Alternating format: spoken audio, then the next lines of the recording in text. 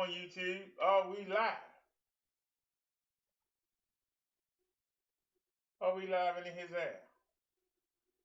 I just need to know. Are we live? Are we live? I think we are.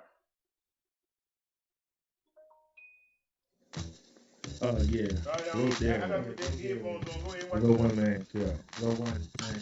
And you can't control the flow of the one man, yeah. You can't control the flow of the yeah. You can't control the flow of the bro. That's straight loco. You getting crazy. Yo, you can't control the flow of the bro. That's straight loco. You getting crazy with the one man show. Everything working. We got the both volumes going. All right. What's rapping then? Hey. You can't control the flow of the bro. That's straight loco. So act like you know. The big show bringing it to you. You want my song say it again and again to my message to your brain. I keep it plain and simple. I only got one dip for no pimples or acne. So what it be? How's it going? How you doing out there? I really don't care. All eyes on me. My tracks are free. I don't charge a fee. This is talent on loan from God. I drop more bombs than the terrorists who follow Islam. If it's beat you lacking, look no further. I'm racking and stacking tracks daily. You sound bitter, really? Then put your money where your mouth is, kid. I'm too hardcore for your business. I tell it the way it is. I don't guts. I put what you need. But you don't want to hear about you sucker feel a brother who style smaller than swoon like an over protect a mother with a sick baby in her. You can't control the flow of the boat straight loco. You can't control the flow of the boat straight loco. You getting crazy with the one man show. You can't control the flow. You can't control the flow of the boat straight loco. You getting crazy with the one man show. And who am I? I'm BROTHA, the one man show, baby. Well, let it go then. I'm not a rap singer. I'm an MC. So remote, I should have been born in the hill. Way out. Why them brothers don't speak when we take trouble on the street? Each person is useful, something different to offer. We don't look, we judge. We don't bother. Whatever happened to black power unity? Being involved in the community. Black people, they have invitation on call or high. Letting life pass them by. And you wonder why I keep to myself? You can't show me love when you don't love yourself. Moving on. The mic is warmed up, the track goes out to those who think I suck. But you can lick your hands off my nuts. I piss on the picture areas of you guys. Going a little tough in a casket on prison cause you punk things. Somebody must have wrote the Bible. How can a thug be an idol, a role model? This world is twisted. Women nowadays do more bitching than switching. How can you call yourself a man bitch stuck up under any woman? Y'all telling me to demand respect. Make her hand over her paycheck. Shut up, I'm not being second. I'm being real. When I see a lady cop, I want to cop a feel. You dig what I'm saying? You can't control the flow of the one man show. Wait a minute, where am I at? You can't control the flow of the bro that's straight loco. You're getting crazy with the one man show. And like you know, bro, I get down like an Alan. Quote the Raven nevermore. Raise your hand if you're sure. Raise your hand if you're poor.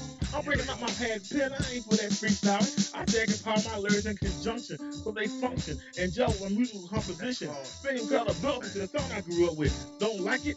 Well, get a grip. Something like you are flipped. You are flipped. Don't I pick you apart before you even start? Eat you like a shark. If you ain't got no heart, no tough, no stage presence. Tell me why I want to be like you, act like you. You can kiss my food candy. That's just sorry, turn my poop. Here's a scoop. I run hoops for your best suit. Bring your best soldier. I'm older, colder. And now you know because I just told you. You cannot control the flow. You can't control the flow. You can't control the flow.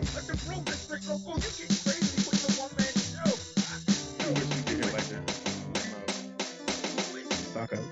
Drop tracks like these with no thought, no intent. That computerized sound that we're supposed to sing. Suckers.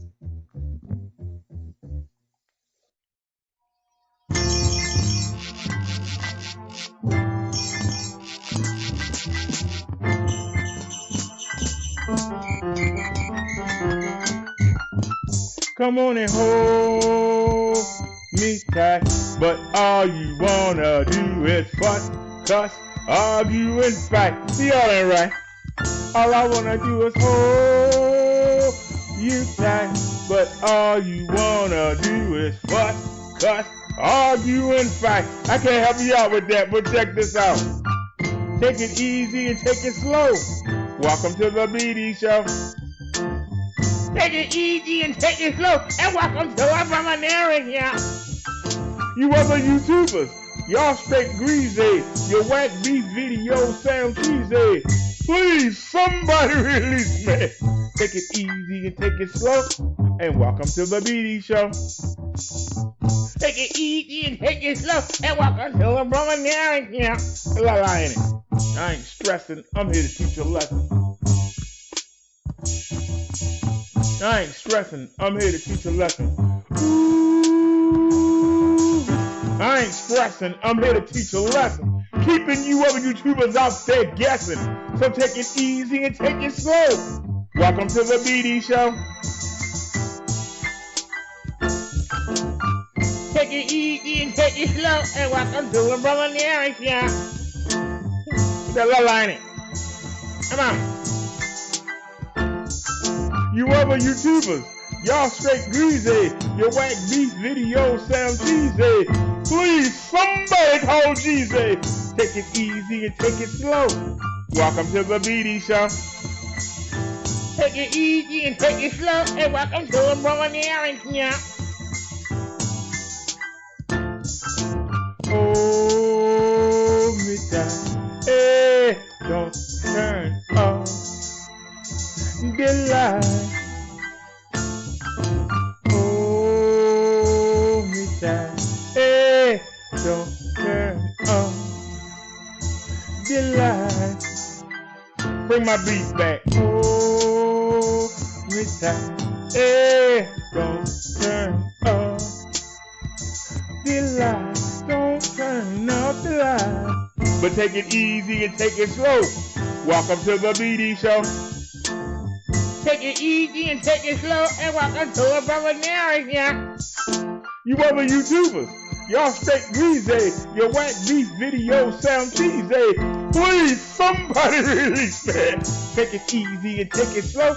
And welcome to the BD Show. Take it easy and take it slow. And welcome to the brother Derrick, yeah. Put that line in. Hold me tight. Hey, don't turn off the light. Hold me tight. Hey, don't turn off the light. Don't turn off the light. But take it easy and take it slow. Welcome to the Minister Brother Derrick Show. Alrighty, everyone, welcome to the show. I didn't hit everybody up to let them know we here, so maybe I should do that. Let's play one more song while I do that. What should we play? Let's play something instrumental.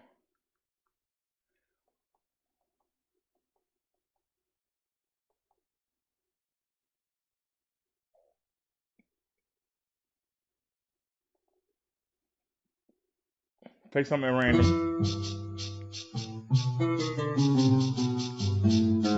We letting everybody know we here and we in his air.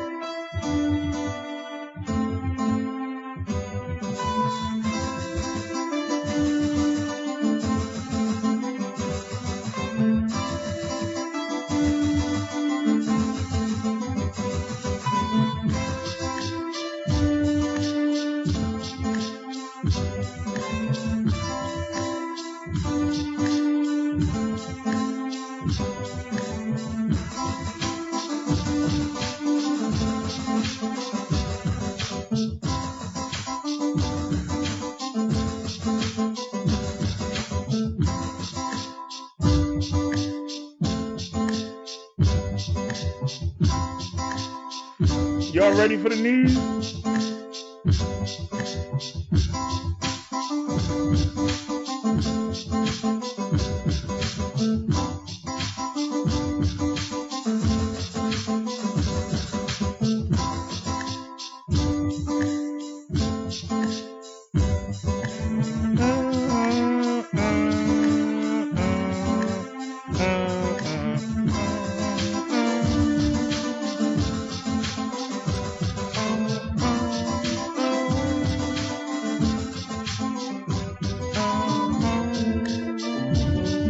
This how you know it ain't sample. Let's break it down.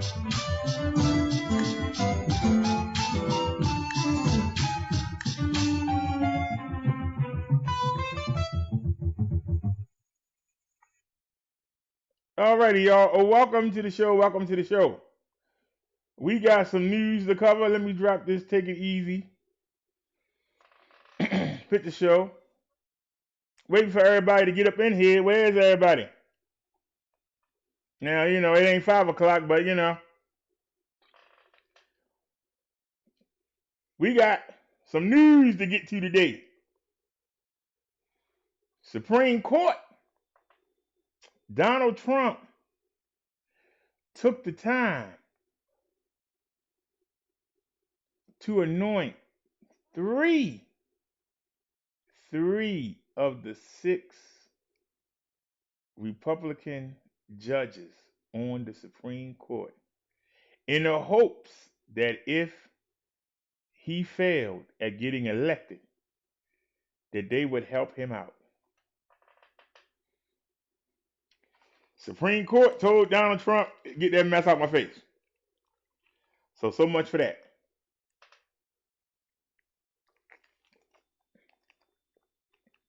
The Good Old Boy Network ain't helping him today. The Good Old Boy Network ain't helping out Donald Dump today.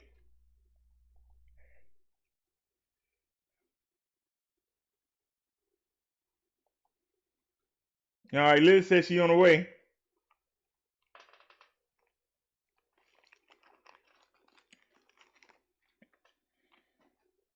I was so tired yesterday.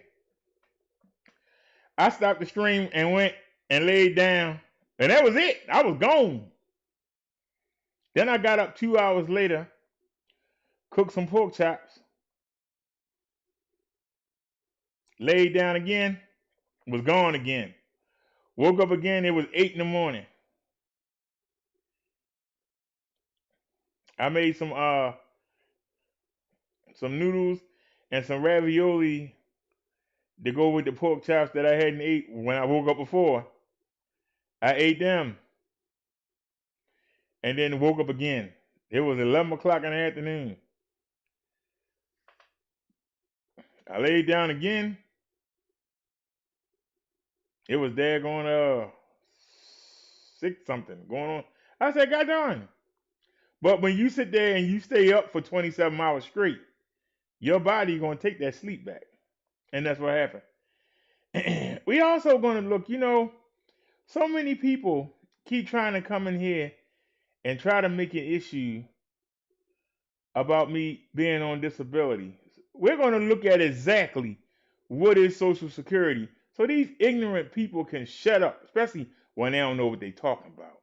We're going to show them today. Also, our fellow YouTuber friend, Kevin King is back with 2 videos today. We're going to check them out. Also, it's Jimmy. It's Jimmy says in his thumbnail that Donald Trump is doing a stimulus executive order. And do you believe him? I don't know, but we'll take a look to see if he's lying or not. Hopefully he's not. You mean Donald Trump might actually do something for the people? That's something to look forward to. Also, Donald Trump said that New York wasn't getting the vaccine, but New York is getting ready to get it first, I heard. What? I thought they wasn't getting it. How are they getting it first? Somebody talk to me, please. We're going to look at that today. We're going to take a look.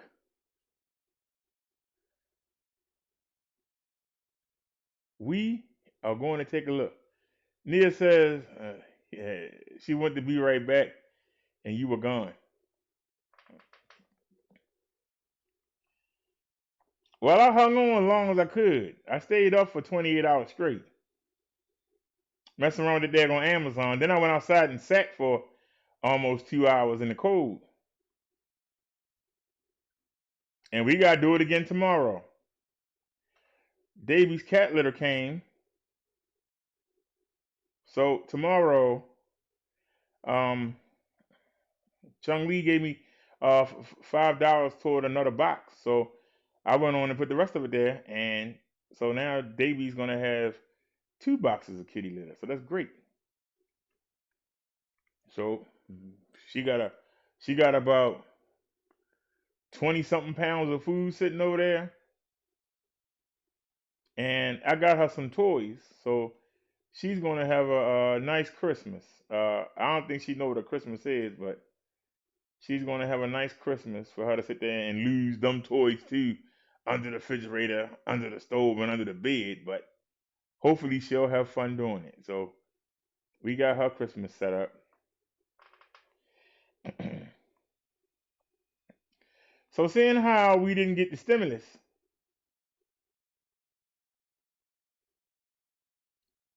my lady friend asked for a real 3M mask. And I got her one like the one I got. But she's going to have to come over here and get it because the scooter ain't going to make it there. So I'm trying to get her to come over for Christmas. We were thinking about cooking something. Maybe going up to the market and getting some steak. And I asked her what kind of side order she want. Because if I can make it, I'll make it.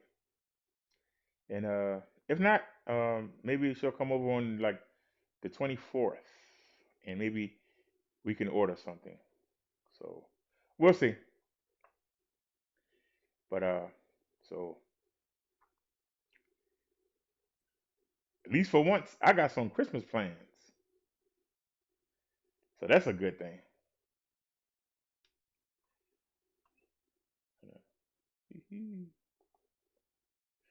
Let me check the chat right here.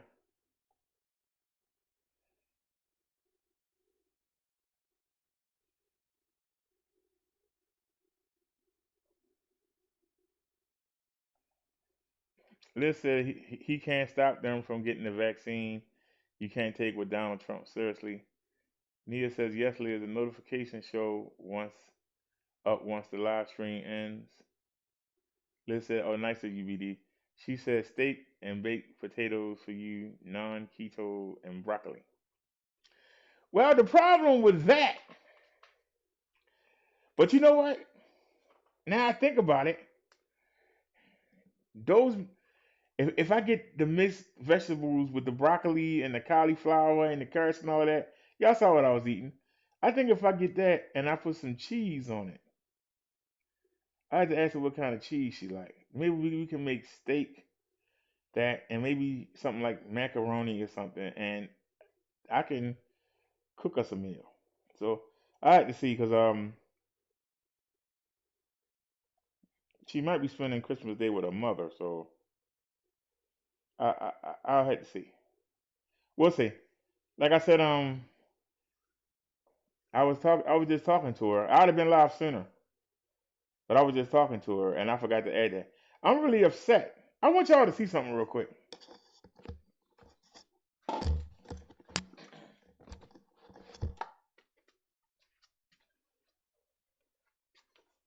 Do y'all see this? Do y'all see how big this box is? Do y'all see how big this box is?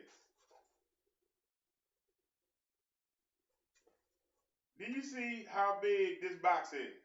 We're gonna pan it out here. You see how big this box is? Do you see it? Why would you send a mask? Why would you send a mask in a hollow box like this? Why wouldn't you put it in a package? But remember, I ordered one too, so we got two of them. Look at the size of these boxes. Why the hell would you put something?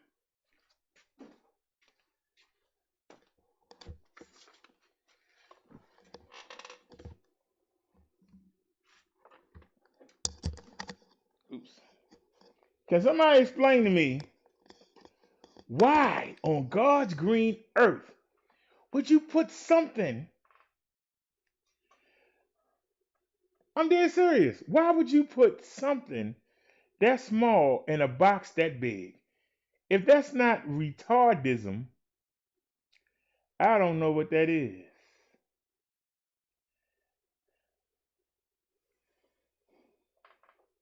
I'm gonna tell her to bring one.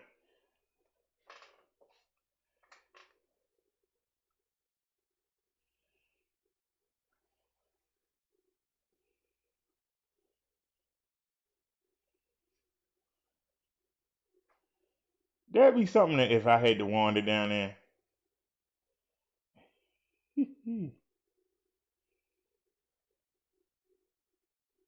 You said can't have her drinking out of a jug. Well, look on Amazon and find us some nice cups, Liz.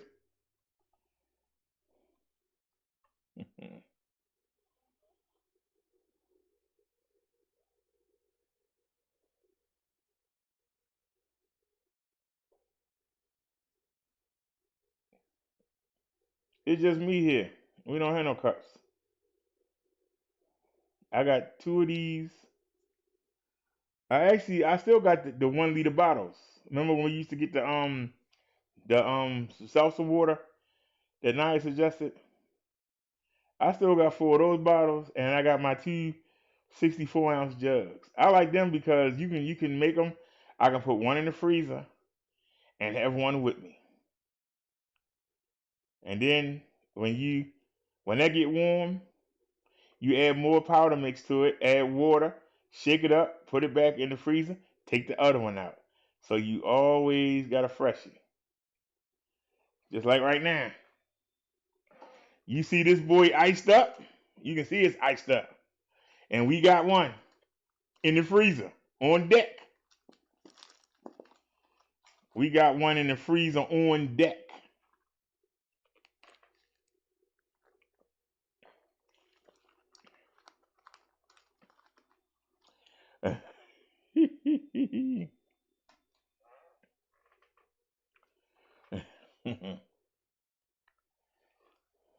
I'm gonna tell her to bring her own.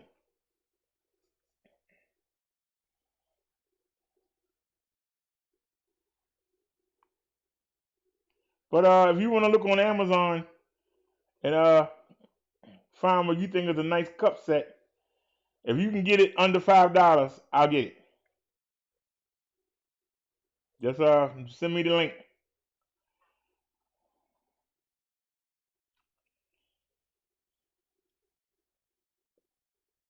Oh, tomorrow we gotta do it all over again. It took a whole day to recover. We gotta do it again. Cause the other box of kitty litter is coming tomorrow. And it's D-Day. It's D-Day for me. Cause I'm sick of it. I've spent the past 2.5 weeks worrying about headphones. The lady downstairs says that she's moving at the end of the month, so really it's a moot point. But if these cheapy cheap sound good, I wonder what a nice pair is going to sound like. But we are deadlocked. We can't do anything. This is the one that I bought is a receiver. We need a transmitter. This thing connects to cell phones. I made a mistake. Meaning that it accepts things. It doesn't, you know what I mean? It's set up to go to a cell phone. Why would you need the music to come out? Hey, Snazzy girl. Why would you need to need music to come out of the speaker to go into the cell phone? But see, I don't understand it. The transmitter,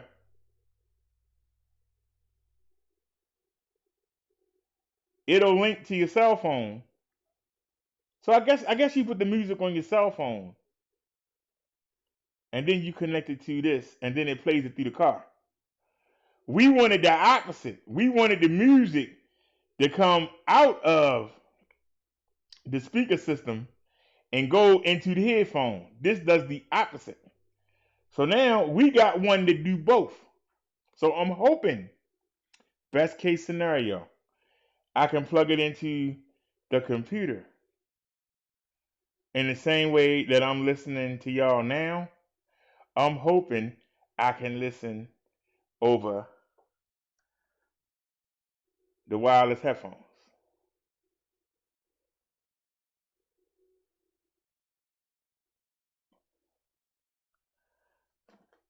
Now, if I can't get it to go through the computer, this computer don't want to do nothing. I'll see if I can get it to run through the but I don't know if I'll be able to use the microphone. So what's going to happen is, if we can get that to work, and you're able to hear me talk to you, and I'm able to hear the show at the same time, and I can walk around with no wires, then we're going to get a Bluetooth headset that has the mic. Now, if it don't work, I'm gonna send that back, and we're gonna get a pair of Bluetooth. A pair of wireless like we got now, and I'm gonna get a real good pair. I might get a Logitech or something of that like, but I want something that got the 7.1. I saw one for $24 that it has its own built-in sound card. You stick it in a USB port, and it has its own sound card, and it's 7.1 surround sound, and it'll actually take the information from the PC, put it into 7.1 surround sound, and send it to the ears. That's probably the next option if it don't work. The fact that it got its own sound card built in,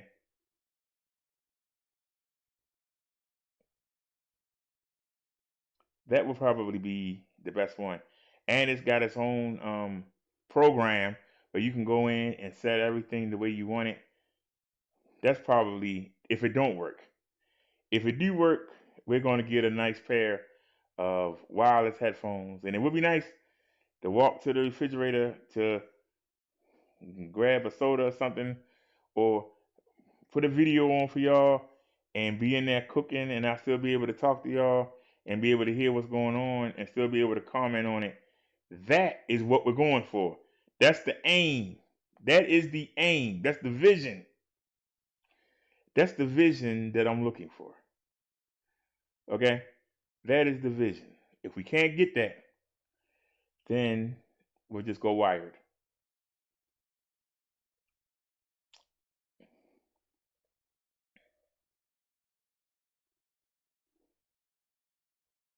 Get some candles. I'm not trying to get no romance. You talking about women? Not trying to get no romance going on. We just gonna hang out. What y'all think? It's gonna be like a rendezvous? No sex out of marriage. How can I tell y'all that and I do it?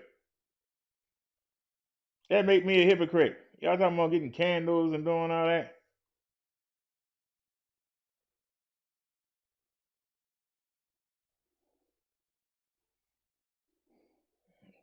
How can I get y'all to take me seriously if I don't do what I say? How can I get y'all to take me seriously and get y'all not to do it if I'm doing it?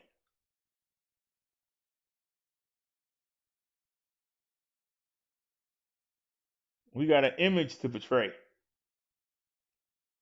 You got the trolls trying to knock down our image. Because I'm noticing when people say, when I look in, and when I see chats where I'm mentioned, they don't say Minister Brother Derrick. They just say Brother Derrick. We had to change that.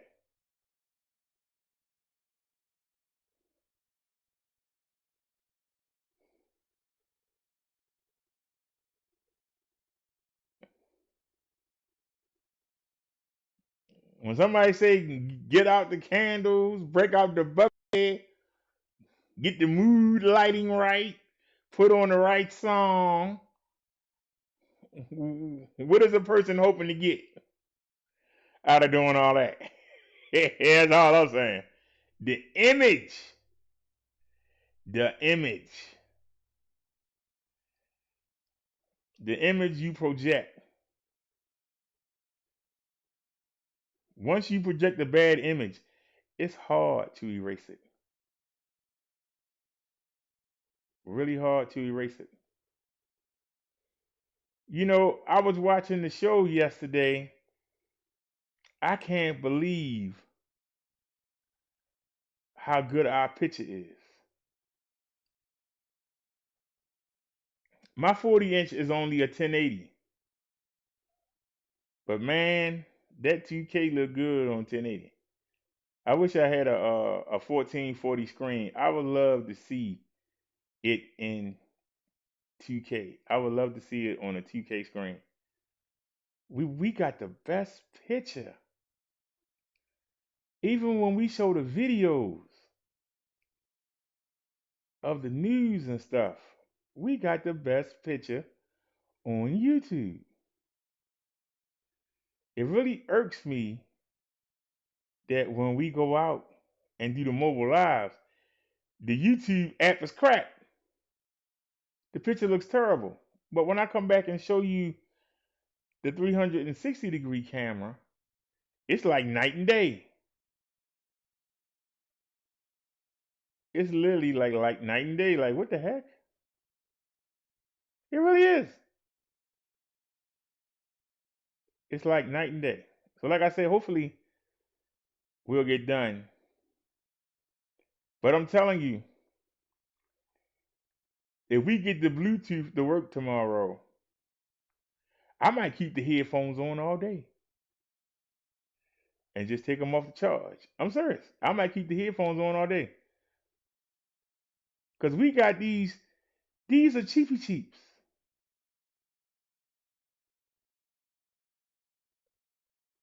But everything sound good. This the cheapy cheaps. So when I get a real nice pair, how's it gonna sound? Seriously. When I get a real nice pair, how's it gonna sound? Now some of y'all been saying that the show has been lower ever since we got the 5.1 sound card. And you're correct. The show has been lower. It's been lower because I keep it out the red. A lot of the other YouTubers that had them based up microphones, the reason why they sound based up isn't because they're expensive. A lot of the times it's because they go into the red. And what you hear is as bass is really distortion. And you have to turn your volume knob down so that you don't hear that distortion. That's not bass, that's distortion. I want you to hear clearly. And I don't want you to have to turn your volume down. If you had to turn your volume down or turn your bass down, the thing you playing is distorted.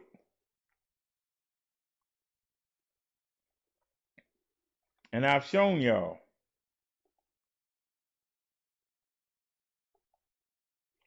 If you look, you can see that I'm talking. Notice, I never go into see the red over here. Like, hey! That was loud as I can go. We did not go into the red. You notice that? Hey! We don't go into the red. Let that marinate. We don't go into the red. Even if I play something. Let me play a normal song, and I'll show y'all. Go to desktop and give me some of this cheap YouTube music. I don't know why I like this so much.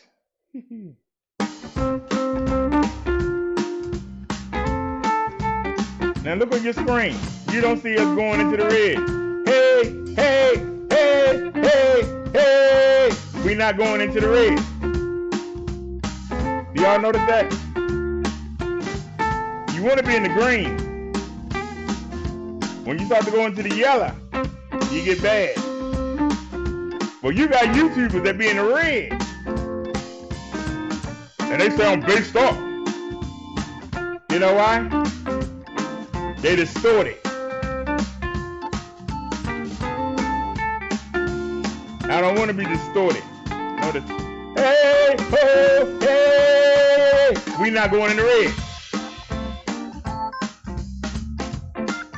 Y'all notice that? We not going in the red.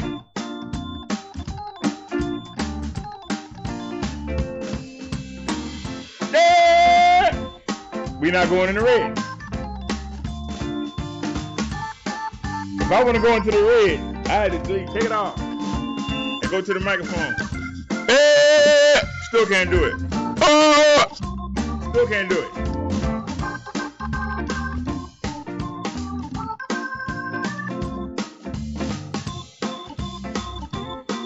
That's why I keep asking y'all about the audio. I take the time. Now I could boost the gain up, but it sounds distorted.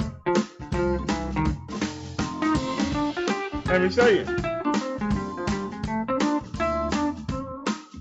The only filter we have is the suppression level. But I can boost it. Look at all these things I can boost it with. Let's go to gain. Y'all right here with me. You can see. I can turn it up. Let's turn that gain up. How I look now? Look, it's in the red. Look at that. Ah, it's in the red. Look at that. It's in the red. Turn it back down. Just put it on default and come right back.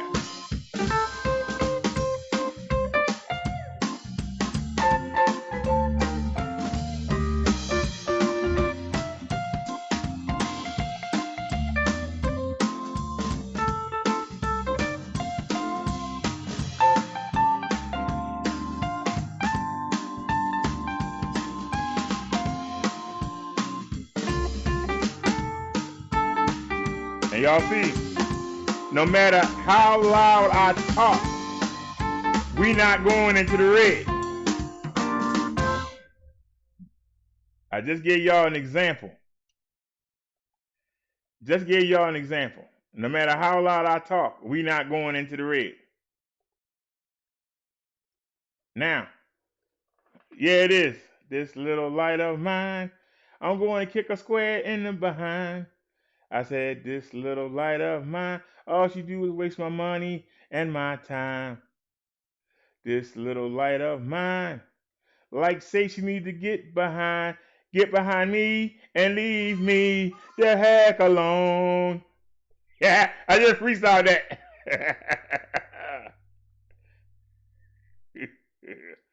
But seriously though, see, that's the time that I take to put into the show. I'm sick of this daggone wire. I want to be. We're gonna be wireless tomorrow. I hope, and I can put the headphones on and forget they're there. But we still got another day to go. But I just wanted y'all to know that that's the reason why the volume has seemed lower. But you can turn it up. It won't distort.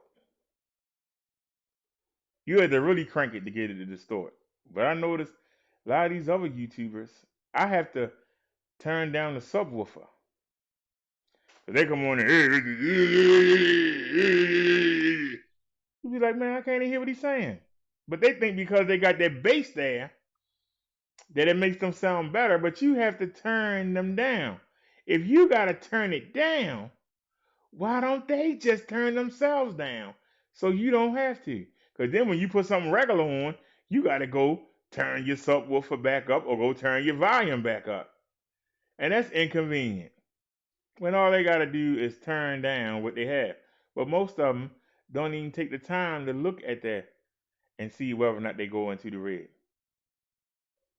Think about it. We've been live streaming all that time, and we were using an open mic. And it's been recording the videos, and it's been recording me at the same time.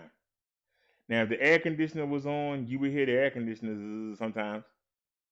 But I had it to the point you would only hear the air conditioner when I actually opened the mic up. Because, see, the mic closes. I don't know if y'all noticed, I have my mic closed if I'm not talking.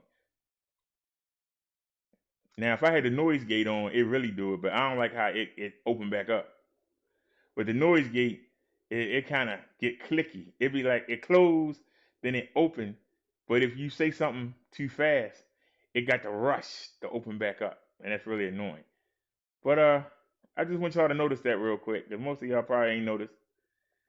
But if you look, see the microphone. Now, actually, we don't need the desktop audio, because for some reason it's coming through that external sound card. The music coming through anyway, so we don't even need to. Remember I tried the other day to figure out why I was doing that? It automatically comes through, and it doesn't distort. But I want y'all to notice something. See how right now we in the yellow? Now watch when I stop talking.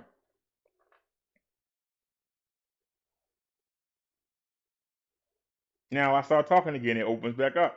Y'all notice that? I start talking.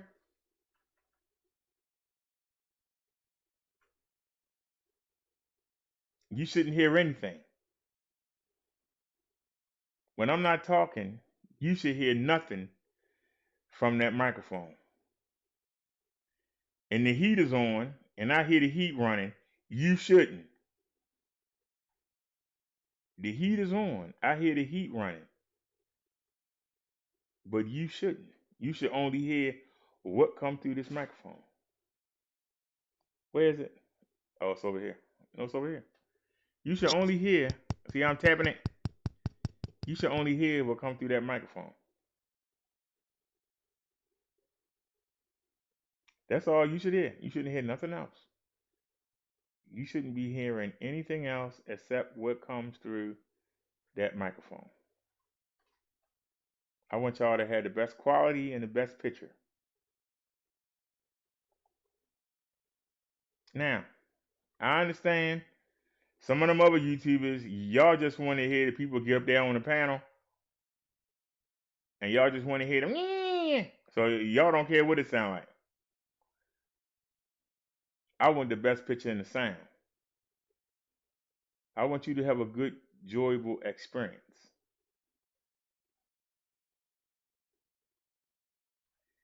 Liz said the air conditioner was very low. It wasn't a disruption.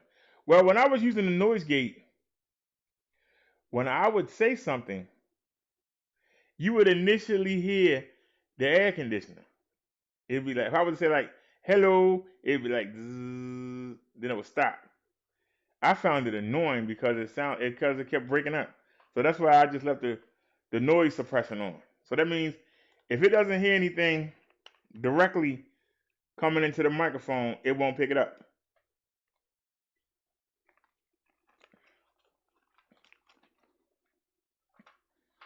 And Liz said it wasn't disrupting. When I watch the video back and I can hear that bzzz, just even only for a second, to me it's disrupting. I want to give y'all the best. A lot of people have supported this platform over the years. And that's why there ain't too much that we can't do. I don't like video editing. I'll be honest with you. I find it boring. I had to do that when I first started, when I was uploading. I hate uploading. I probably would do so much better if I just did like little short videos, like pick one news story and cover it real quick and then throw it up. I probably would do better doing that. But it's work. Coming to live stream is just easy. Some people say live streaming is hard. To me, it's easy. Just turn it on. And hello. It's easy. Some people, I'd rather just upload. I don't want to live stream. And they spend hours editing videos, and that's good. If you like to do that, God bless you. But nothing beat natural talent. If you can just come and be yourself, and there you go, nothing beats it. If you spend time editing something to make it watchable, because you don't feel you're watchable, I got an issue with that. No, the AC unplugged. Shoot, I showed y'all the picture. I got the AC bagged up and blocked up. I got all the windows bagged up except for the bathroom. I gotta get some more tape. I ran out of tape, but I do have uh, um, I got a trash bag up over that window. But that bathroom window, it's like a two-parter, and I got the antenna. I got the cellular antenna hanging out the window.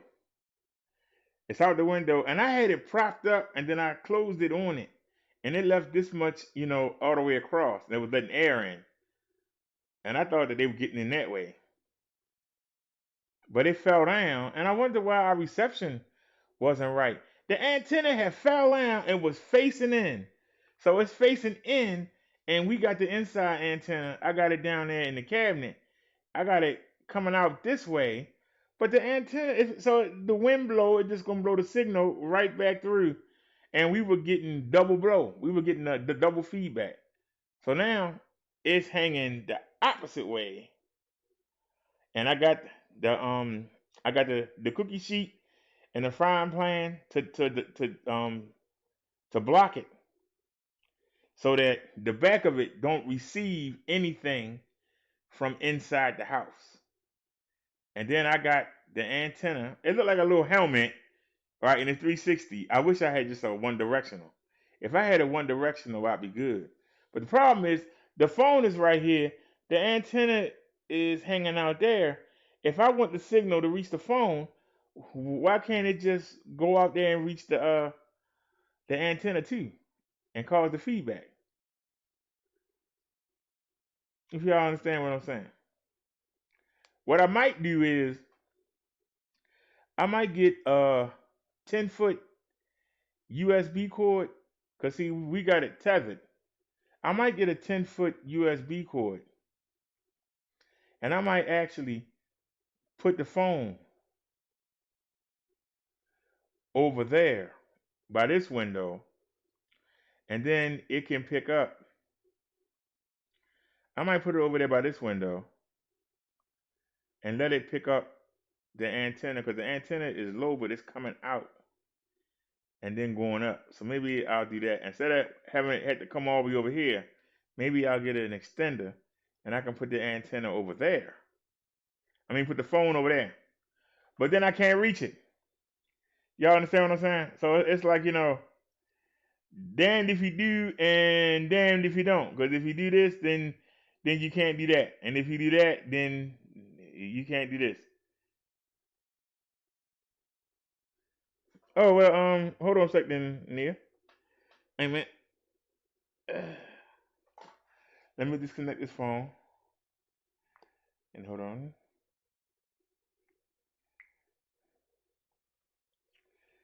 She said, this little brat of mine.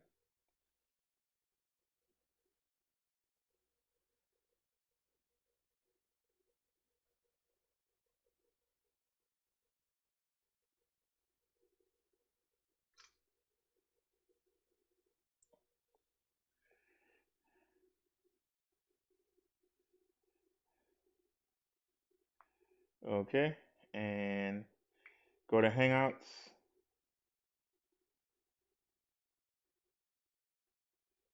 And it's already on Liz. So just send it to Liz.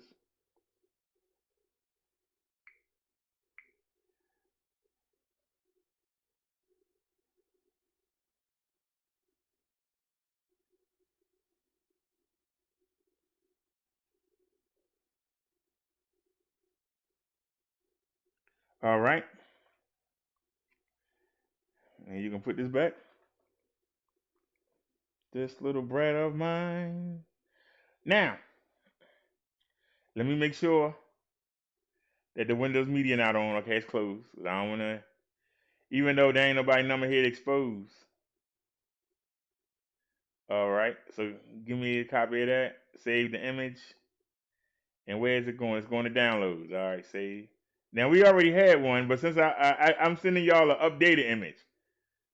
This is an updated image. Let me find a picture. All right, there's an image right there. All right.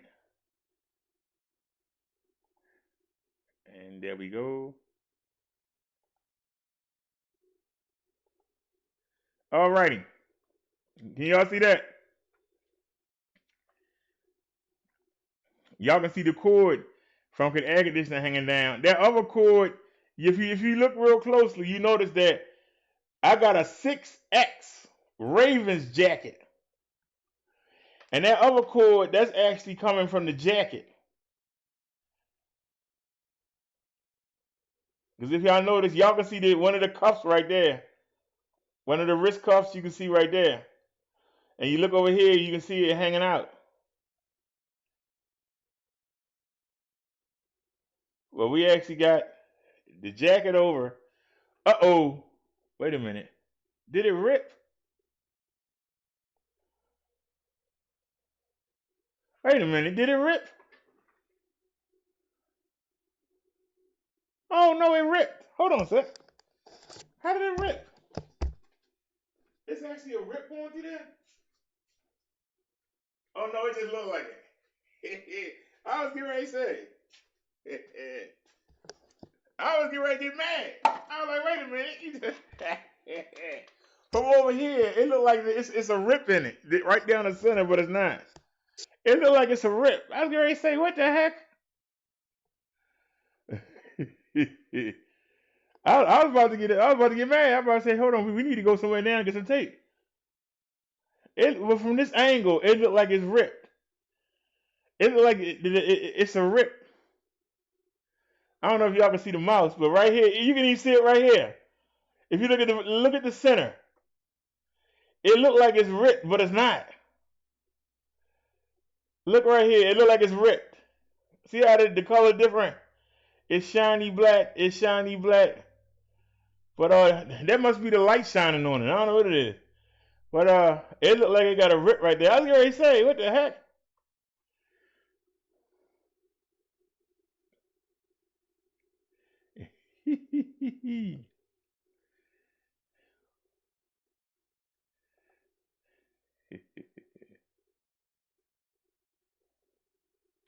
So she said, be right back. So she didn't see the first picture. And then you leaving so you don't see the second picture. Okay. Really? Well, I showed it twice. All right, Charlie, let's get to our first story here. We got so many of them. I don't even know where to start.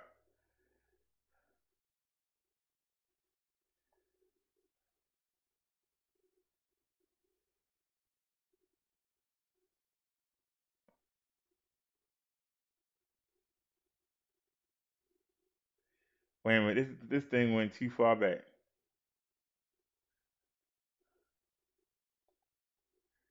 All righty, let's go ahead and start with this. Get it out the way. Can you see it? See, look at my friend right here. You gonna talk? It's me, Baby Shark.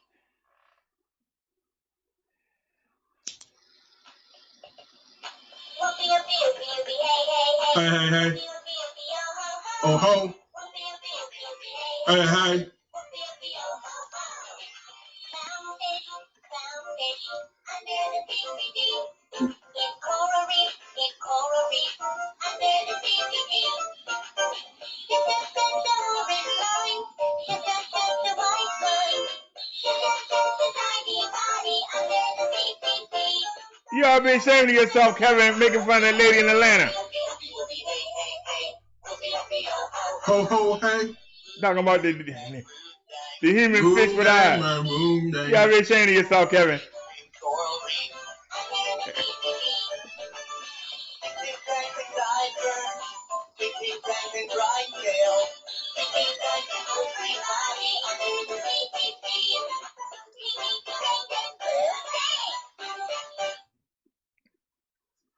Wow, it's the ocean. Wow, that's the ocean. It's me, Baby Shark. It's me, She-Be Shark. Y'all like that? It's me, Baby Shark. Baby Shark, do-do-do-do-do-do. Do you know the Baby Shark dance? Oh, she can dance.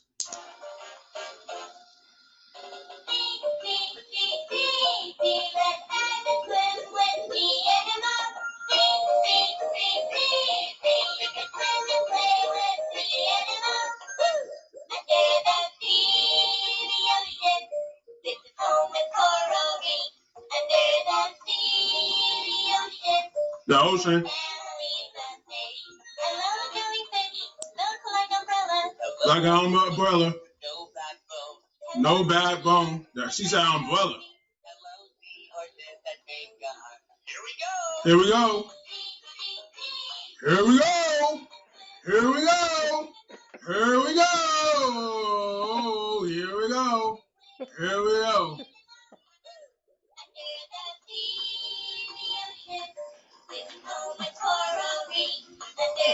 Here we go. Hello, turtle. Swim very fast. Hello, Mr. Cat. That pinch all day. There we go. Open and shut. Hello, Here we go. Here we go. Here we go. Whoa, she can sing, y'all. And look at her teeth and everything. It look like crocodile teeth, but this thing is so cute though. Look at her eyes, it's so cute. Her teeth is so cute. Her mouth. Look like her tongue is wet and everything. Y'all see back here? See, look at this. I mean, this is the cutest toy I ever heard in my life. In my whole childhood life.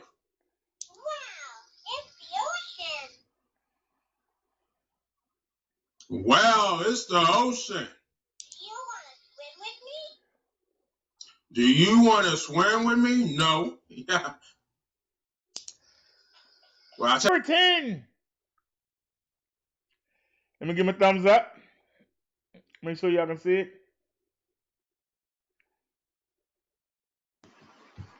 Hey, it's a back. police cop Choco 10. See, y'all. So I got something for this guy. So I got this.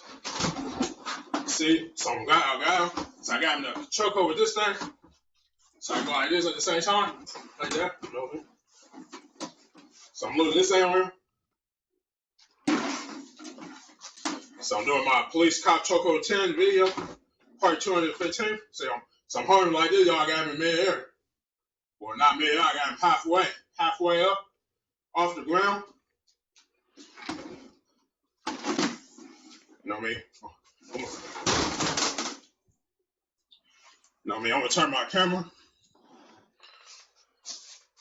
Whoa, I ain't been made this far. I was being funny, Nia. you know that troll ain't send that man no money. Come on now.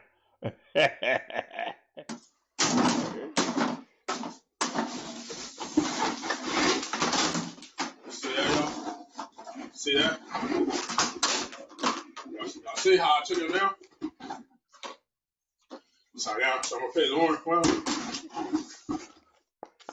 See how I'm holding it? Look at this. See how I'm holding it? Upside down. Upside down by the orange. I got something else, the broom. I'm gonna get it with the broom.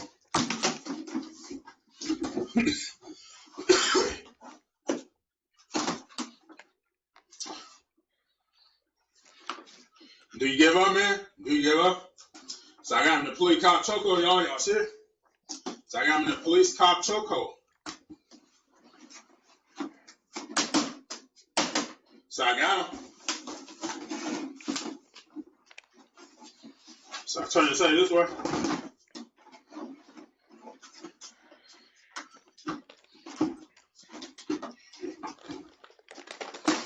So I got him, y'all. See this?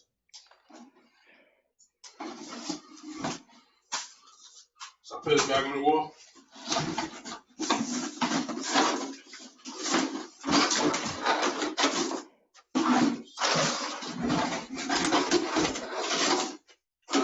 So I got him. So going like that. So watch this, y'all.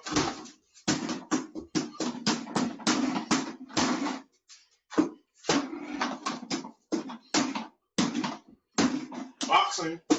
So I'm boxing the bad suspect. See, I am a police officer, y'all.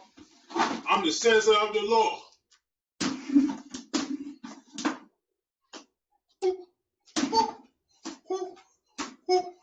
Look at this.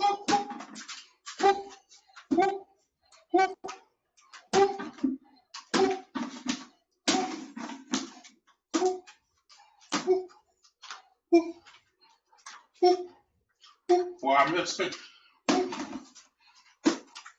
No, your hand's about to hurt. That's hey, hold on, right?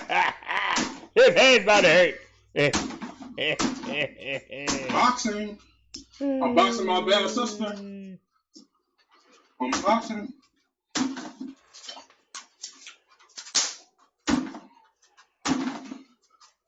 He hurt his hand. That's right. Yeah. He ripped it on purpose. Look at it. He ripped it on purpose. I'm so fan for the police cop choke on and stuff. The police cop choke. I came out there. Remember, I saw it yesterday. Got him. I got him. I'm gonna put his arm back on.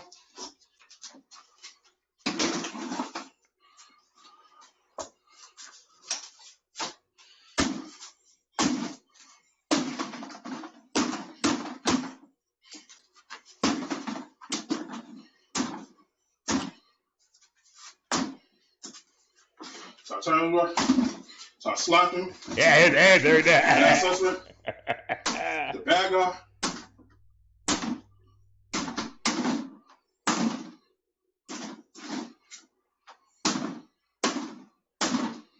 See?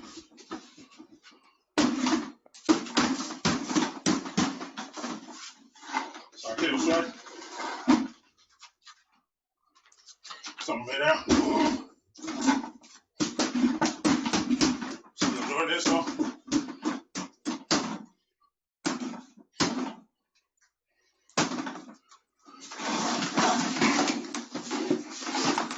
So I got him. Do you get one, man? So I ain't put this around. Give him a neck breaker. Give him a vertical suplex. Give him get a power bomb. Give him get the RKO. I put this around my way around here. Come on, give me get the RKO. Let me get the Randy Orton. So this is my video, the police cop chokehold 10. So y'all see it? So I got the bad suspect down. Y'all see it? So I'm holding like this, y'all. Straight like this. I'm holding. I swear I'm holding like this, man. I am holding him. Holy, I'm holding him. And I'm just saying, I can say anything I want in my videos. Any day I want to. Any day I want to, man. Any day I want to. So I still got love. I still got love.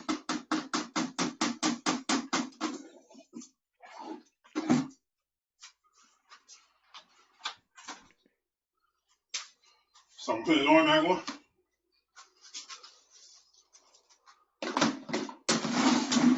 Y'all see how I'm pushing like this? See this kung fu right here? I'm doing this for Bruce Lee. Like that.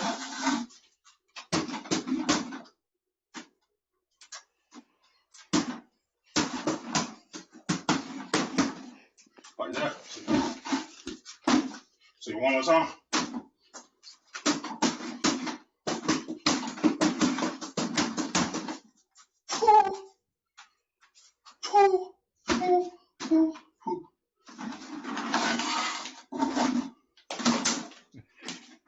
Why he glued the arm on or something? Glue it on. See y'all see how I'm punching going like this? Going like that? And I'm just carrying my bed doing all the moving around. y'all like that? Y'all gonna love my videos for doing this? Going like that? I'm kind of doing the Bruce Lee, or I'm kind of doing the Bruce Lee thing there, and the Steven Seagal thing there. Going like this. Going like this. Going like that. Going like this.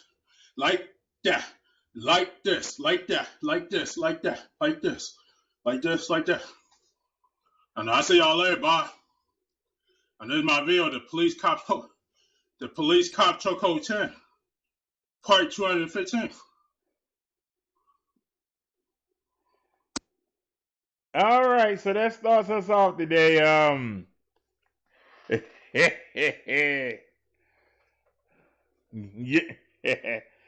Nia and Liz enjoy him. That's why we show him. Nia and Liz enjoy him. I am concerned that he seems to be getting more violent. But as long as he beating up the ninja and ain't beating people up, hey, let him do what he want to do. Ain't nothing wrong with that. Nia said he earned his hard hat. He'll need a new one for Christmas. Ain't the truth? You gonna get him another Michelangelo Mutant Ninja Turtle?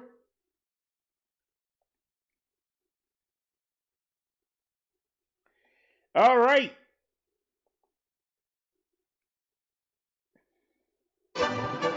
Supreme Court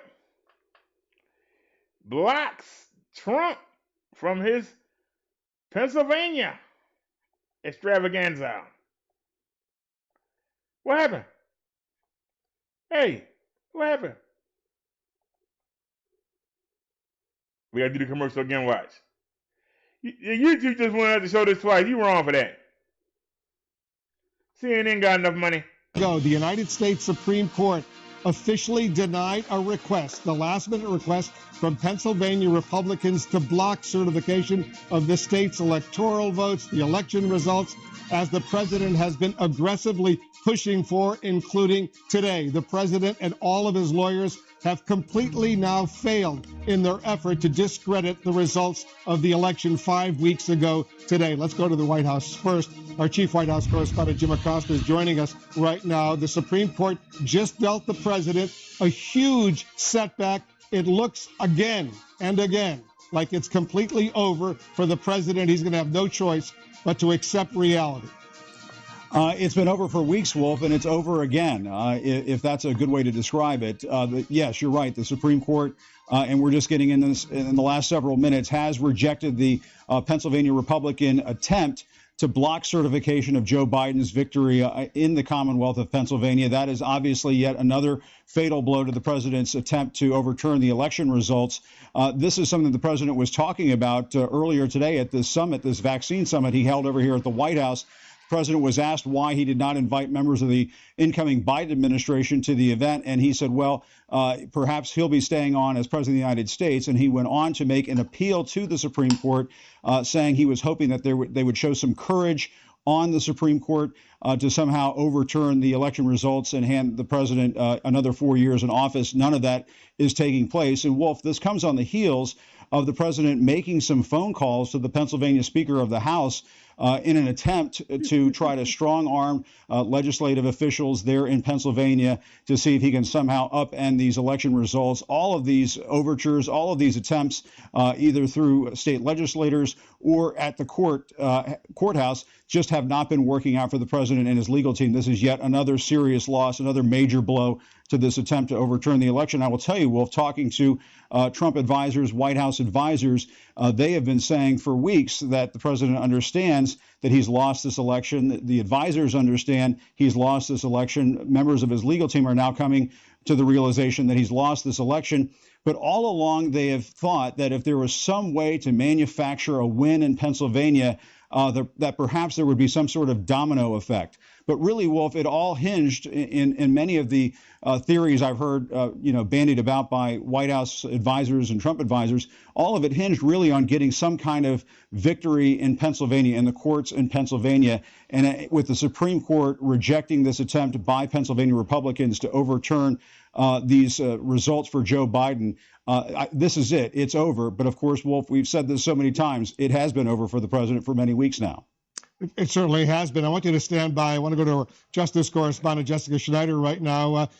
Jessica, let's talk a little bit about the Supreme Court action, making it clear they are not going to take up what the Republicans, some Republicans, I should point out, in Pennsylvania wanted.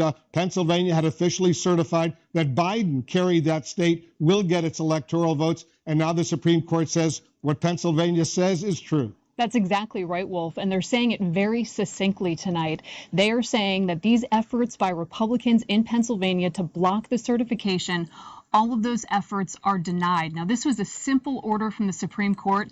It came out moments before 5 o'clock. It was one line. It said quite simply, denied. This was an unsigned order, so we don't know if there were any dissents in this, but there were no noted dissents. So it's unclear exactly how the justices came down, but it's notable that this is the first time since the election that the Supreme Court has weighed in on any election-related legal disputes. They have stayed out of the fray, but tonight, on the safe harbor deadline, December 8th, the Supreme Court has decided to weigh in here and just saying simply, this is denied. Now, it's notable that earlier today we got the response from the Pennsylvania government. They were saying that this is a ridiculous lawsuit, that all of the efforts here should be denied, and that's exactly what they got. I want to read you one line from what the government in Pennsylvania put forward earlier today. They said, petitioners ask this court to undertake one of the most dramatic, disruptive invocations of judicial power in the history of the Republic.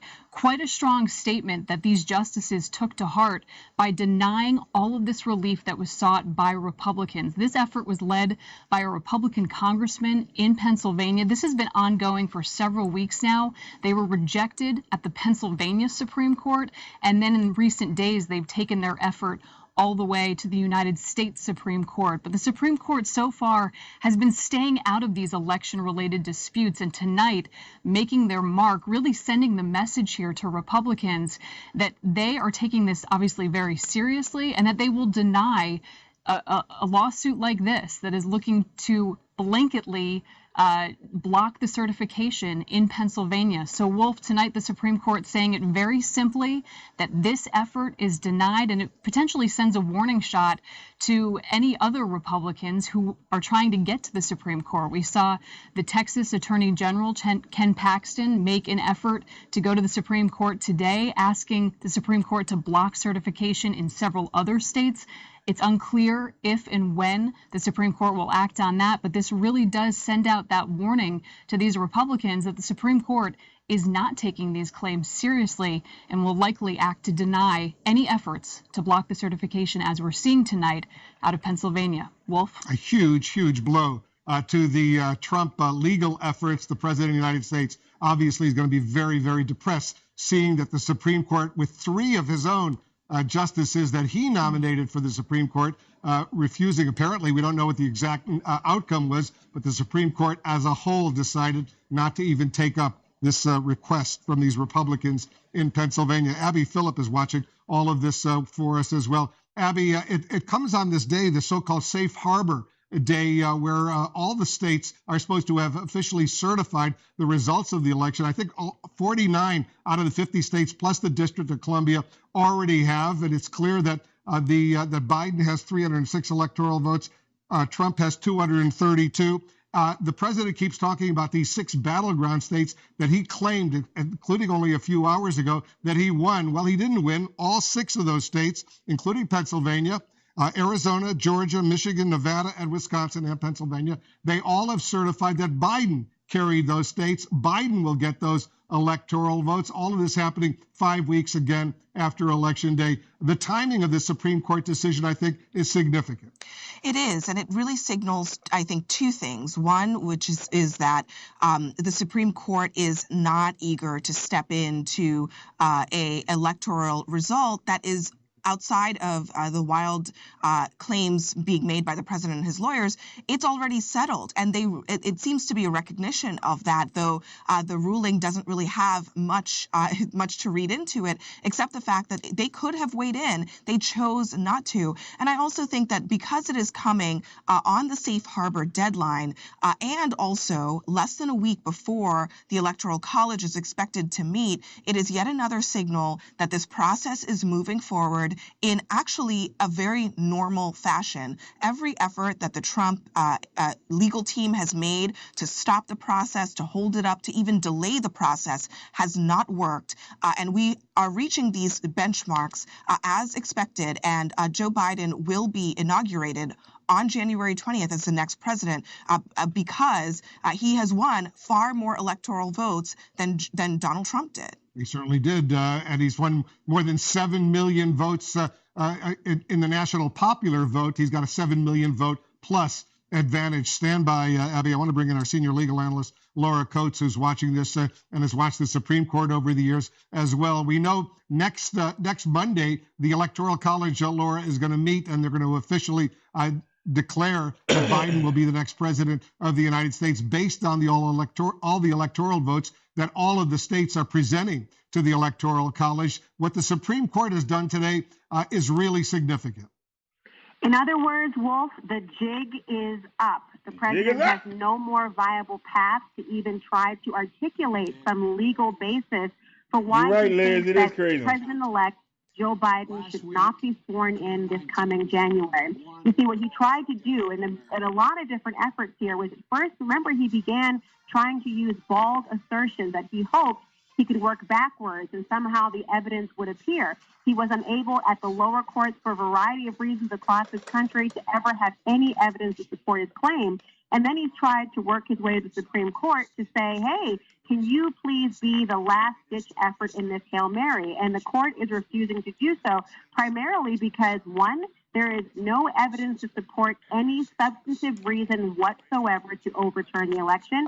And also, Wolf, there has not been anything at the lower court level that would even allow it to be prudently before the court today.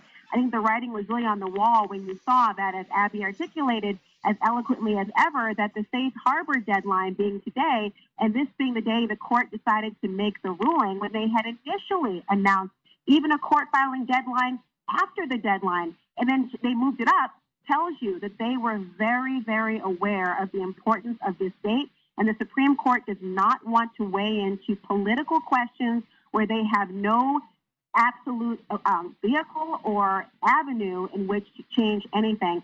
And you said it right, Wolf. It is extraordinarily telling that even in the Supreme Court, where the President of the United States has been able to nominate and confirm 3 justices, That was certainly not enough for them to be at the marionette strings of the president. They decided instead to go by what they did not have, which is a course of action, any evidence, and any substantive legal claim for which they should rule otherwise. All righty. The jig is up. The jig is up. All y'all that was holding on. All of y'all that was on a wing and a prayer. The jig is up. The jig is up.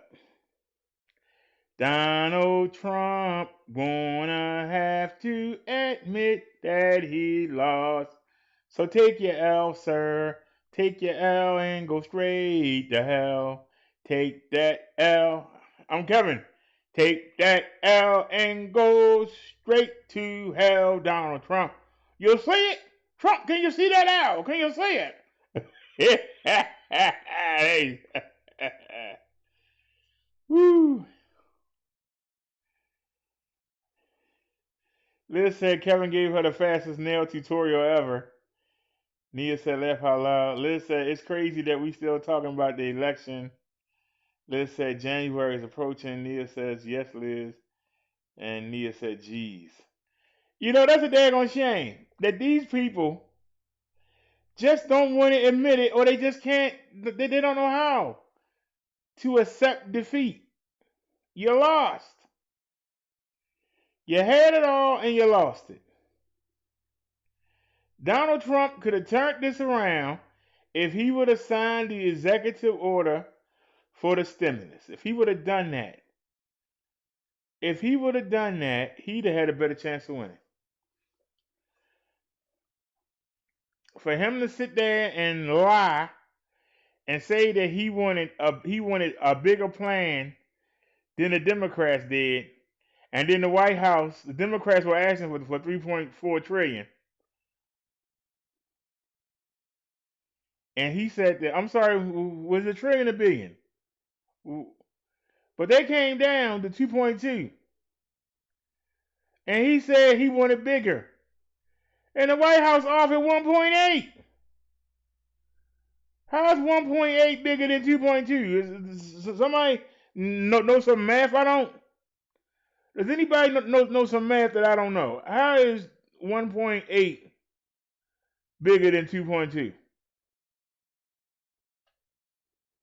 Now, if he had to pass the stimulus, people would have felt obligated to vote for him, and he might have got in there. So you dropped the L. But instead of him doing it, he decided to play his hand. He said, if you elect me, I guarantee you the next day it's going to be stimulus. People said, man, we ain't fooling with you. We ain't fooling with you. Like Liz said, it's time for him to go back to the Apprentice show. People tired of his lies. I want a bigger and better. I want more than what the Democrats want. Yeah? Well, your boy Mitch McConnell said he ain't giving nothing. Oh, I can make a phone call. I can handle Mitch, yeah? Mitch came out and said we ain't doing it. And what you do about it? Nothing. Man came up on the podium and said, we ain't doing nothing. Now, I don't know what Trump talking about. We ain't doing it. And you back down like a little chump. You should have been on his neck. You should have made sure that he didn't get reelected. You scuzzit.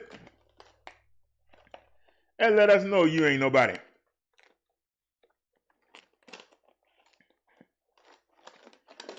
So now, the 3.4 and came down to 2.2, came down to 1.8. Now McConnell is trying to do a $500 billion. You did a great job of taking care of him, didn't you, Trump? That man talk about $500 billion. We ain't gone from 1.8 trillion to just 500 billion. That's like going from 1,500 to $1.50. Wait a minute, I'm sorry.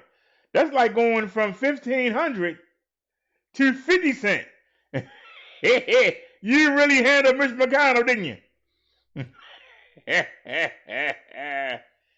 Really handled Mitch McConnell, didn't you? So y'all, it's over. We have a new president, and I hope he do better.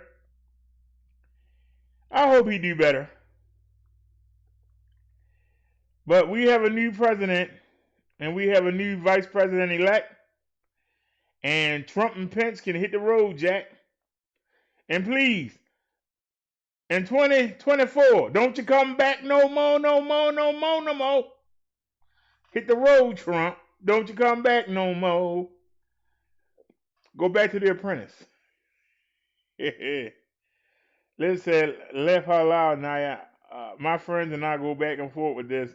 Like, seriously, take the loss. We all have to do it. The man still ain't doing nothing about the daggone virus. Virus is out of control. Well, we got a vaccine, so how many people going to die while you pass the vaccine out? But Republicans lazy. I'm sorry. Y'all talk to me, you blue in the face.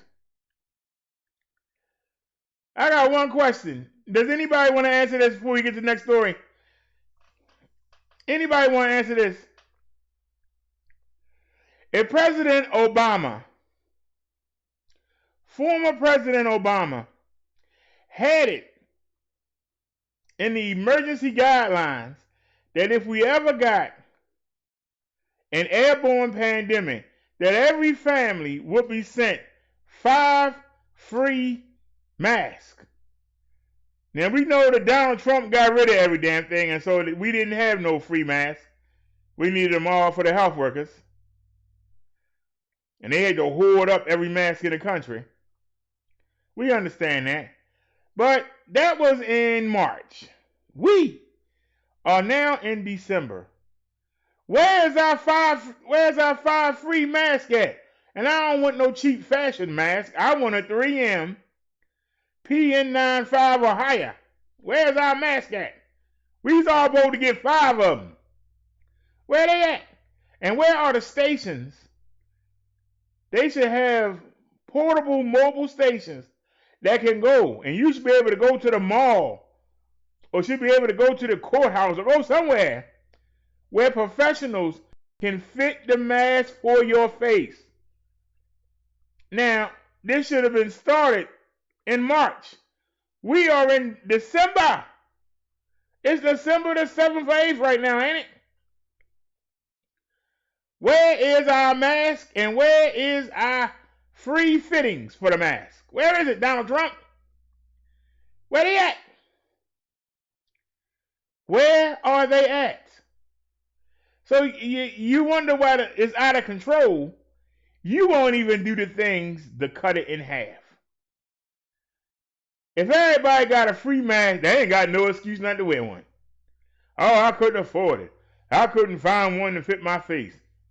We have professionals to fit them to your face. Nobody will have no excuse not to have no mask. Nobody. But see, that would require effort. And this is where Republicans fail. They don't want to put out the extra effort until it's too late. Now, after he lost, now they want to do all these challenges. Why weren't you challenging the 4 years before the election? When you was afraid this would happen. This is how we know you full of crap. Because you had 4 years to get ready. You worrying about putting in new postal inspectors, and you worrying about stealing mailboxes from black communities to discourage people from voting for the Democrats. That's what you focusing on. So take your loss. Take your kick in the butt. And Joe Biden can't be worse than you. He can't be worse than you. For all the people that's in their feelings right now, for all y'all racists up in the hills, it's a double kick in the nuts for you, because your vice president is a black female.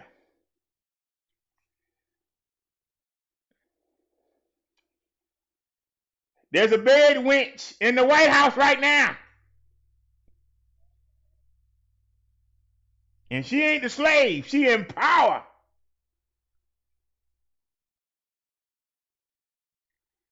And you know it's a whole lot of people that's feeling some kind of way about that.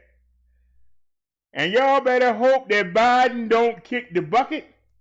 Y'all better hope that Biden don't get Alzheimer's. Y'all better hope that Biden don't get sick. Because your worst nightmare could happen. You could have a black female as the president of your United States. And what you gonna do about it? You gonna leave? Go ahead, bye. What you gonna do about it? You gonna assassinate her?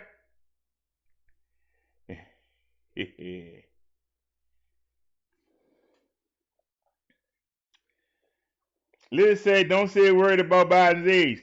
Hey, let me tell you something. An old man and a black lady beat Donald Trump. That's what he can't deal with. That's what's tearing Trump up the most. You see how he treat them black reporters? It's gonna kill him.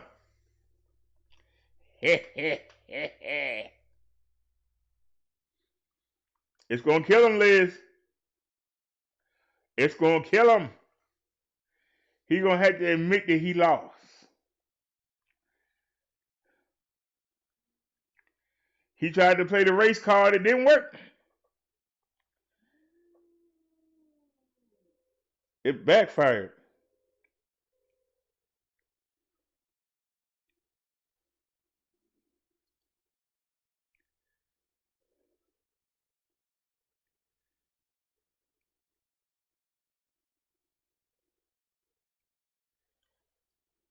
It's gonna be 43 degrees tomorrow. Oh Lord, that's not good.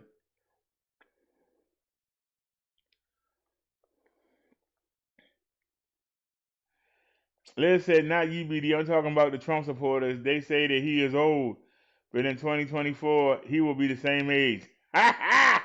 Good point, Liz. Good point.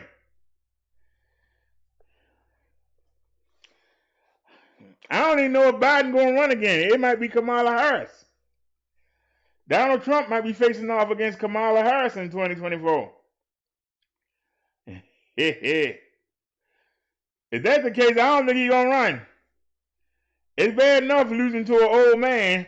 Now, I don't think he want to risk losing to a black woman.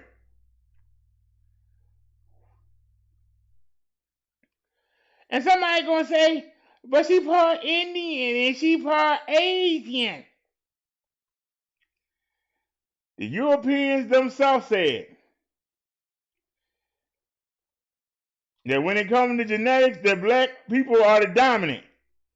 If you got any, and they use the N-word, you got any N-word blood in you, then use an N.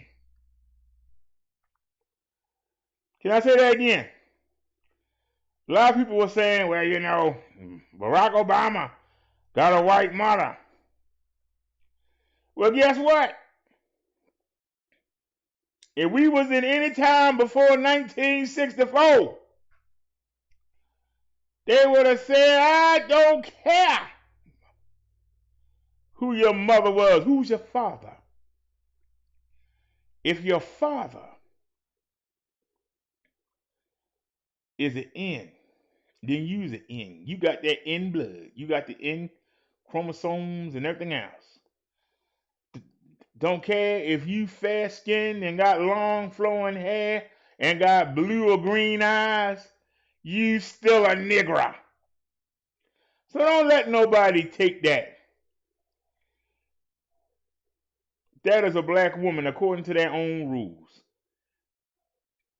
The rules that this country was built on. That is a black woman. And you can try and say, well, you know, she part this, she part that. Hey, we all part something. Every black person in this country is mixed with something. Very few are pure.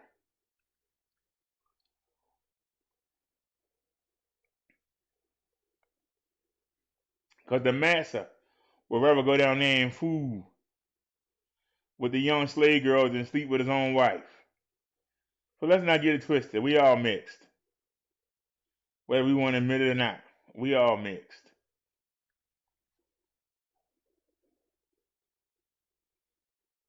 But I tell you this,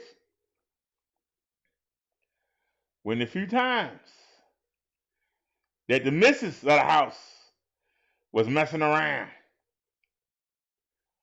with the young bucks, their baby didn't come out looking white. Their baby was killed, and so was the father of it. And they beat that woman until she told them who it was. And they would skin him and then beat him to a bloody death.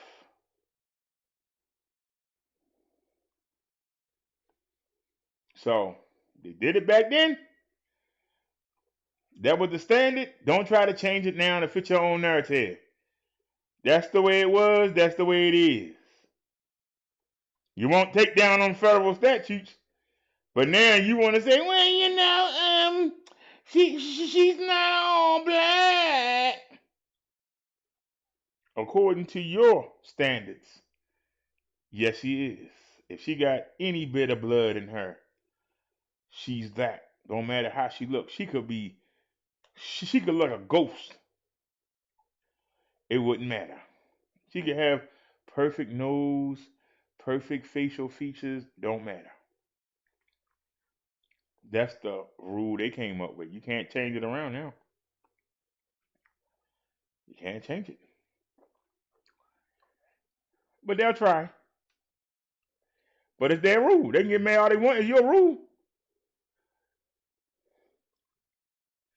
All right, speaking of the CV, let's take a look at the CV.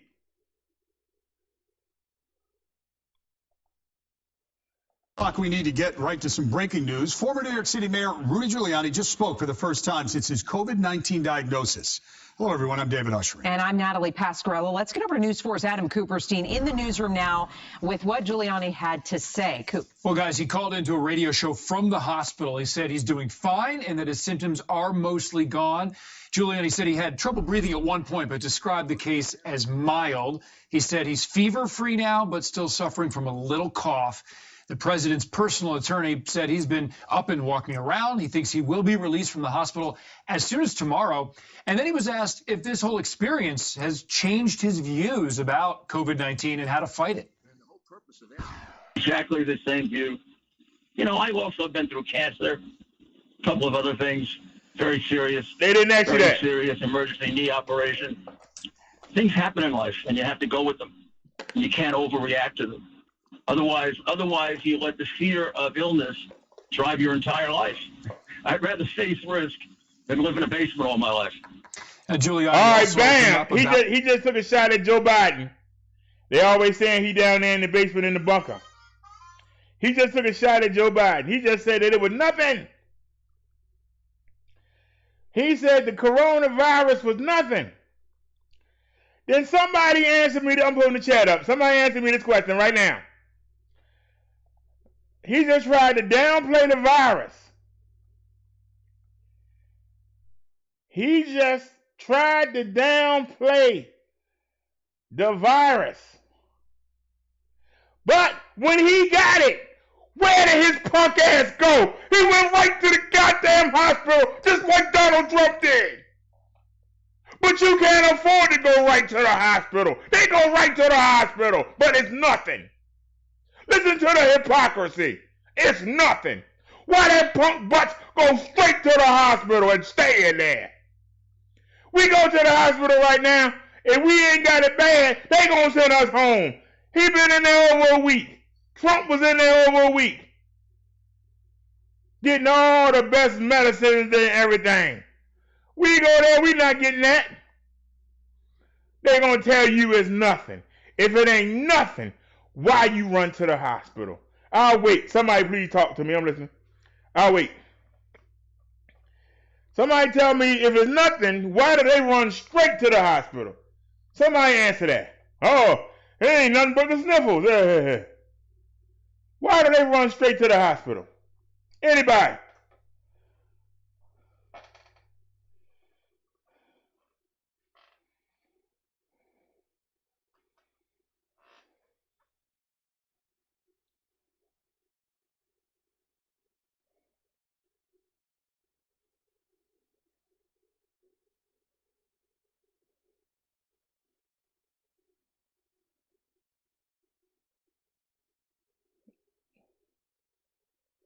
We're listening. Where's everybody? Liz said he claimed he is immune. Everybody in the White House has some form or another and came down with the CV. And they're not even telling you. This is what we know. So you know it's people who you ain't heard about. Even his top lawyer on his daggone election case got the CV. Come on now. Kaylee got it. Mike Pence and his wife got quarantined. Trump and his wife got it. Come on, man. How many other people you think got it that they ain't saying nothing about? How many of the maids and the butlers or how many of them got it?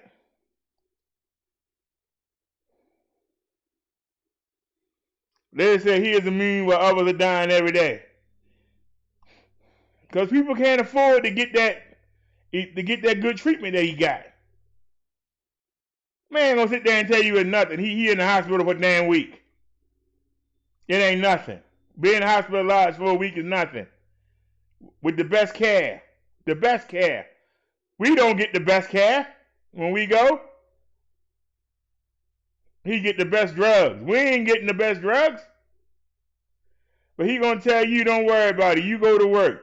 Send your kids to school. You go ahead out there. It ain't nothing but the sniffle. It ain't nothing. But they run right to the hospital like little cowards.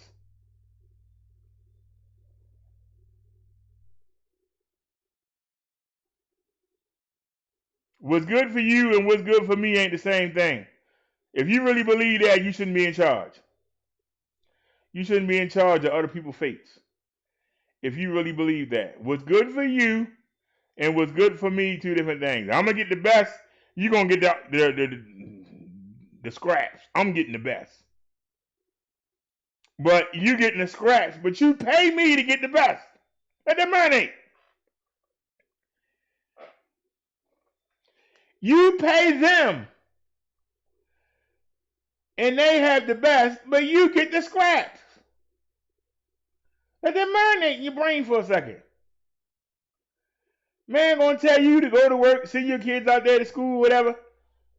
When they get sick, I'll just stay home and hope you don't die. But we get sick, we run right to the hospital. Do not pass go. We go right to the hospital. Somebody let that marinate. Why should they be in charge? Liz says right. Nita says Boris Johnson is back in quarantine after his positive diagnosis. They don't even have a sense. Even when they get it, they still are so retarded that they go out there and get it again. Let that marinate. How can you be that stupid?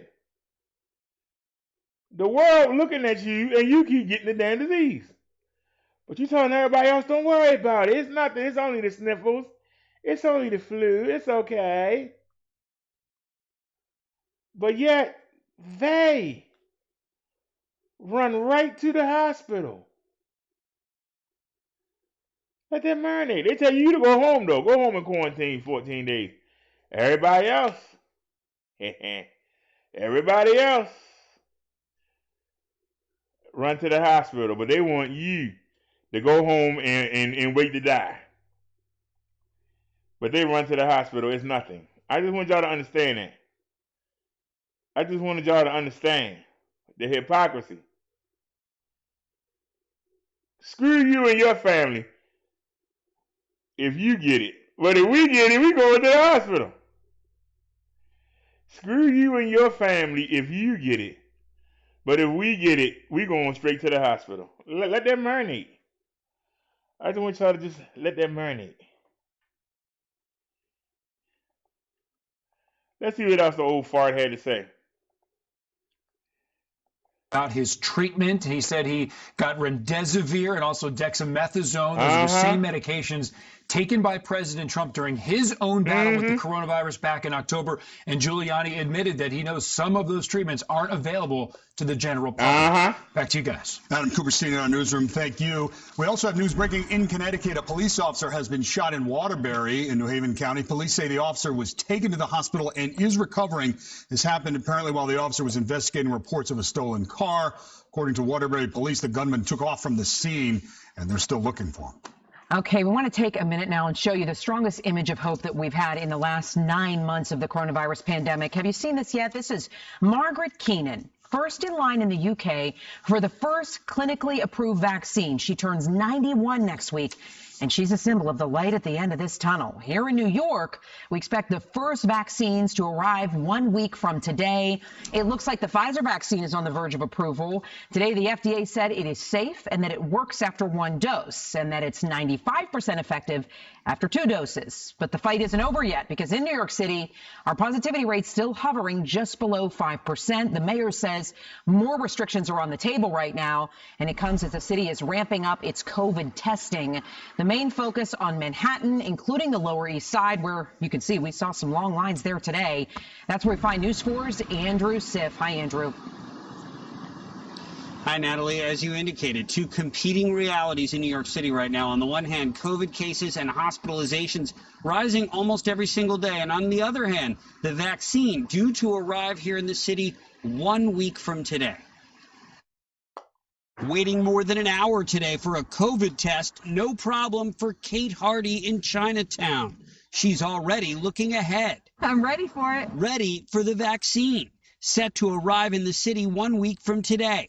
Healthcare workers at hospitals get their shots first, along with those in nursing homes. For the next group of New Yorkers, I'm hoping January, February, but that might be too optimistic. This week I asked the governor about vaccine delivery. How does it physically get to New York?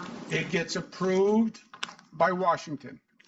The military, General Perna, is in charge of transporting it. They use FedEx, believe it or not. And today the mayor described the next weeks as a critical pivot point. This is the last big battle before us, and then the vaccine will be able to do its work. Until then, some major challenges. Indoor dining likely to shut down Monday, and the mayor hinted other businesses might also have to close. Unfortunately, restrictions are needed to protect us all. Meanwhile, city schools have reopened. The mayor indicating they'll stay that way as long as the city's COVID positivity is below 9%. It's currently around 5%. City health officials expanding their test and trace efforts with extra emphasis on Harlem and the Lower East Side this week. Andre Mirnov waiting for yet another test today. I usually get tested every month, but now I have symptoms and I decided to get tested. And on the subject of schools, there's ongoing uncertainty about how many of these schools can offer children in-class learning 5 days a week. The mayor said he wants all 850 elementary schools to do that. So far, it's far less than that. The chancellor promised to provide an update on that later today. Live on the Lower East Side, Andrew Siff, News 4 New York. Andrew, thank you for that update. Now we have more on the big day across the pond. The first Pfizer vaccines were given out in the UK. A British grandmother made history, becoming the first person to get a clinically approved COVID vaccine. News 4's Rana Novini is in the newsroom with more on the rollout, Rana. Yeah, and David, the UK is calling this V-Day. It's been nearly a year since the first reported COVID-19 death in China. And now, as you mentioned, a British grandmother became the first person in the world to receive a clinically approved vaccine. With cameras flashing, Margaret Keenan, who turns 91 this week, became the first person in the world to receive a tested and approved COVID-19 vaccine.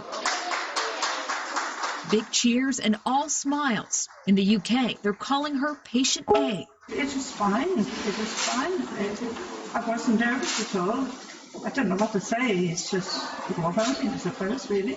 The second patient, an 81-year-old man named William Shakespeare. The Pfizer vaccine rolled out to more than 50 hospitals in the UK today, going first to the elderly, the vulnerable, and those who care for them. When everyone's had it, we should be able to sort of socialise, meet up and, get back to a new normal. But British leaders are warning the grips of the virus are still far from over. It's amazing to see this tremendous shot in the arm for the entire nation, but we can't afford to relax now. The UK forging a path on what's coming to America.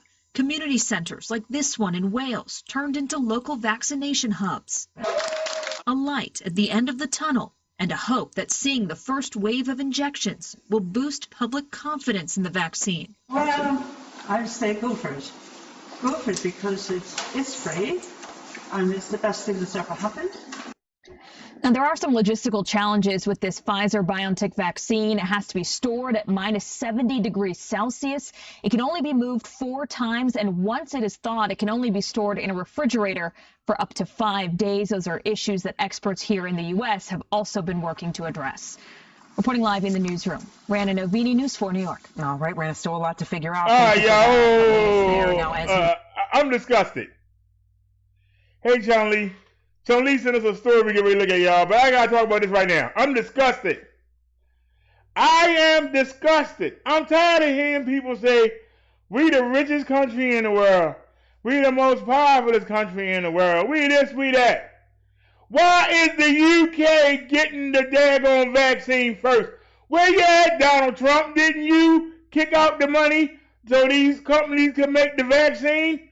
Why is the UK getting the first one? Somebody talk to me. I'll listen. This shows you how sorry this bum is. Somebody talk to me. Somebody please explain. Anybody. Somebody explain. Why is the UK getting it first? We got people dying here. More people dying here than in the UK. Why are they getting it first?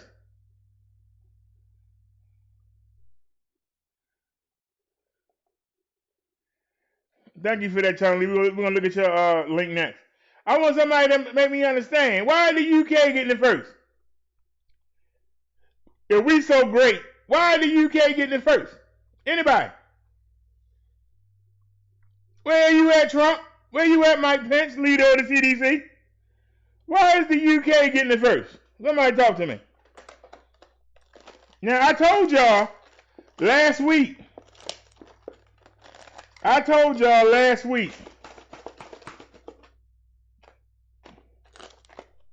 that they were selling the virus to the UK. I thought that Donald Trump got it for the Americans. Now, not only is the UK getting it, they're getting it first. Somebody talk to me.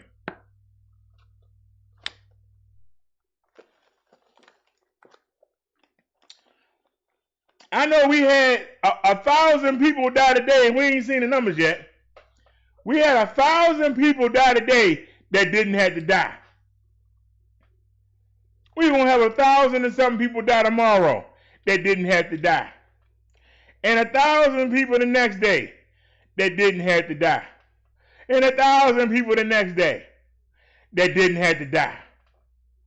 But you got people in the UK getting it first, while we still got 1,000 people dying here a day. Somebody please make that make sense. Anybody want to listen?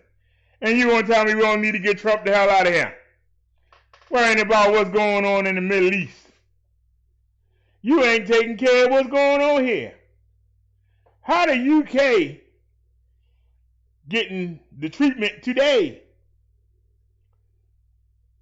They're getting it today. You spend all our money on the vaccine, and yet our people still dying. Our people are still dying. Do y'all understand that? Our people are still dying, but yet people over there in the UK is getting the vaccine as we speak. Somebody talk to me. Sean Lee said the country will be locked down again. We got the vaccine, but the UK getting it, not us. That's crazy. All right, y'all. Sean Lee sent us this. Let's take a look.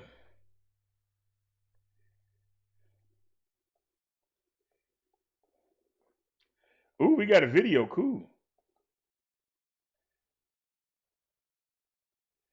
Hopefully, ain't no commercial.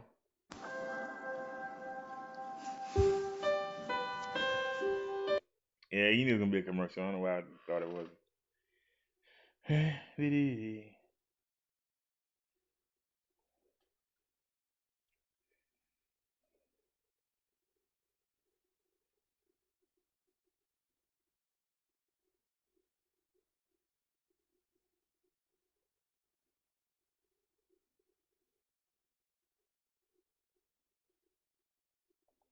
He said the stakes are dire here, and this executive order had to happen now.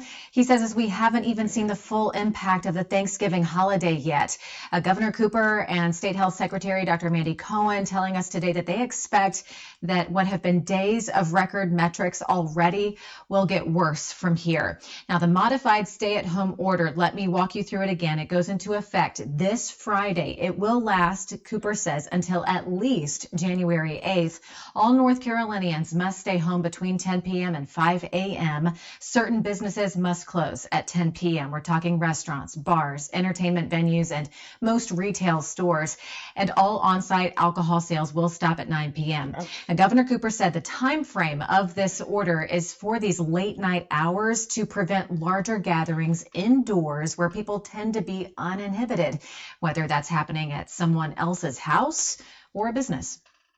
One of the reasons why we are entering this modified stay-at-home order is because we don't want people to go over and visit or gather together outside of their homes or in another person's home during this time, because we are seeing more viral spread. And this is just sending a message to the people of North Carolina that we have to be more careful. We have to do more to help those frontline healthcare workers, to prevent more people from dying alone in a hospital bed in order to be able to slow the spread of this virus.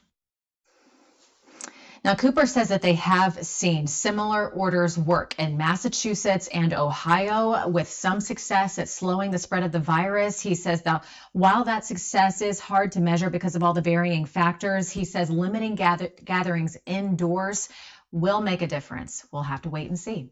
We're live in Raleigh. Andrea Blanford, ABC 11 Eyewitness News. All righty. North Carolina shutting down.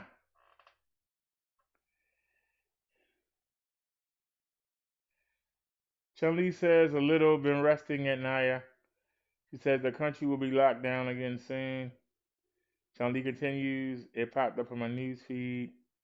Nia said Charlie well soon. Charlie said thank you at Nia. Okay. So, all right, Chung Lee, you had me thinking that it was a total lockdown, like stay in your house. We had the lockdown order back in April. We had the we couldn't go nowhere between 8 p.m. and 6 a.m. But y'all saw me out there on the scooter. I never got stopped.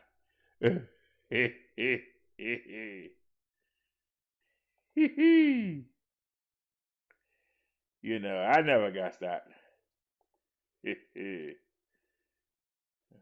All right. Oh, you should have been got rid of that.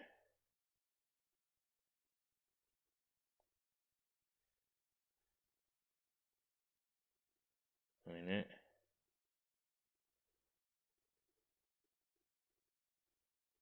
All right. New video. Thank you. We have the new video tonight of the shooting of a FedEx driver in Brooklyn. The victim seen walking out of a building after making a delivery in Brownsville Monday morning. Police say a man waiting outside shot him from behind. The driver is then seen crawling away. He survived and is recovering, and the NYPD is looking for the gunman. Police say nothing was stolen. It is unclear at this point why the driver was targeted. That's crazy. You see that again? Thank you. We have the disturbing video tonight of the shooting of a FedEx driver in Brooklyn. The victim seen walking out of a building after making a delivery in Brownsville Monday morning. Police say a man waiting outside shot him from behind. The driver is then seen crawling away. He survived and is recovering, and the NYPD is looking for the gunman. Police say nothing was stolen. It is unclear at this point why the driver was targeted. That's ridiculous. That is utterly ridiculous. Why the heck would you shoot somebody for no reason at all? And he let him crawl away, so he wasn't trying to kill him. But he had a new gun. He wanted to see if it worked. I'm just asking. He had a new gun. He wanted to see if it worked. That's utterly ridiculous. All right, now we're going to Atlanta. A fiery crash that left one person dead and another severely burned in Midtown yesterday morning. Witnesses telling CBS 46 that what they saw prior to the crash was a chase. CBS 46's Sabrina Silver got her hands on evidence that shows Atlanta police that they were not adhering to their no pursuit policy. Tonight, we've got our hands on a scanner call. APD has a no-chase policy, but in the recording we've obtained, officers admit there was a pursuit. It's a car theft that ended in a deadly crash. Atlanta police say Monday, just before 10 a.m., two people stole this red Jaguar SUV. It was sitting outside the Marriott Marquise in Midtown. They took off, minutes later smashing it into a utility pole. Police say they were going the wrong way on the one-way street, killing a woman and seriously burning a man. Witnesses say it's a high-speed chase. It's a high-speed chase. Yesterday morning, Atlanta police disputed the claim, telling us their no-pursuit policy is still in place. We have a no-chase policy at this time.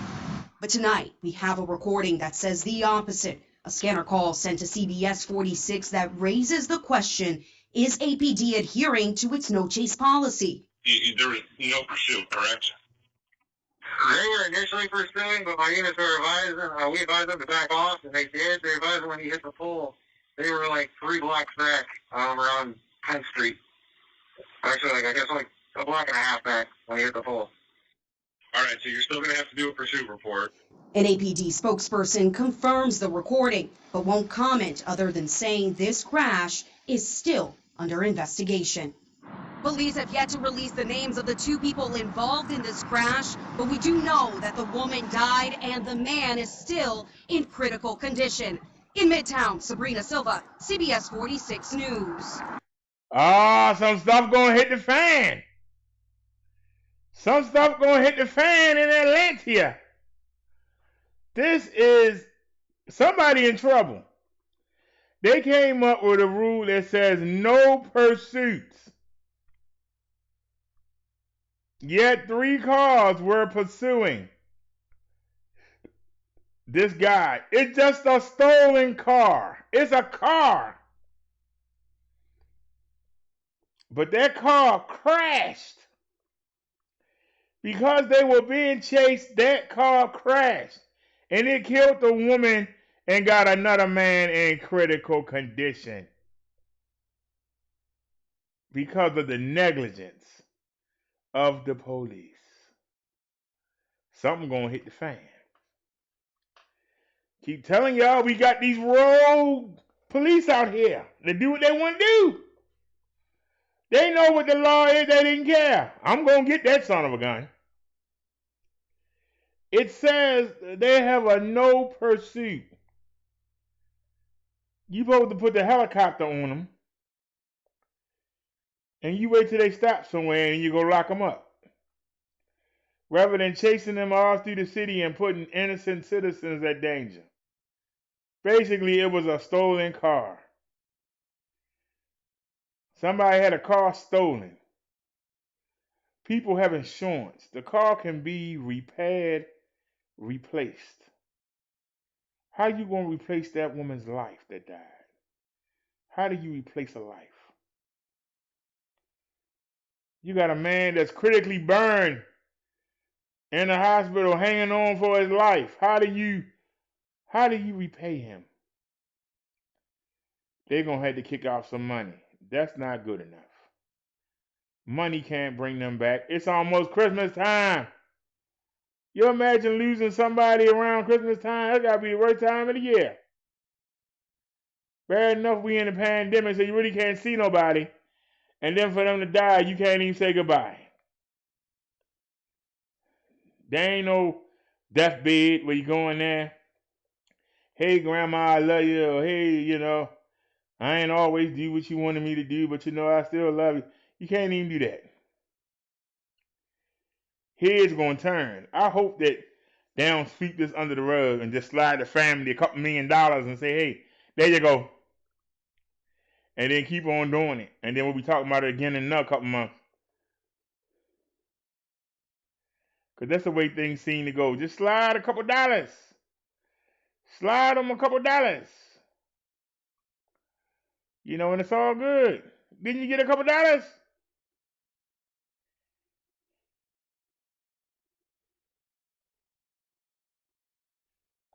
All right, y'all. If you in LA and you're a criminal, I got good news for you.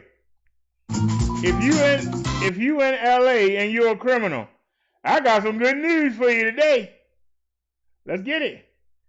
I didn't get a double commercial now. Double commercial. Los Angeles is expected to cut jobs, including as many as 1,000 police officers. The NBC4 I-team has obtained a new city budget memo revealing details. Investigative reporter Eric Leonard joins us live right now with what he's learned. Eric? Well, Chuck, we've been hearing for the last several months that the city could consider layoffs if the budget problem got bad enough. This memo today from the city's chief administrative officer puts this all in black and white. The city needs to cut $675 million fast, and almost all city departments have reduced spending everywhere else. This financial report from LA's top administrative officer says service cuts, fee increases, and a hiring freeze across all city departments will not save enough money to balance the budget. Page 94 shows the police department proposal. Eliminate 951 officers and another 728 non-officer employees. The CAO warns the layoffs will impact emergency responses and crime solving. These cuts are all new, and in addition to the $150 million defunding of the LAPD ordered by the City Council over the summer. As we reported last month, that has already led to the shutdown of a number of specialized units, including the LAPD's SVU-type group that investigated the most complicated and difficult rape cases. Chief Moore told the Police Commission in late October he had begun planning for this possibility and said he worried about how the department could function with roughly 1,000 fewer officers. It would be a devastating and just, I don't have an optic of how we would attempt to operate. The diminishment of services would be devastating. Mayor Garcetti's office said in a written statement, layoffs are a last resort, and the mayor is doing everything possible to avoid them. But without assistance from Washington and solutions from our employees, deep and harmful cuts are inevitable. And we've also heard from the Police Officers Union this afternoon. Its director says that it's appalling. City leaders would suggest this just as the number of shootings and murders are increasing all over the city. And the union suggests City Hall actually has the cash to fund the LAPD, but in its words, is using the money in a political slush fund instead. And we're expecting to hear more about the potential of layoffs from Mayor Garcetti when he addresses the latest coronavirus news in a few minutes. Reporting live, I'm investigative reporter Eric Leonard, NBC4 News. Back to you. Eric, I'm wondering, why is the police department now the focus of these proposed layoffs and cuts? What about other city departments? Well, it appears one main reason is that unionized employees in the other departments have already agreed to discuss furloughs and pay cuts and other reductions that make their jobs less expensive for taxpayers. So far, the police union has refused. In fact, it sent a sternly worded letter to the city last month that said its members were entitled to everything that it had negotiated before the pandemic, which includes raises, new bonuses, and more lucrative retirement benefits. So keep in mind, the city has to pay for all of that now while it's confronting this other financial crisis. Back to you. All right. Thank you, Eric. All right. I didn't get to hear that, but sound like there ain't gonna be no police. It's going to be 1,000 less police. Hey, what's going on, Facts of Life? Let's keep it going. Right now. What's next? Alrighty, y'all. Y'all heard about the 666, the mark of the beast, where you're not going to be able to do any kind of business unless you got the mark. Could this be the start of it? And let's take a look. Could this be the start of it? Is king. But in a socially distant world where payment is as easy as... Does cash still hold the same value? Cash is still relevant, but cash is no longer king. Although people in this country and around the world do continue to use cash to purchase things every day, that is decreasing. Electronic payments have cannibalized checks. Card payments have grown, but cash has remained king. 2/3 of transactions under $10 are done in cash. Although data surrounding COVID's impact on cash has yet to be reported, the pandemic is expected to cause a drastic decline in cash usage due to the risk of contamination. The unprecedented surge in the demand for contactless payment has also shown outstanding performances from major companies offering cashless payment methods like Apple, Square, and PayPal. You're seeing digital payments in this crisis move from being a nice-to-have capability to a must-have essential service. Whether it is credit or debit or prepaid cards or peer-to-peer services like PayPal or Venmo or others, we're seeing a corresponding increase in digital transactions as we're seeing a decrease in the use of cash. So could COVID signal the end of cash in the United States? And can the U.S. really function without physical currency? Nearly a third of U.S. adults say they make no purchases using cash during a typical week. The share of people who say that all or almost all of their weekly purchases are made by cash dropped from 24% in 2015 to 18% in 2018. In 2019, the Federal Reserve found that most cashless methods of transactions, including debit cards and mobile payments, increased in the past 2 years compared to cash and check payments, which showed a decrease in the same time period. I never carry around cash, so I use Apple Pay at the bodegas, for example, when I'm getting groceries for most of my purchases. I don't use that necessarily for like electricity bills, for dinner bills. That's when I would use Venmo or Cash App. Despite the rise in electronic methods of payment, experts say that cash isn't a force to be reckoned with. There's a false narrative that Americans are using cash less now than ever before. In point of fact, cash in circulation continues to grow strongly. What you've seen happen are electronic forms of payment taking other electronic forms of payment or checks out of the system. Cash transactions are still dominant. Cash is the second most used form of payment in America today after debit cards. Millennials are the ones leading the charge toward a cashless future. A report from Experian in 2019 revealed that 1 in 10 millennials use their digital wallet for every purchase, especially on food, rent, and ride shares.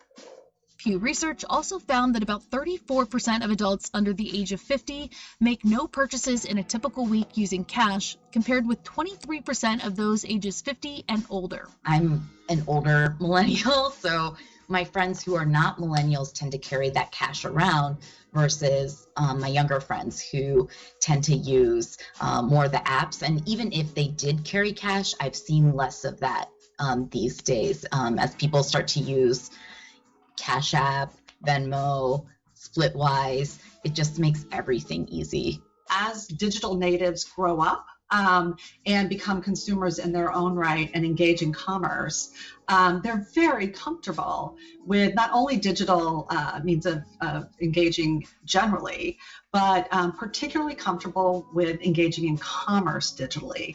Many businesses around the U.S. have also been adapting to the higher demand for cashless transactions. Major companies like Amazon, Walmart, Starbucks, and Sweetgreen have experimented with cashless stores in past years. Part of the reason big companies are going cashless is to get out of paying expensive swipe fees. Let's take Starbucks, for example, whose app was the most used online form of payment for years, bigger than Apple Pay for many years. A lot of people mistakenly think the Starbucks app is about building loyalty or getting float or interest. Starbucks has over $1 billion sitting in their app.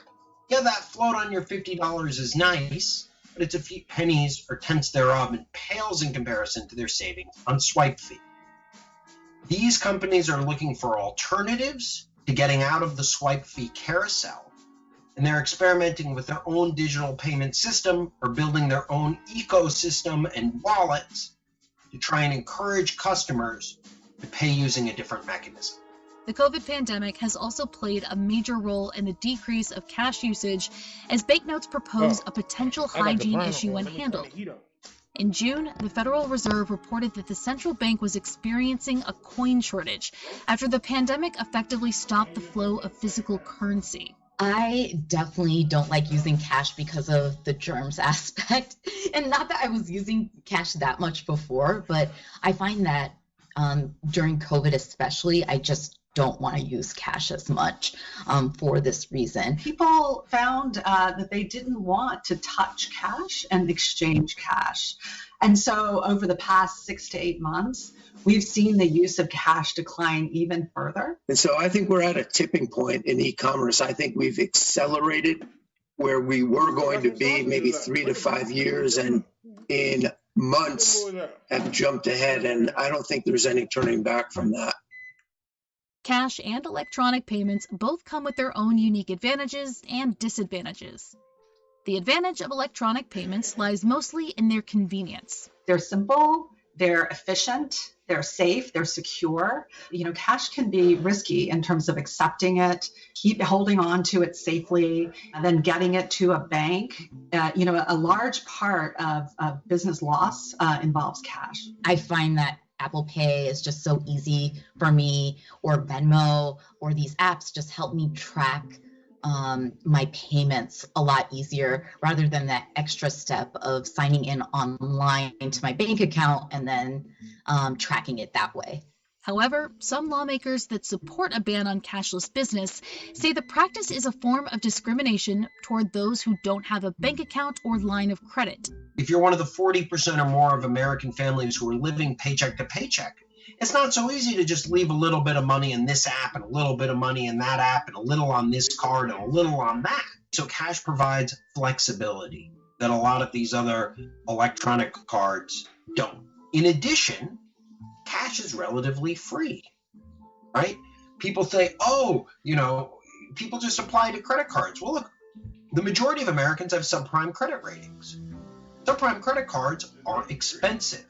Debit cards, yes, they offer access to your bank account. Go over the limit, $35 in overdraft. That's extremely expensive, and that's a cost borne only by people who are running out of money at the end of the month waiting for their next paycheck. The Pew Research Center found that lower-income Americans are about 4 times as likely as higher-income Americans to say they make all or almost all of their purchases using cash. Transitioning to a cashless world would also mean that 25% of households in the U.S. who are either underbanked or unbanked might not get access to the goods they need. There is a significant correlation between use of cash, prepaid, debit, high-end credit, and wealth. And there's a huge correlation between wealth and race.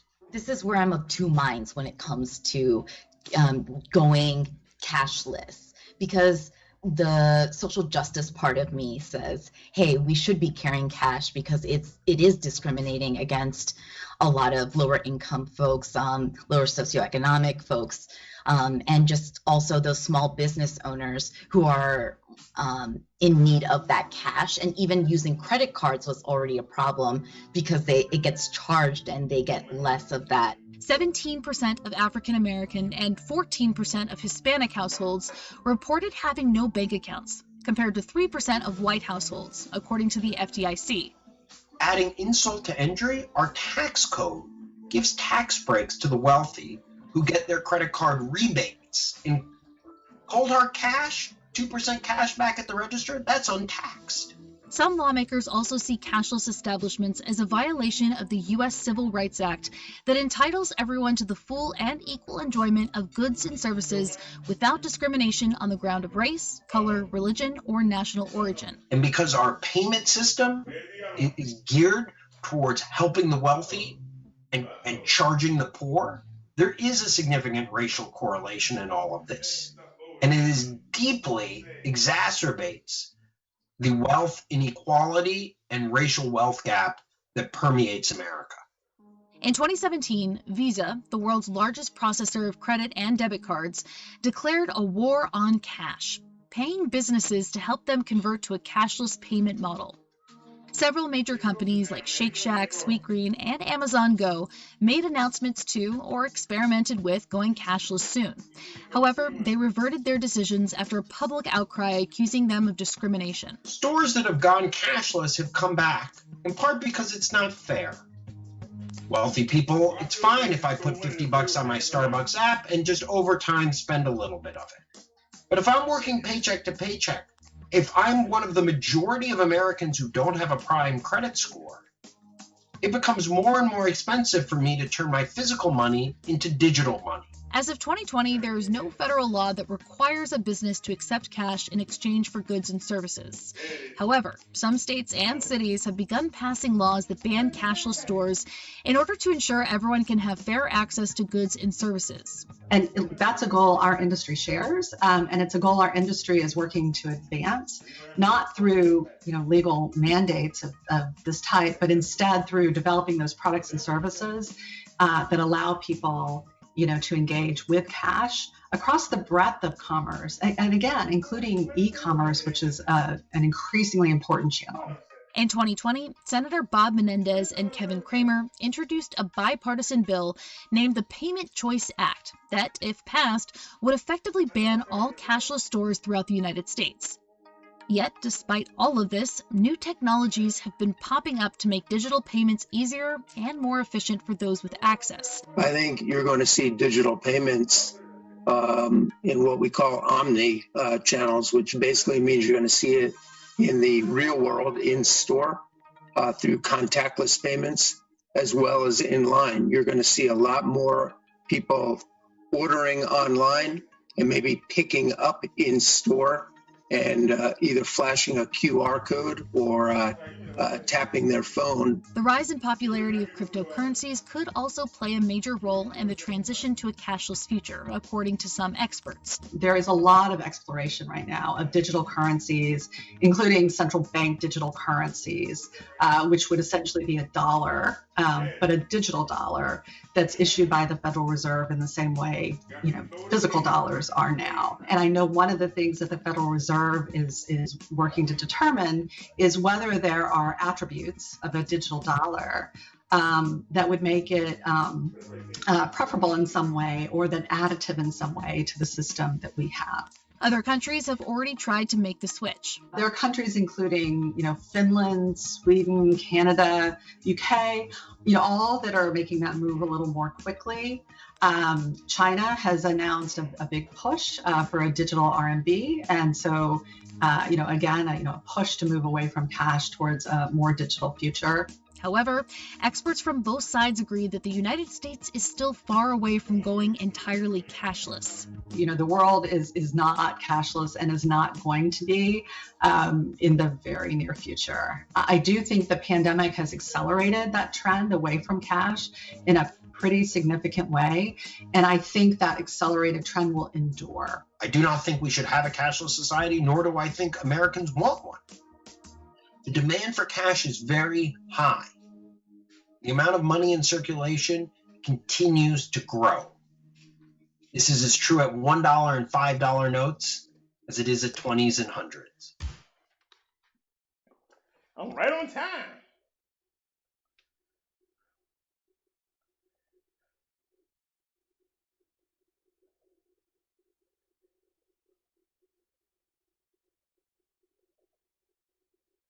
All right.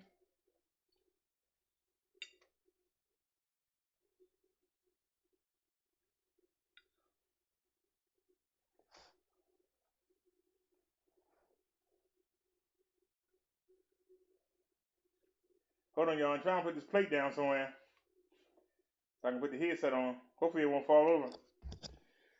Come on. Alrighty. I am back. Let's pull the chat up. See what everybody talking about.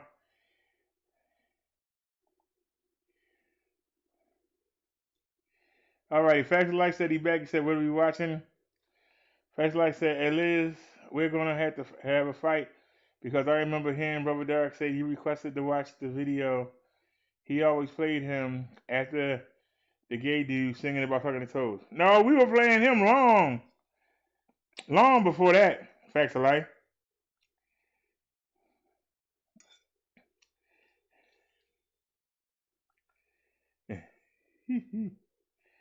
Facts Life said Left Halal said was a cousin. Facts Life said it could be him. What's his full name?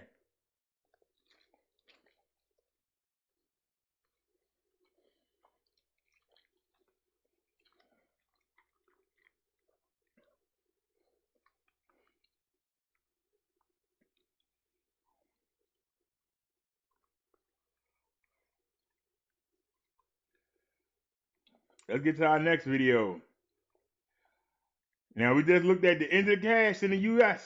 Now, for all the people that's worried about me being on disability, let's find out what Social Security is. So y'all know what y'all talking about before y'all come in here and running your mouth. This is for the trolls.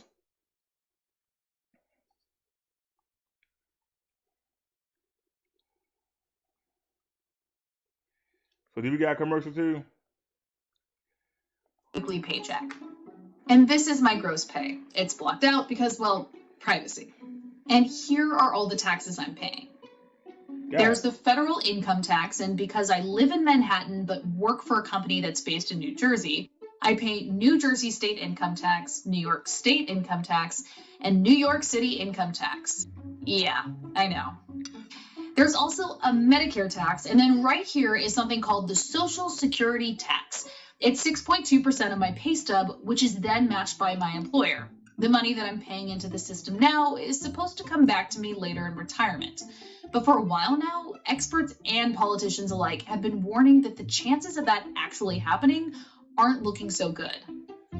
If in fact he continues to withhold his plan to withhold the tax on Social Security will be bankrupt by 2023 with no way to make up for it. Social Security faces a big mismatch between the revenues it's scheduled to take in and the benefits that it's scheduled to pay out. Currently in 2020, we're paying more in benefits than we're receiving in revenue. A Quinnipiac poll shows that less than half of Americans actually think that Social Security will be able to pay them a benefit when they retire. More and more young clients are asking whether or not Social Security is going to be there for them. And we don't know the answer to that question.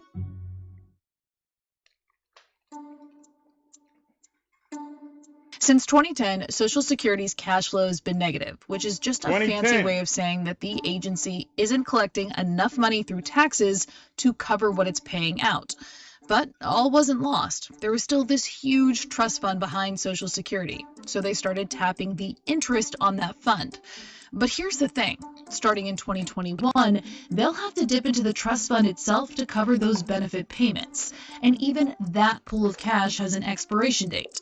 Trustees of the fund expect that by 2035, it won't be enough to cover full benefit payments. And thanks to COVID-19, that date may come years sooner than expected, which has some retirees seriously worried about their future.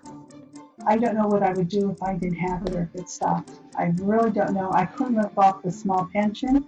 I would drain my savings and investments within a couple of years. But experts speaking to CNBC think that lawmakers will not, under any circumstances, let the system go bust. Which begs the question, what went so brutally wrong for the 85-year-old program, and will it actually be there when you're ready to retire?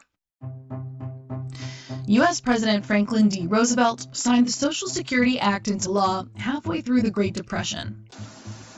This Social Security measure gives at least some protection to 30 million of our citizens who will reap direct benefits through unemployment compensation, through old age pensions, and through increased services for the protection of children and the prevention of ill health. Social Security was originally intended to just do three things: provide benefits for retired, unemployed, and disadvantaged Americans. Over the next 40 years, the program ballooned. In 1939, amendments added child, spouse, and survivor benefits. But the real changes began in the 1950s. Benefit amounts substantially increased. Coverage under the program became close to universal, and a new disability insurance benefit was offered. 1965 was the year that Social Security got into the business of health insurance. Medicare and Medicaid provided a vital lifeline to health insurance coverage for the country's older and low-income adults. And in the 1970s, were expanded even further to include a much larger group of people, like individuals of all ages with disabilities. The last major changes came in 1983, when benefits and taxes were adjusted to help generate surpluses in the program and to build up Social Security's substantial trust fund. That's the same fund that's now at risk. Now, while all these changes to the system were underway, the 9-digit Social Security number was fast becoming the single most important identification number in the country. It was originally meant only to log a worker's earnings over their lifetime in order to calculate their retirement benefits. But it kept being adopted by more and more government agencies and private sector companies as the identification number of choice. The IRS started using it for taxes in 1962, the military in 1969, and later, everything from driver's licenses to credit reporting agencies, your landlord, utility companies, and cell phone providers started using it too. So, for better or worse, these 9 digits have essentially become our national ID by default. And now, the number is assigned when you're born, and it tracks you till you die. This commercial.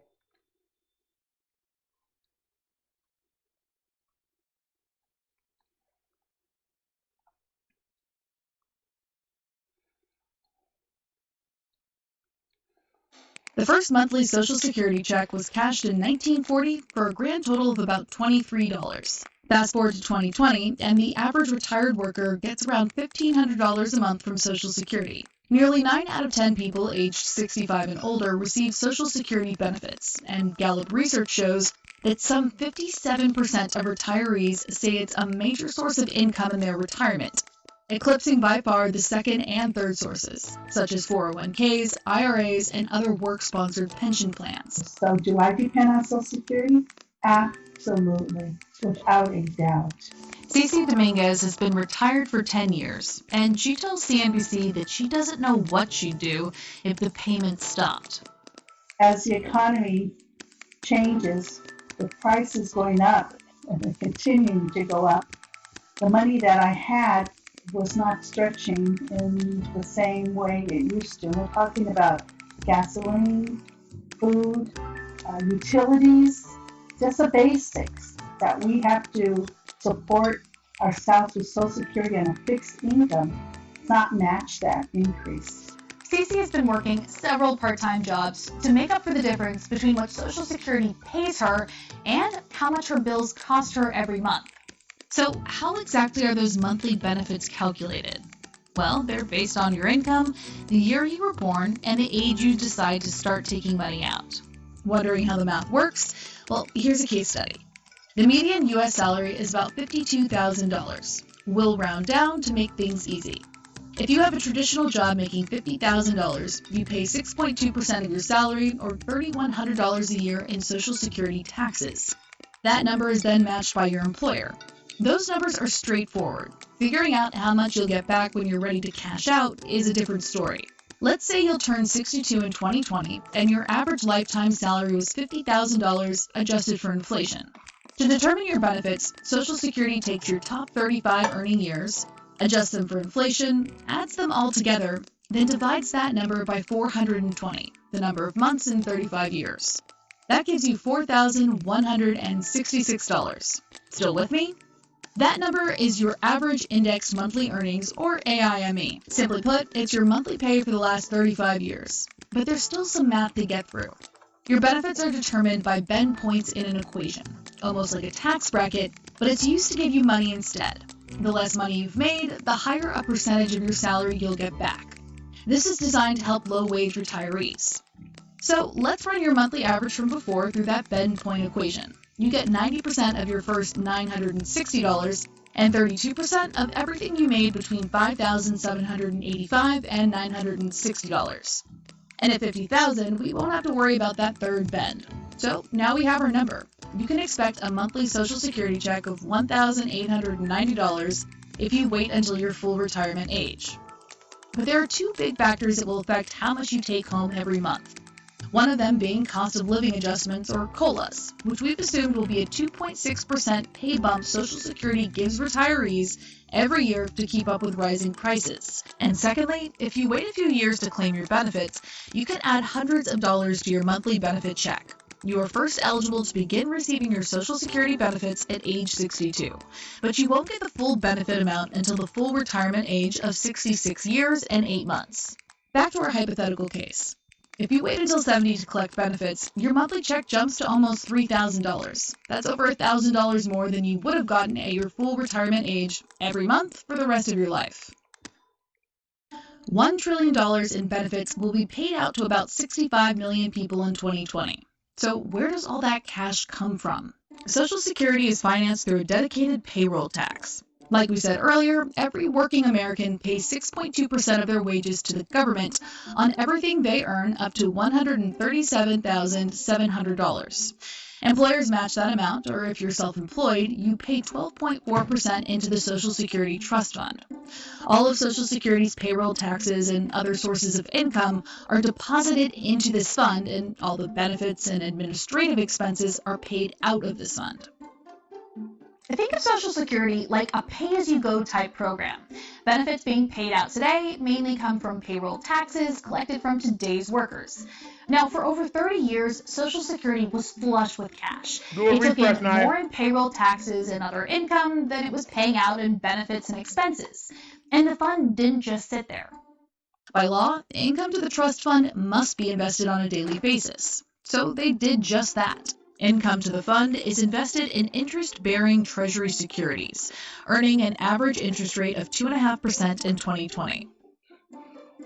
Every dollar of the trust fund is invested in United States Treasury securities. They're special securities only designated for the Social Security Trust Fund, and that actually gives them advantages over regular Treasury securities.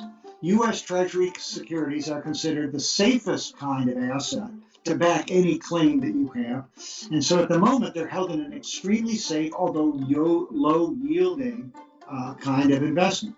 As of the end of 2019, the trust fund was up to almost $2.9 trillion. At the moment, the trust fund is very near its all-time peak in terms of dollars. It's not near a peak in terms of how many years of benefit payments can we afford to spend out of the trust fund, but nonetheless, it's at a very high level at the moment. But here's the thing. Since 2010, the payroll tax hasn't been enough to cover benefit payments for the massive baby boomer generation that started to retire. In 2016, the deficit of $75 billion was covered by the interest earned on the trust fund. In 2019, interest covered almost $81 billion of benefit payments. But starting in 2021, living off the interest won't be enough because people are living longer and millions of baby boomers are retiring.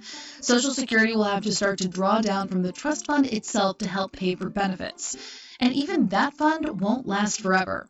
Experts predict the reserves could run out by 2035, at which point Social Security would only be able to pay about 79% of promised benefits.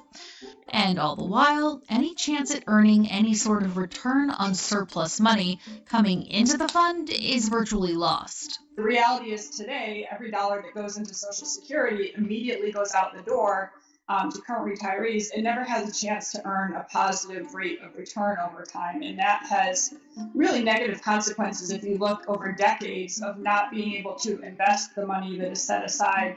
When you look at pension programs, about 2/3 of the assets in there are actually investment returns. And so you're stripping that opportunity away from workers. The worldwide pandemic has complicated things even further. Massive unemployment, a recession, reduced earnings, and lower interest rates thanks to the Fed could all speed up the erosion of the fund. Data from the Wharton School at the University of Pennsylvania estimates the funds could run out as early as 2032. And the Bipartisan Policy Center, a DC think tank, says the reserves could be depleted by 2028. This doesn't mean that Social Security will have run out of money completely, but it does mean that they'd only be able to pay out a portion of the promised benefits. The Social Security Administration declined to participate in this video. Now,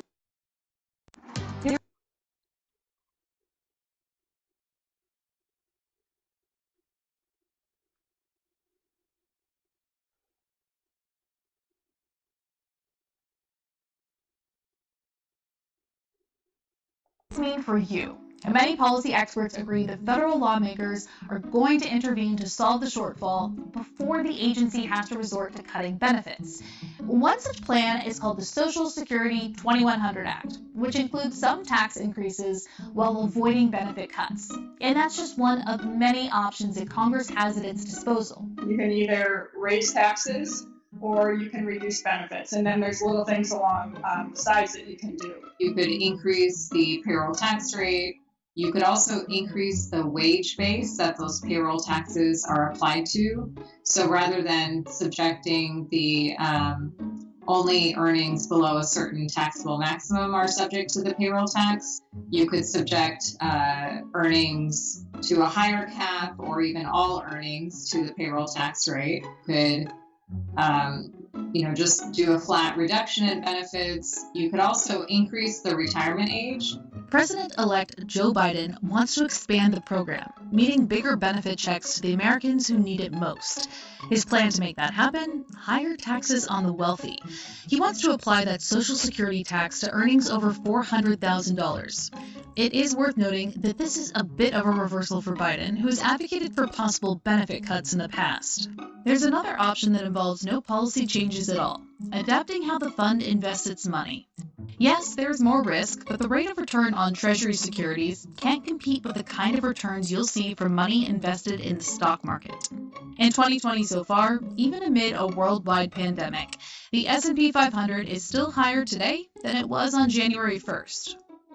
If we invested in equities now, clearly the Social Security Trust Fund would be exposed to the risk that stock market prices could decline, but on the other hand, they would also enjoy the extra income that occurs because of dividends from stock investments and because of capital appreciation of the shares that are held by the trust fund. But those ups and downs are very minor relative to the overwhelming need for revenues for Social Security. But the problem with this kind of change in investment strategy, some say it's too late to make a difference.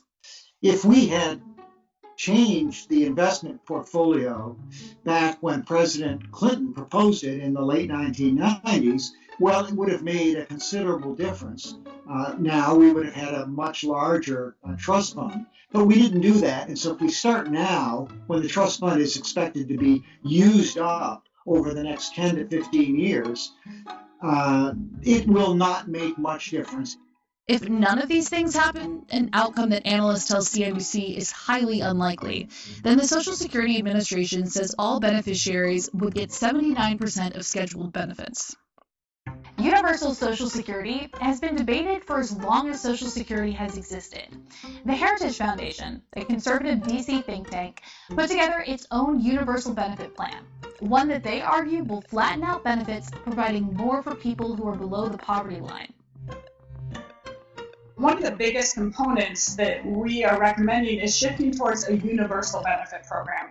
And so instead of providing the largest benefits to the people who already had the greatest incomes throughout their working careers, and the lowest benefits to those who have the least incomes, it would just be one flat benefit for everybody, regardless of how much you made throughout your working career. And the benefit of this is that it would actually lift about the bottom third of people would get a higher Social Security benefit. And then over time, those who are middle and upper income would gradually shift their benefits down. But of course, it would be very gradual over time, so that many decades in the future, you get to this point where you have the same benefit for everybody. And another benefit of that program, as I said, is lifting more people, the lower income earners, up, but it also can make the program smaller in total size and scope. One big benefit to this kind of plan, it would actually involve a Social Security tax cut. We estimate that you could reduce the 12.4% tax down to 10%. The median person who makes about $60,000 per year, they could have an extra, more than $4,000 per month that we're talking about here. And I think it's about an extra $900 for somebody who's making only $20,000 a year. So this is a lot more money that goes into those workers' paychecks. However, it is important to keep in mind that while this would put extra cash in your pocket today, the onus would be on the individual to actually invest that money wisely. This plan, of course, also assumes that Social Security will still be there when you retire. But one financial planner that we spoke to says that his millennial clients just aren't holding their breath for a hypothetical like this. Instead, they're trying to plan ahead for a world in which there is no Social Security coming to them in retirement. Millennials are a generation that face more uncertainty than any other generation before them, so it's no wonder they're asking whether or not Social Security will be there for them. And while we don't have an answer as to how things will look 40 or 50 plus years down the line, we can plan around that level of uncertainty by showing them a number of scenarios as to whether or not there will be Social Security, maybe a 50% reduction in Social Security, or if the system will remain as is. All right, thank you, CNBC. All righty. So now we know what Social Security is, and now we know how it works. And we know why it's in trouble. And you saw Trump and the Republicans saying that Biden wanted to increase the Social Security tax. Oh, no, you're going to increase the taxes. But now you know why you wanted to do it. Because, see, they're not going to tell you the why, because it don't benefit them. The fact of the matter is, you pay while you working. The money that you pay is paying benefits to the people who used to work but are now retired. The people before them that were retired and probably died by now, they were being took care of by them. So when I was working and it was taking that $20 a week from me, that $20 was going toward people that's already on it. So when Donald Trump says that he wants to stop the payments on the payroll checks, that would mean that if I was still working, I wouldn't have had to pay that $20 a week. But what would happen if I didn't get sick and I kept working until I was 65? I ain't putting nothing in the system. If Donald Trump would have got his way, so these people that's working now, who if we stop the Social Security payments on the payroll tax, they're not paying into the system. So why should they get something when they retire? Somebody talk to me, I'll listen. They're not paying anything in, and they're going to use up the money that I and other people who paid in did. They're going to come in and try to suck off money they didn't put anything into.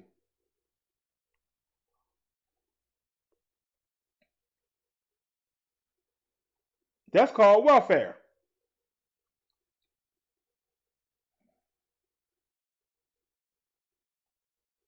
That's called welfare.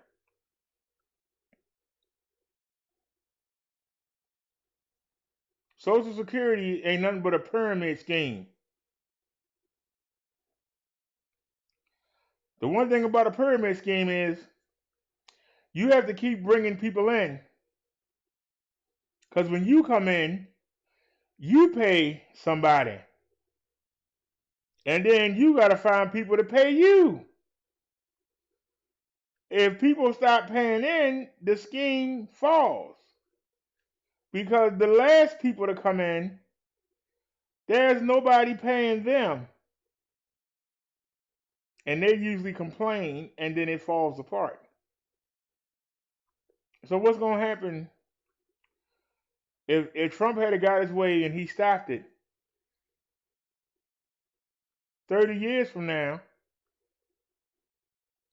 the fund will go bankrupt.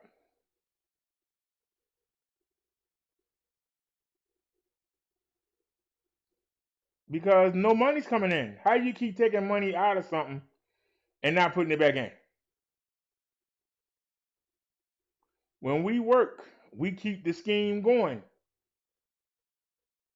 We take care of the people that's on it while we working.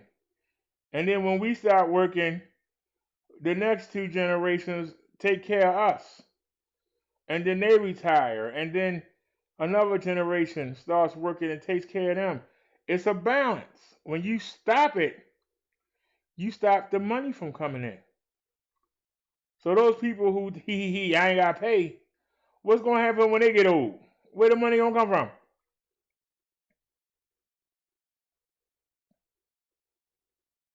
Where's the money going to come from?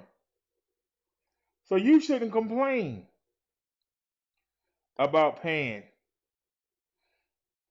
And I got to tell you something. I don't find it fair that because I had to start working early, I ain't getting my $1,500. If I had kept working until 60, if I had been able to keep working till 65, I would have got my $1,500. I'm not getting $1,500. But I'm getting it early.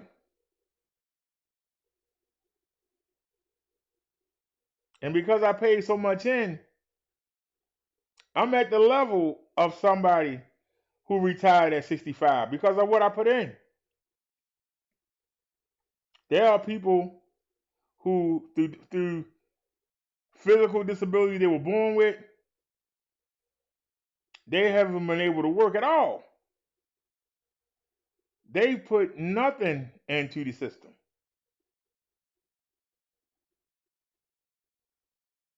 And they get 200 and something less than I get.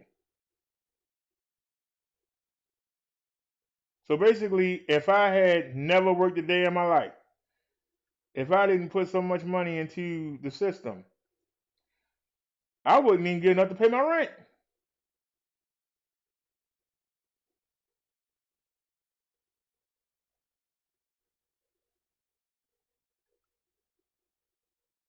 And that's what the people might have been getting, $500 or $600, if you don't put nothing in. So everybody think that people lay around and get rich. I want to know what that is.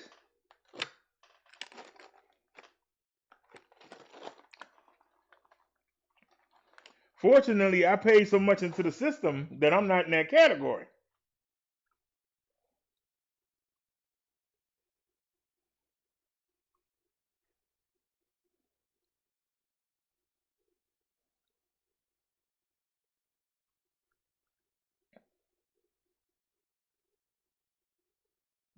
But I told you I had applied for disability back in 2001.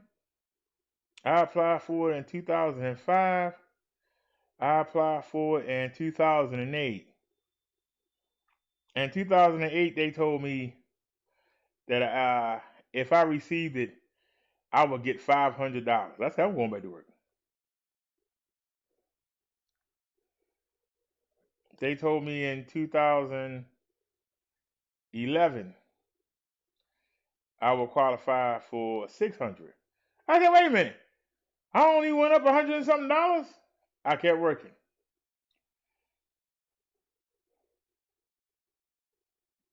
When I tried in 2013, they told me I would get $700. I was living in a rooming house at the time. I was paying $140 a week.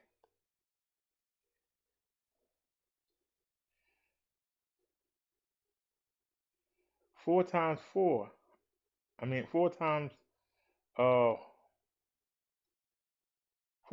is 4, and 4 times 4 is 16. So that would be 560.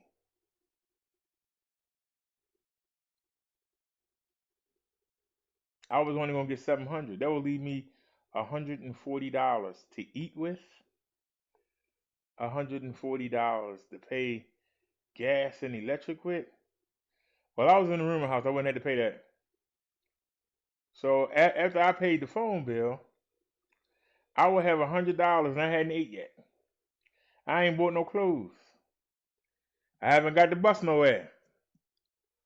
That's why I kept working. I kept working until I dropped dead on the job 3 times. Then they made me stop working. I kept working.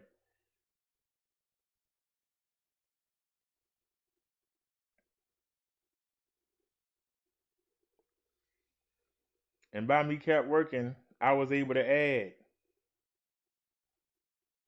more money to that.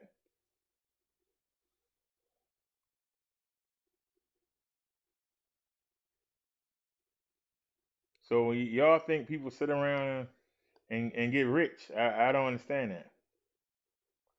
Especially at the age of 46. That's a long way from 62.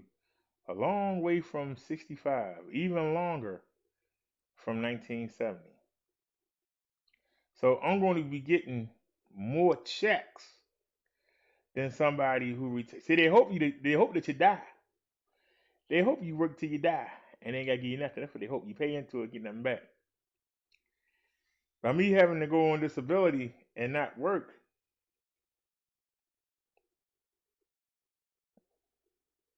we talking about 18 years of payments that I'm not making. So that's why I'm getting less. But I'm getting more checks.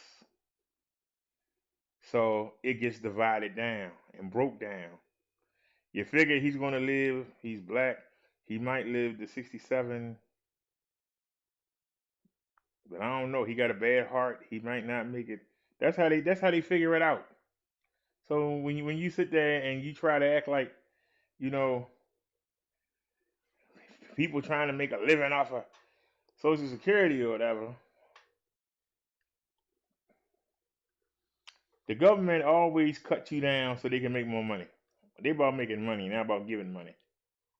So when you sit there and think that, so get that out your mind. Because it is true that there are people that ain't never worked a day on their life and they on SSI and they getting a check. But you got to also remember that they got disabilities. Some of them blind, some of them can't walk, some of them can't, remember something you tell them. They can't remember it a minute later. How are they going to handle any kind of work? So you have to be, what's the wrong before? You have to be patient or tolerant. Yeah, I got to get up and go to work every day. It's not fair. Well, you get to get up and go to work every day. You decide what you make. They can't. Be tolerant. It ain't fair. They sit around on welfare. They sit around with $500 for the whole month and got 2 or 3 kids, and they might get $300 in food stamps. So that's $800 a month. And you and 3 other mouths gotta live on $800 a month. And you ain't paid no bills yet. Be tolerant. You should be grateful that you can go out there and bring home $1,000 a week. For those of you that make over $1,000 a week, suppose you had to go the whole month on that 1,000. What would you do? What would you do? Well, as somebody who's living through that, I have to get by on less than 1,000 for the whole month. The whole month. You know how it's rough to be making 1,000 a week and to now be living on less than 1,000 for the whole month? That's something to be pitied, not something to be jealous of. You should see it as a blessing that you can go out and make some. That's a blessing. But you got people that take an issue. If you got somebody sitting home on welfare getting $400 or $500 a month, and they not taking a job, you working, and you bringing home $1,000 a week, you should be glad. Because guess what? Guess what? The racists were glad. They were glad to give the women, put the men out. That messed the family up, and you sitting at home. The most people in college, enrolled in college, are black women. You can get black women to sit home and take $500 a week instead of being in the marketplace competing with their children to make $1,000, $2,000, $3,000 a week. You don't think they'd rather have you in the projects? Use your brain. They'd rather have them sitting in the projects getting $500 a week. We'll give you the $500 a week, sure. We'll gladly give you that $500 a month.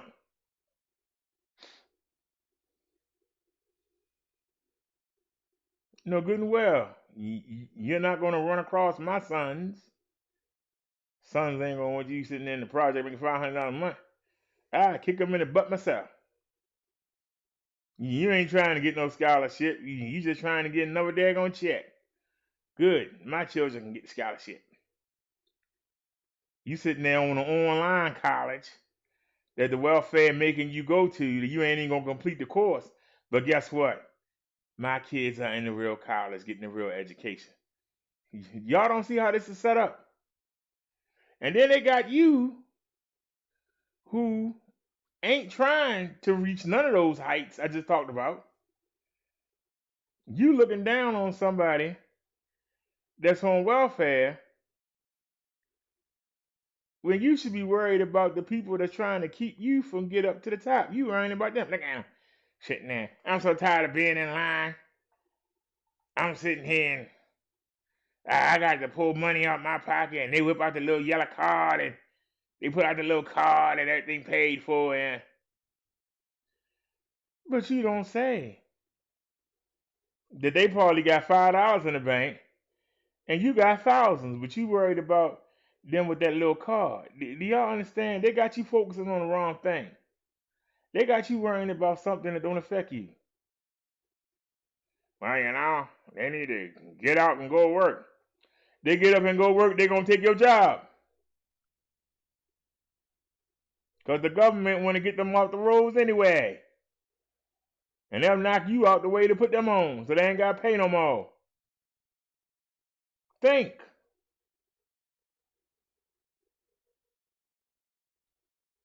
And then you on the welfare while you looking for a job. Think.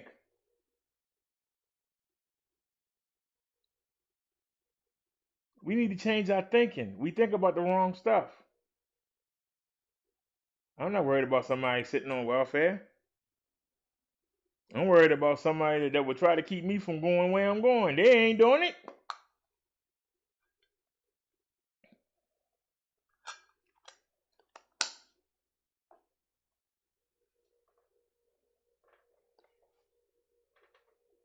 They're not going to stop you unless you let them. Somebody on welfare can't stop you from going where you're going. But somebody that don't want you to get where you're going can stop you. Focus on them. Somebody on SSI ain't stopping you from going where you're going. There are people who had to stop working and didn't make enough money. They were unfortunate like I was to put years and years and years and years and years and years into the system. Some people had worked and only worked 4 or 5 years. may only work 10 years. But they didn't earn enough credits. Doctor told them, you got to start working. You're a danger. They don't have enough credits to qualify for SSDI. They got to go on SSI. And they had the same problem. SSI don't pay the same money as SSDI do. Because you ain't put nothing in the system. They don't have the same benefits. They ain't put nothing in the system. But you got people that did put something in, they didn't put enough. You got to have enough Social Security credits. Or you got to really be sick. I would have got it either way. But I'm glad that I put the money in. I mean, not having no children, and by them taking the fullest extent they could take out of my check every week, I was able to get there. I'm not on SSI.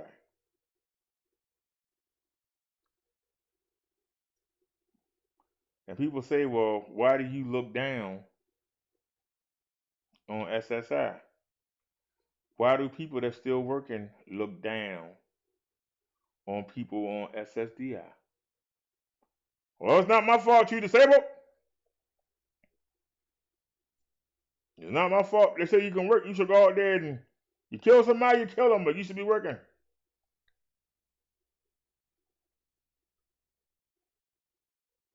They still gonna say that. Because they looking down. They ain't looking up. People don't look up to reach for a goal. They look down. Why do they look down? To make themselves feel better about their situation.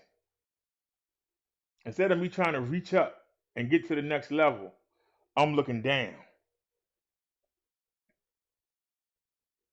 You got a lot of YouTubers that come over here. Oh, you only got 4 or 5 people watching you. Look at you. You ain't going nowhere. When they ain't doing much better than I am. But I don't look at them. If I'm looking up. I'm looking at a PewDiePie.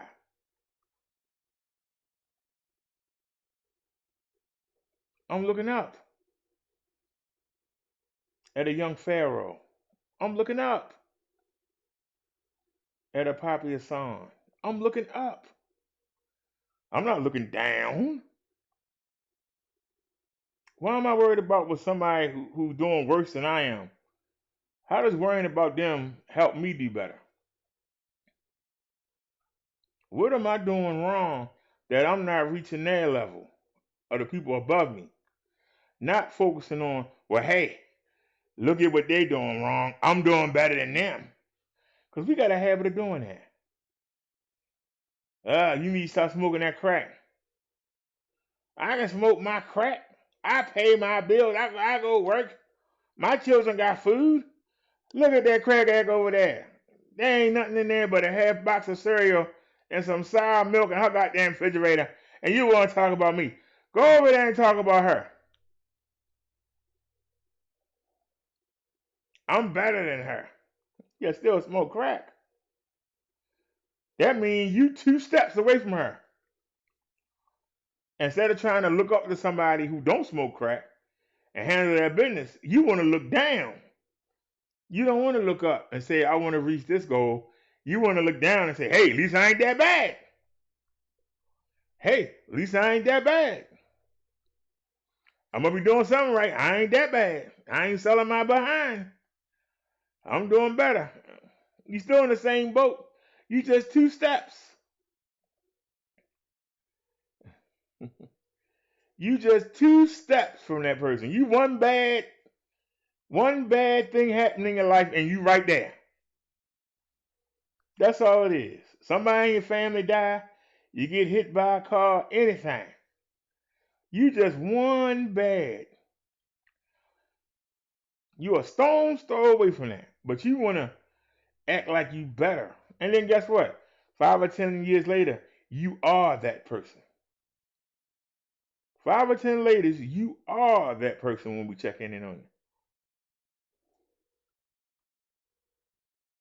And when you're that person, you're going to go, well, I'm still doing better than that lady that's homeless smoking crack. At least I still got a place to live. Y'all see what I'm saying? As you go down, instead of going up, the people you pick on to make yourself feel better goes down. I don't know if y'all noticed, the sorrier the YouTuber, the more people come watch them. Why? They want to watch them because they think they doing better. And they talk about other people because they think they doing better. Most of them are the same or worse. I remember I tuned on the show a couple years ago. Tommy was talking about the security guard that had got their new white car, and somebody shot her right in the driveway and stole the car. They sat there and talked about the house they lived in.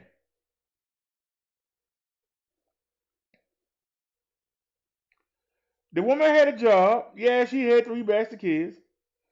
And they was living in that 3-bedroom rancher. But she had a house.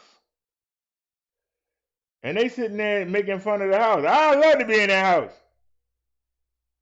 You know what she talking about? Shoot. You can give me a 1-bedroom one of them. I like that. It sat by itself. Had its own yard. Yeah, look at them living down there in them neighborhoods. Shoot, I'd love to be in a house like that. Yeah, you can just tell them. But the woman had a job. She was a school security guard. You know, instead of getting that car, she should have got them a bigger house.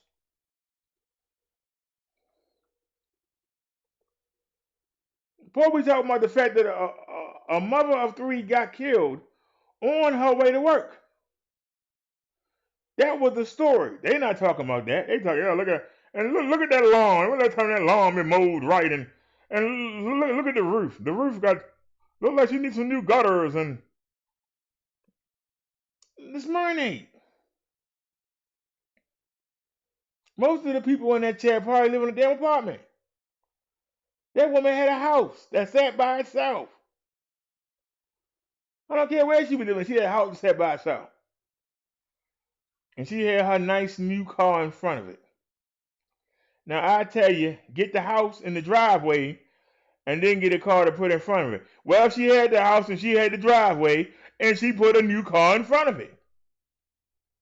But you didn't want to talk about that. You were, and look at that. And look at the things the kids got the stuff in the yard, take it in the house, and all that stupid stuff. Because you want to feel better about yourself.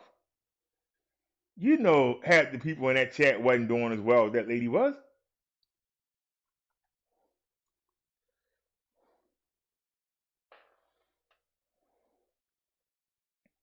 She had a job. She took care of her kids. She had a house that sat by itself. Not an apartment, not in the projects. She had a driveway, and she put a car in the driveway. And because she did all that, somebody who wasn't trying to do nothing took her car and killed her.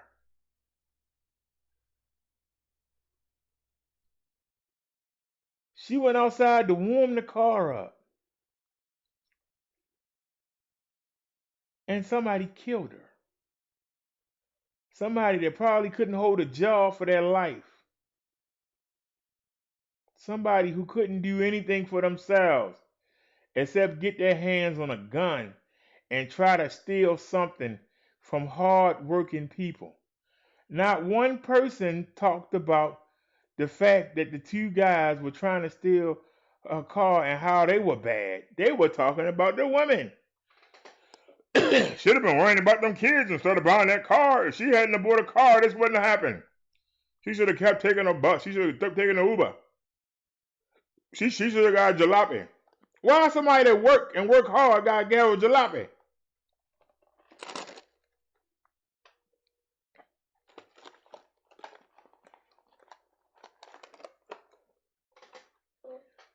I thought this country said you work hard so you can get what you want. If she wanted that car, and she could afford it, why she couldn't get it? And even though it stated the woman had a good job as a school security guard, people kept saying, yeah, the child support payment paid for that car. I bet you that's what it was. That's karma.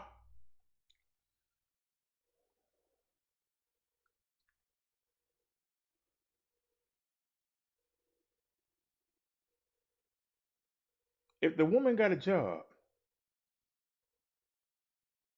and she got a house for the kids to be in, and she got transportation to take the kids around in, what is she doing wrong? Other than not being able to pick a decent man, what is she doing wrong? They ain't talking about that though, but what is she doing wrong? It should be getting married and have children, but other than that, what she do wrong?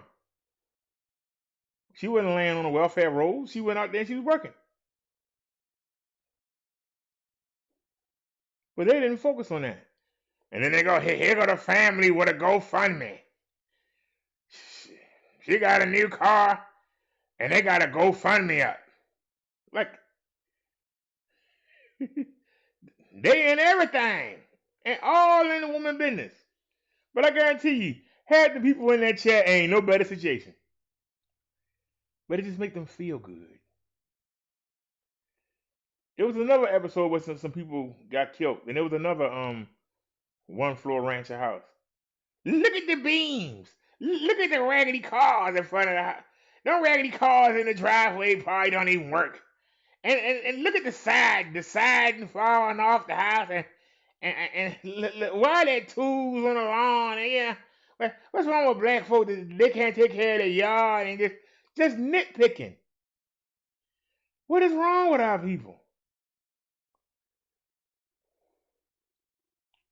Yeah, I saw him talking about he had blood, he had fake blood, and he in that damn room.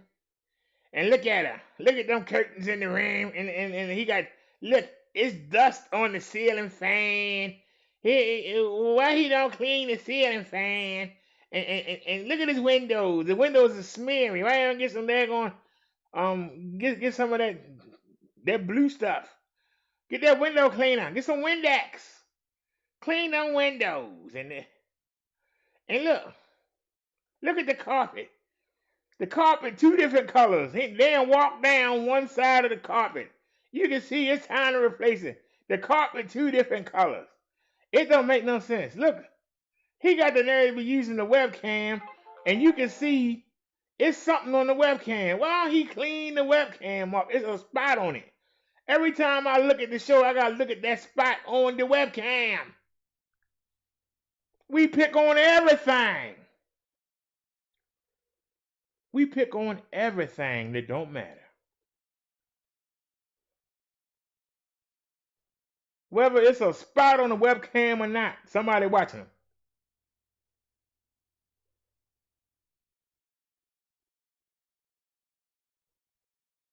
If it's dust on the ceiling fan, it's not in your house, you're not inhaling the dust. Why do you care? If y'all think I'm lying, go look at some of these other chats.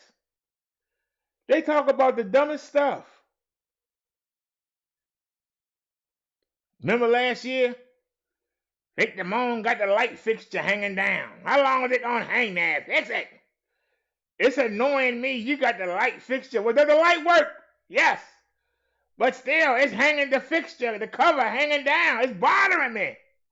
Why don't he just fix it? Oh, it's killing me. Fix it. Wait a minute. I got 2 notifications from eBay back to back. Oh, they telling me that the mask got delivered. Oh, well, thank you. Thank you for telling me that now at 12:47.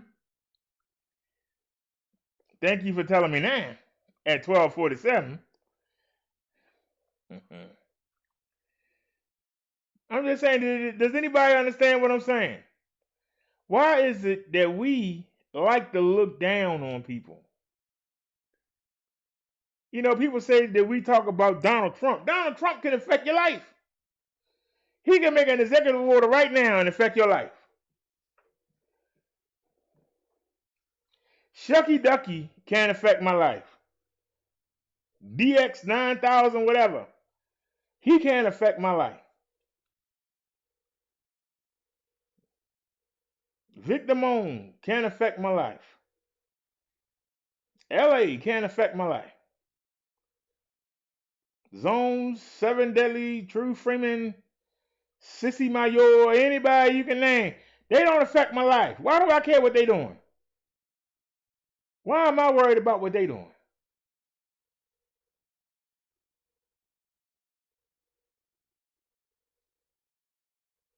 Why should I care what they doing? How does what they doing affect me? How does me worrying about what somebody else doing, how that's going to help my life out? They don't want to change what they doing. So how does me running behind them, how does that affect their life? How does it affect mine?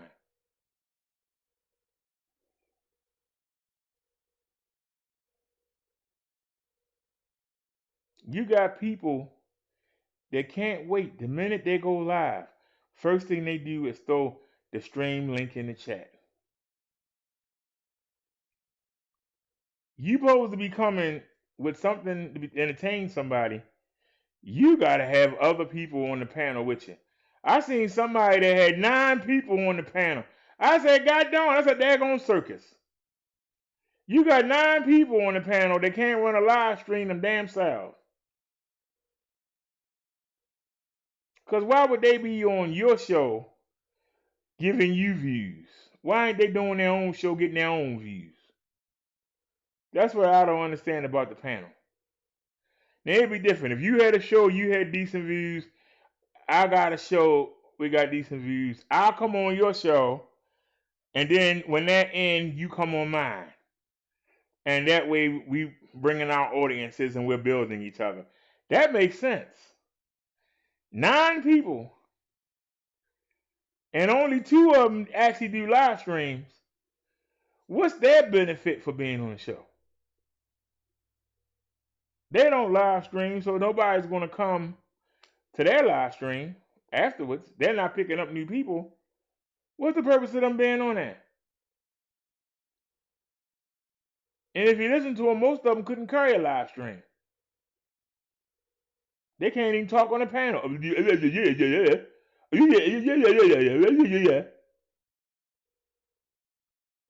So what's the purpose of them being on your live stream? They not getting nothing out of it. What are they getting out of it? The person who holds the live stream, the content creator, even though they ain't creating no content, they get something out of it because the people coming to listen to these people talk. But what do the people on the panel get out of it? Especially when they're on live stream. At least one thing I say about the other side, I told y'all a woman wanted me to be at every one of her lives. But I asked her, you coming to mine? No, I got to go over to this live. I said, okay, well, I'll go on later then. And you don't come in? Oh, no, I go to that live. Well, what about after that? No, I got to go to J Live.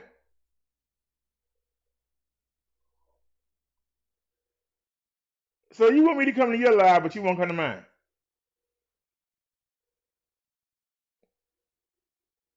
I'm in your live and I'm keeping everything because everybody hit dull. But I'm in your live keeping the stuff going. But you can't come return the favor. No, when I get a chance. Okay, well, I'll catch you when I get a chance. But yet, you got people that sit there and go up on a 9 or 10 panel on one thing and don't get nothing out of it. Somebody invited me to go on a panel. What am I going to get out of it? The half-dead people that watch that person not going to come over here. They're not going to be able to process real information. All they know is they're not going to be able to come over here and have an intelligent conversation. Because all they want to hear is and then the more we try to do information, the more they're going to try and rev it up. What's the purpose of me going over there? What am I going to get out of it? Nothing. Because anybody that did come over here, they wouldn't last long. What's the purpose of going over there? When I first came in back in 2017, I used to want a one-on-one with Tammy Sotomayor. Until the woman in Atlanta dropped me them screenshots. And that was in February of March of 2018.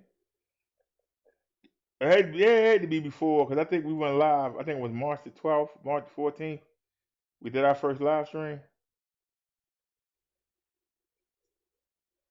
But explain to me,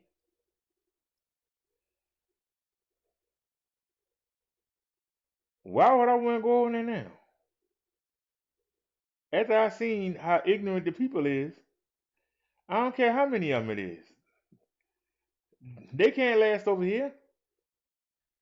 They can't carry on an intelligent conversation. They would have to muck it up. They would have to start drama. Because that's what they want. They don't want to have real conversation. They don't want to learn nothing. So what's the benefit of them coming over here? Why would I waste my time? And why would I do that to y'all? Why would I want them to come over here and nag y'all to death? We trying to talk about something, they come in here, yeah. What you doing over here, Facts of Life? I saw you in another chat. Why you over here? Hey, Neil, how come you here every day? Why don't you never come over in another chat? Yeah. Well, why would I want to bring y'all that noise? You see what happened when we talk about somebody that trolls come in here. Imagine if I went on somebody's panel. How many trolls would come in?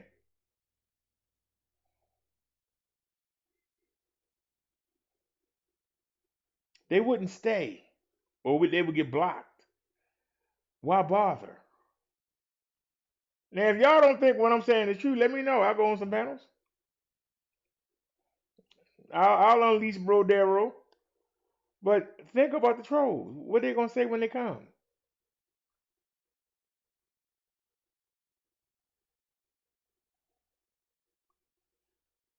The majority of them trolls won't even come over here. And the few that do, they get handled so fast they don't come back. Y'all know we used to get trolled something awful. Remember? Those of you that were here, y'all remember we got trolled pretty badly. But when I started addressing them, they ain't had no ammunition. Because see, they can only tell you what they heard. They can't tell you what they seen. They can only tell you what they heard. Well, I heard we was getting a stimulus back in May. It's the middle of December. We got a stimulus. Don't tell me what you heard. Come over here with what you know. If you don't know what date we can start looking to get our stimulus check, then don't say you know. Because you don't know. We don't want to hear what you think. You telling me something. Tell me something that you know. Well, I heard. I don't care what you heard.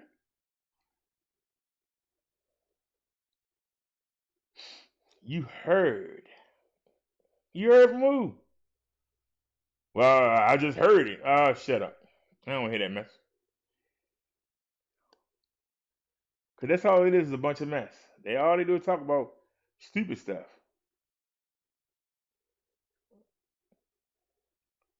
And they forever telling you they're going to go roll up on somebody's job. They're going to meet somebody at the park.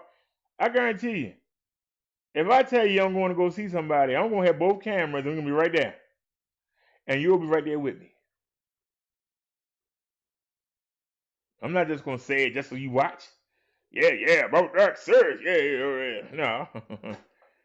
You ain't going to have to say Brother Dark, sir. You going to see Brother Dark, man, sir. That's the difference.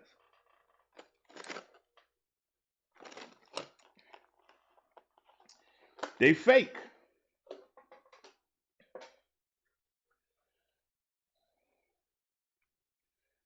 People are fake. They ain't no good. They useless. They entertainers. Well, go entertain. You know. But if I want to see a comedian, you know, I'd rather go see Dave Chappelle. I'd rather go watch Chris Rock, Richard Pryor, you know, Eddie Murphy. At least good entertainers. I don't want to see no half-deads.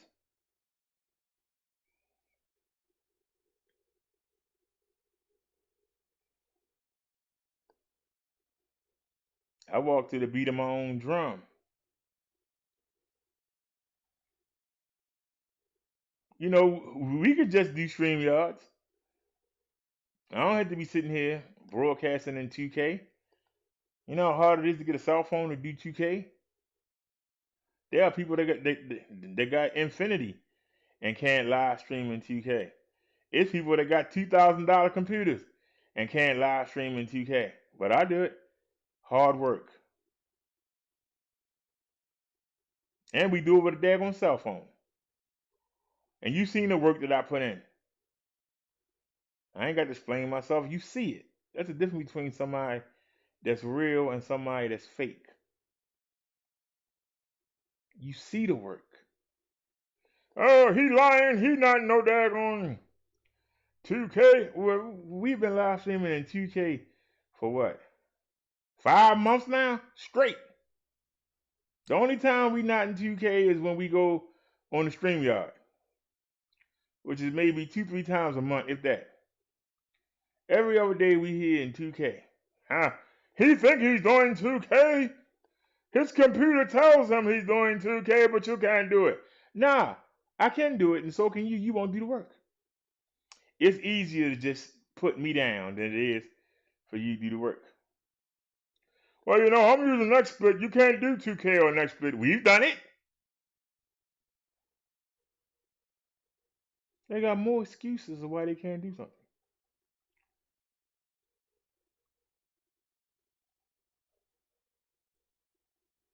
I'm doing 480 because I'm live streaming and recording at the same time.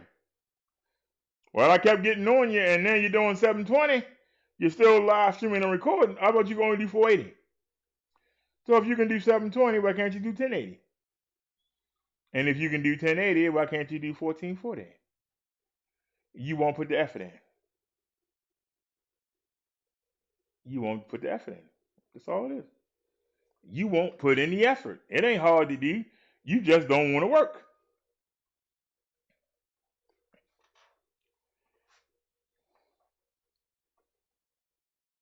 These past 2 weeks, I've known more about headphones than I ever wanted to know. And I'm still trying to decide because I can't find no definitive answer. Is it better to have one big 40? Is it better to have one big 40 or 50 millimeter driver?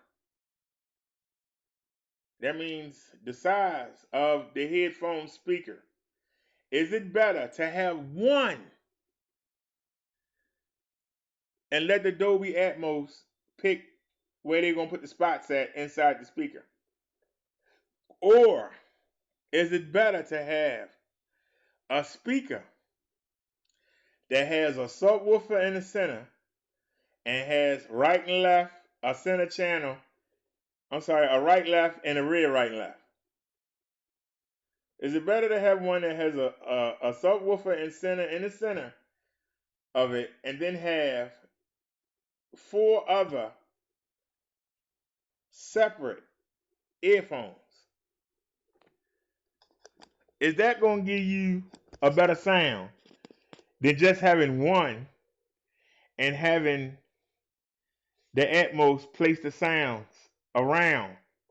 Just place the sound, place the different sounds and objects around you from up to down, left to right, in a circle. Or is it better to have a small one in the center and then have 4 small ones go around it, and then it can put it in each speaker in your ear? Which is better? I can't find nobody to tell me a definite answer. But they do have a speaker that does just that. And I saw a good deal on it. I think $60 is too much, but It's supposed to, it got 5 different speakers in one. Is it worth the money? Is it worth the money to have, just imagine, if you got a 5.1 system, imagine having one on each ear, because that's what it is. Is that better than just having just 2 big drivers and let the driver divide up where the sounds go, or to actually have 5 individual drivers? Does anybody know? Does anybody help me out? I can't find the difference out. We going to make our decision come tomorrow. Tomorrow, when that transmitter / receiver, which means it does both, not one or the other, it does both. It can receive and emit Bluetooth, not just in one direction. When we get that transmitter, if I can connect it to the computer right through the head, right through the jack, and I can take the information, because I got a splitter. It's a splitter right here on this one. I can split it and have the information come out. If I can use the microphone, mine's in the box over there. I ain't even, but this is my neighbor's. If I can use the mic that's on here and listen at the same time, then we're going to kick out the Doski and we're going to get the fancy headphones. If we can find something reasonable, anything around $40. If we can't, then we're just going to reorder the ones that got lost. And I'm going to have to call UPS every 5 minutes and say, you here yet? Did it get here yet? I'm sitting out here waiting. It's cold. Did it here yet? Because that's the only one that I saw on Amazon that had the flip down microphone that was Bluetooth that wasn't over $100. So we'll keep looking. But right now, as you see, I keep updating my hardware. Why do I keep updating my hardware? Who was I told to watch? I was told to watch either Sissy Mayor or Vic Damone. What do? They update their hardware. Somebody even said, you can't be like them. You're not. I'm not trying to be like them. But I was told, look at them to learn how to run a show. Don't pick up none of their habits, but just look at them and learn how to run a show. I didn't know how to run a show, but I did. What did I learn from Sissy Mayor? Oh, I got a whole room full of equipment I ain't even used. I came here with plenty of stuff. You got YouTubers here that come with nothing and expect you to help them to get it. I came here with it. Look at all these laptops I got laying around. I got a whole room full of musical equipment I ain't even touched. I got all this stuff sitting here. I got all these laptops here. I just bought this new laptop from Best Buy. Check it out. Look at how I'm running this here.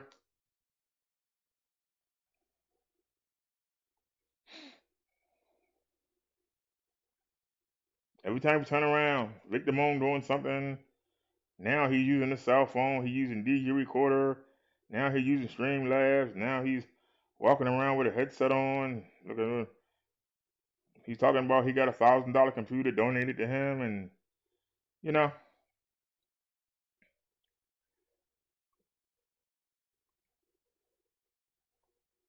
Also, you got to remember, we had of the supposed 4 horsemen, Nat B is a computer expert.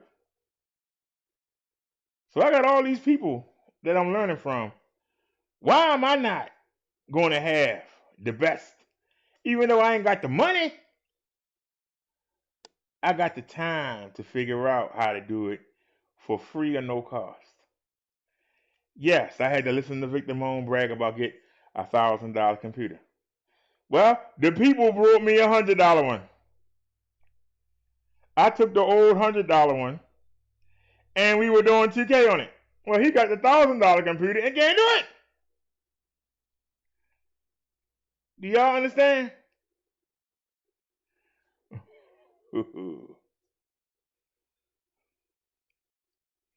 Chung Lee said she'll fix the bike because it's faster to go to the store, more important than headphones. I agree. I agree with you, Chung Lee.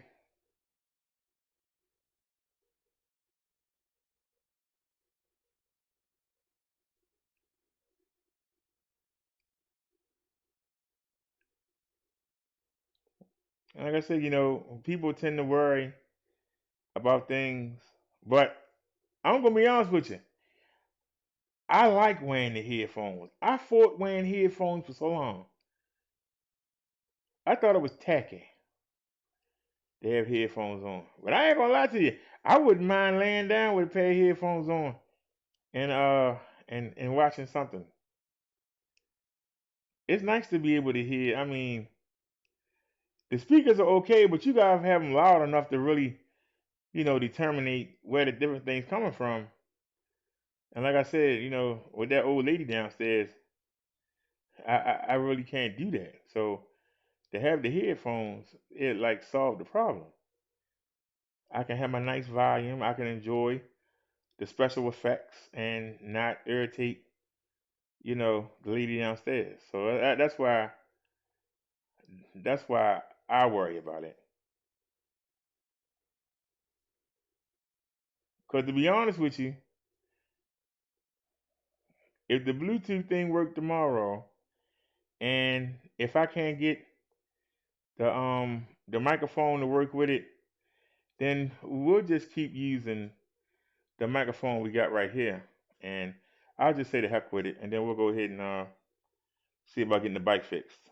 But tomorrow is D-Day, because I ain't gonna lie to you, I would love to be able to lay down and watch TV and fall asleep. And that way I ain't got to worry, because you know how YouTube is, it keep playing. So you fall asleep and they just keep playing video after video after video after video after video. And then I gotta hear, you had TV on all night. It's nice that you got the headphones on for your show, but then you get off the show and then you turn, the speakers on, and then you sitting there and got the thing going all day all night. So it would be nice. We're not done, Chung Lee. We're not done. We're not done. We're not done with the headphone situation. Yeah, I'm wearing a pair of headphones, but we're not done. I want to be wireless. Now, this adapter that's coming, it was only $7. Supposed to be here tomorrow. If it worked and I can connect headphones to the computer, we straight. But if it can't, then these going back to Walgreens. And so is that Bluetooth in the box over there. They both going back to Walgreens. And I'll just go ahead and order a real pair, and I'll be done. I just want a real pair. These are cheapy. Now, if I can't get the Bluetooth to work, all bets are off. We're just gonna go ahead and stay with the wired, and then we'll move on. But if I can get it to work, and I think this is going to work, I think I got the wrong thing. This is for cars. I got the wrong thing.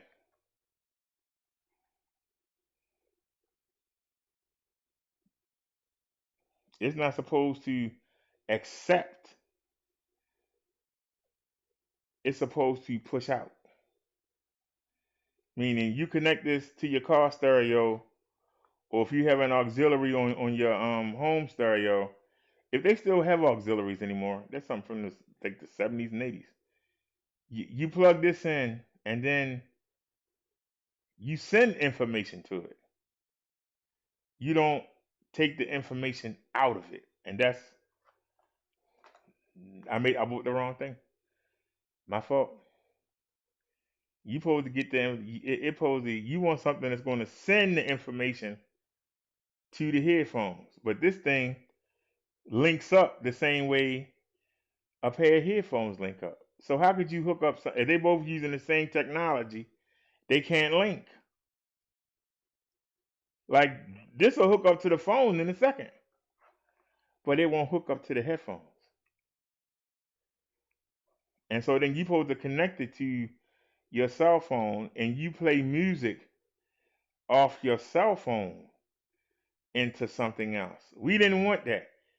We wanted the information to come out, not to go in. Y'all understand what I'm saying? We want the information to go out. I bought the wrong thing.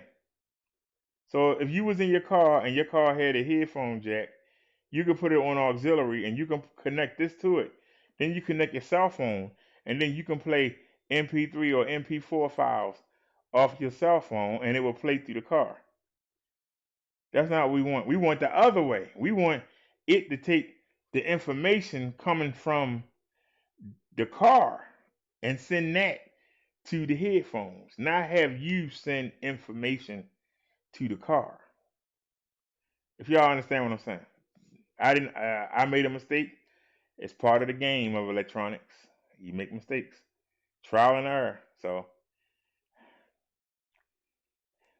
I made mistakes. Chung-Li says I will see what I can do in a couple of days for the tire only. Tire. I got to feel better. Well, take care of yourself, Chung-Li. That like I said, I personally wouldn't mind laying down and going to sleep. Because I always doze off watching TV. And so it would be nice to just doze off. Even if I wake up and the headphones is on the other side of the bed or whatever, at least they're not going to disturb the people downstairs. You know? So that's what I'm aiming for. And like I said, even though we've been getting flagged all week, got done it, we were getting copyrighted all week. I love hand. But when I'm not sitting in this chair, because it's wired, I sure don't want to be laying down with all these. Even if I had one long enough, I don't want to be laying down and wake up entangled in wires. So that's why I said, that's why it's something personal. A Christmas gift to myself. A lot of, I have a speaker in the bathroom. It'd be nice to just have a pair of headphones on, even when you go in the bathroom, the shave or whatever, to be able to sit there and listen to something at the volume I want to listen to that to. Now I had to worry about somebody downstairs. That's why it's personal to me. It's for the show too. You understand what I'm saying? It's personal too. But by the same token, it's for the show also. Just like when I was in the kitchen cooking, and y'all saw me cooking. Well, you didn't see me, but y'all saw I went and made some noodles while I played that video for y'all. It would have been nice to still be able to talk to y'all and not holler from the kitchen. So these are just things, these are just things that, even something as simple, suppose y'all had donated for me to get something ordered. Instead of having to play a song and come down the steps, and my neighbors are saying, if he leaving the house, why is he playing music? It'd be nice to just go ahead down there, go out to there, and have the headphones on and be talking to you. And y'all be right there with me. These are the things that I, that I like to do. These are the things. I like to be immersive.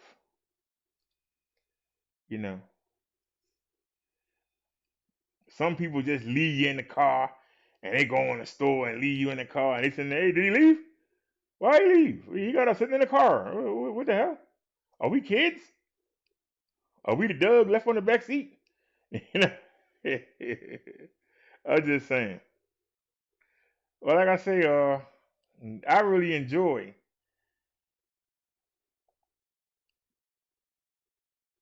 the simpler things, and I've really got into this.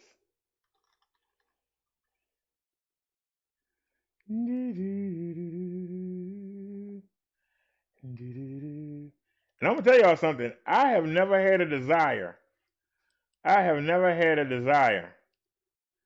to play any of these new video games, but the more I keep watching these demos, the more I want to play it.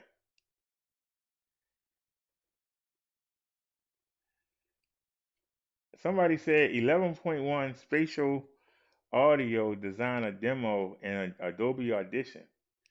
I wonder if we get a copyright for that. Let's see. It don't hurt to look. This is Nest. Yeah, of course you got commercial. I'm just curious. See, I'm always something new's always catching my eye.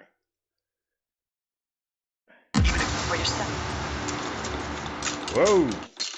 Hey everybody, Mark Edward Lewis here from CinemaSound.com. Today we're going to have a little fun with binaural space using Spatial Audio Designer and Adobe Audition. Now many of you know that Adobe Audition only allows, currently here at the end of 2020, 5.1 surround. But in binaural, and that is sounds that come to your headphones, you can do up to 24.2, way greater than even Dolby Atmos. Let's see how with Spatial Audio Designer. All right, so we're here in Adobe Audition, and if you've never worked with Adobe Audition, I invite you to come to cinemasound.com/store and get our Adobe Audition 1, 2, 3 education, which is going to show you how to do just about everything we're going to do here in Audition. All right, so I've got a track armed here, and it's just going to be this lavalier, a mono track, this lavalier from Ceramonic. And I'm just going to announce the levels, the surround tracks that we're going to be hearing. So I'm just going to put us into record.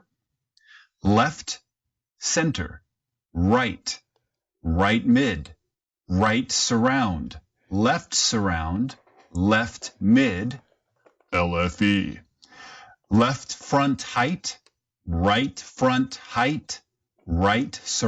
height, left surround height. All right, so let's just take a listen to see if that sounded like anything. Left, center, right mid, right surround, left mid. So that's working. And this is just, straight mono. So what we need to do now, we're going to go to the mixer. I'm going to set up a series of tracks that are going to allow us to cut each one of these into its own individual pan. Now you can do this with automation, of course, but that can be, a little cumbersome. And having tracks like this allows us to be able to have more, capabilities and things like this. So what we're going to do, that's an 11.1, right, all the way around 7.1 and 4 up. So we're going to add tracks. We're going to add, let's see here. 12 mono tracks, 2 stereo bus tracks, like so. And then we're going to label these. And I think if I get this right, that's track 7. This will be the recording. And then this will be come on, man. It's left, center, right. Can we speed up some?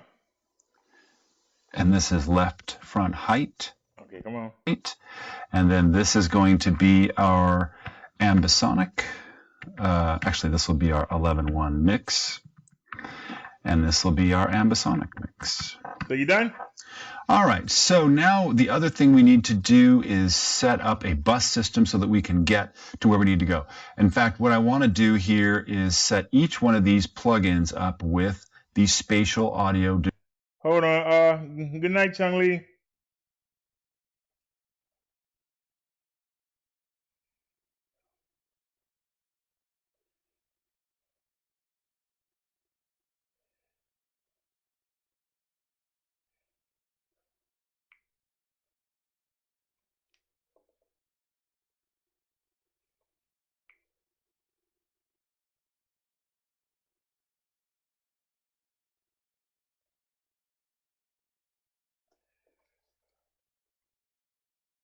This is boring. I tried. I might watch that later on. That was boring. Yeah, I'm sorry. That was boring. Put me to sleep.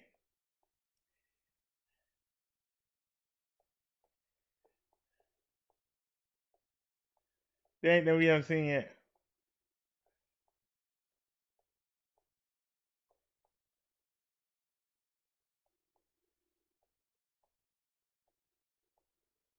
Have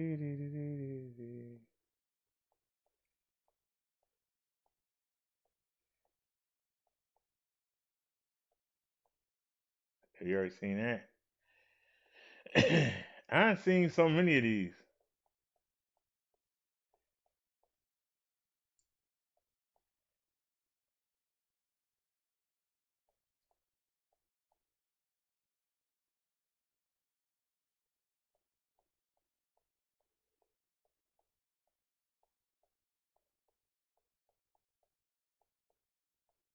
It's amazing how many of these I've seen.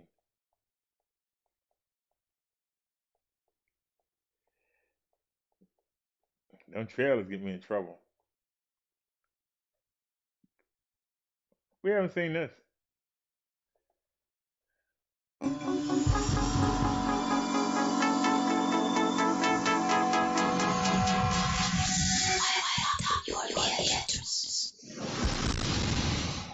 Center. Right front. Right. Right around. Back. Left around. Left. Left front.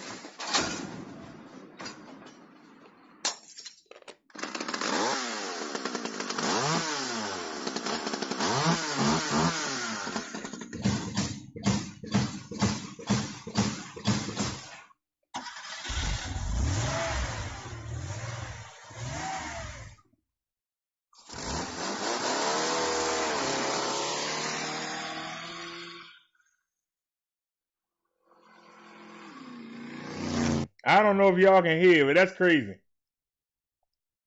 All them sounds came all around me. It was weird.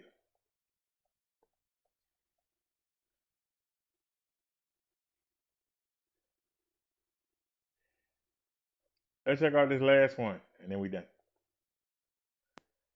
Get back to the show. I ain't never seen it. Oh, it's in 360.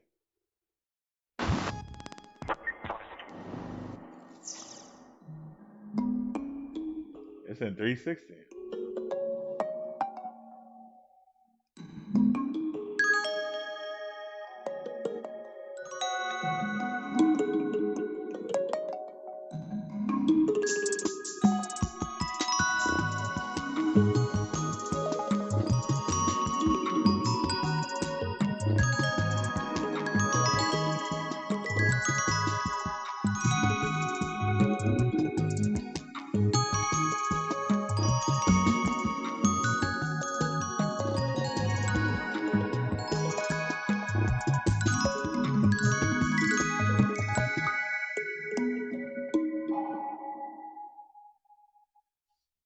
And that's it.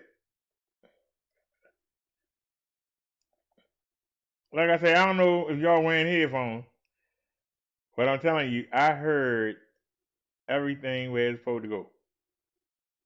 And it's spooky. Y'all might not appreciate it, but it's spooky.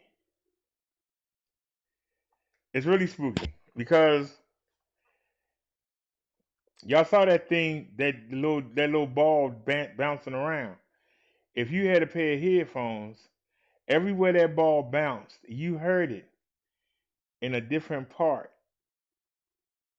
of the headphone. If it was on this side bouncing around, you heard it up at the top. If it came down to the bottom. If it just went around, it stayed in the center. It's just amazing how they able to break down the same woofer and just put the sounds in there around it and manipulate it so it sounds like it's going far away, or it's right up on you, or it's behind you, or it's over your head. I just find that amazing. And that's why we broadcast. I don't know if YouTube can handle it, but we send just that kind of audio out. So let's see. What else do we have bookmarked to watch? It's almost time for the CV numbers. We already did that. We already did that. We already did that. We already did that. We did that. Oh, we covered everything. Cool. All right, so let's get to the CV numbers, everybody. Everybody roll out. My favorite part of the show. CV numbers. We got 15 million. We about to hit 16 million, y'all. 15,591,709. By tomorrow, we're going to be at 16 million. That's daggone shame. 293,398 deaths. We actually might hit 300,000 before Christmas. That's not good. That is not good. All right. What time is it? It's 1 o'clock, so we got to go back to yesterday. All right, here we go. Uh-oh, California took that #1 spot. So let's go to California, in a city called Watts, where crime and CV, that's all the hell they got. I'm talking about California. They got 26,000 new cases a day. 26,000 new cases a day. 212 people died today. They got 770,000 walking around infected. Texas, 14,651 new cases. They lost 200 people. By this time, I'm going to say 200. They got 264,000 people walking around infected. Florida,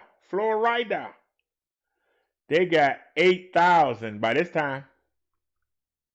8,000 new cases. They lost 120 people today. They got 377,000 walking around infected. Illinois. Illinois is going to make a run for Florida. By the second week of February, Illinois is going to overtake Florida.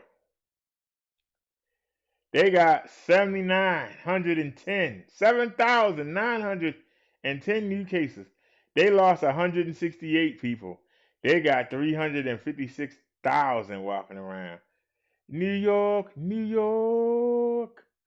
They got 9,722 new cases. They lost 91 people today. They got 277,000 walking around infected. Georgia. We on the midnight train to Georgia. They got 5,577 new cases. They lost 22 people. They got 190,500 walking around. Ohio, 12,720 new cases a day. They lost 87 people. They got 162,000 walking around. Michigan, what up though? They got 6,676 new cases. They lost 203 people today. They got 234, almost 235,000 walking around.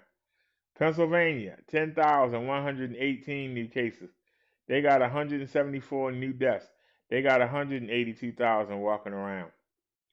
Wisconsin, 4,114. They lost 68 people. They got 58,000 walking around almost. Tennessee, Tennessee, 6,019 new cases today. They lost 100 people. They got 38,500 walking around. Ain't nothing finer than the mountains of North Carolina. They got 4,670 new cases. They lost 45 people today. They got 57,500 walking around infected. Indiana, ooh-wee, 5,385 new cases. They lost 126 people. They got 150,000 walking around. New Jersey, 5,254 new cases. They lost 87 people. They got 165,000 people walking around. Arizona, 12,314. They lost 23 people today. They got 313,052 people walking around. Minnesota, 3,051 new cases. They lost 22 people. They got 40,000 walking around. Missouri, 4,876 new cases. They lost 132 people. They got almost 248,000 walking around. Alabama, I said Alabama. They got 4,436 new cases. They lost 50 people. They got 104,000 plus walking around. Colorado, 3,971 new cases. They lost 14 people. They got 207,000 plus walking around. Nia says we headed toward 20 million. Massachusetts. Am I saying it right? Massachusetts, 4,122 new cases. They lost 41 people. They got 58,500 walking around. Virginia, 3,860 new cases. They lost 52 people. They got 233,000 plus walking around. Louisiana, 2,426 new cases. They lost 45 people. They got 45,000 walking around. Iowa,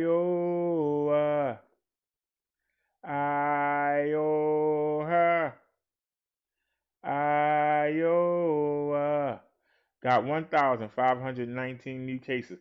They lost 196 people. They got almost 76,000 walking around. Ain't nothing finer than the rose of South Carolina.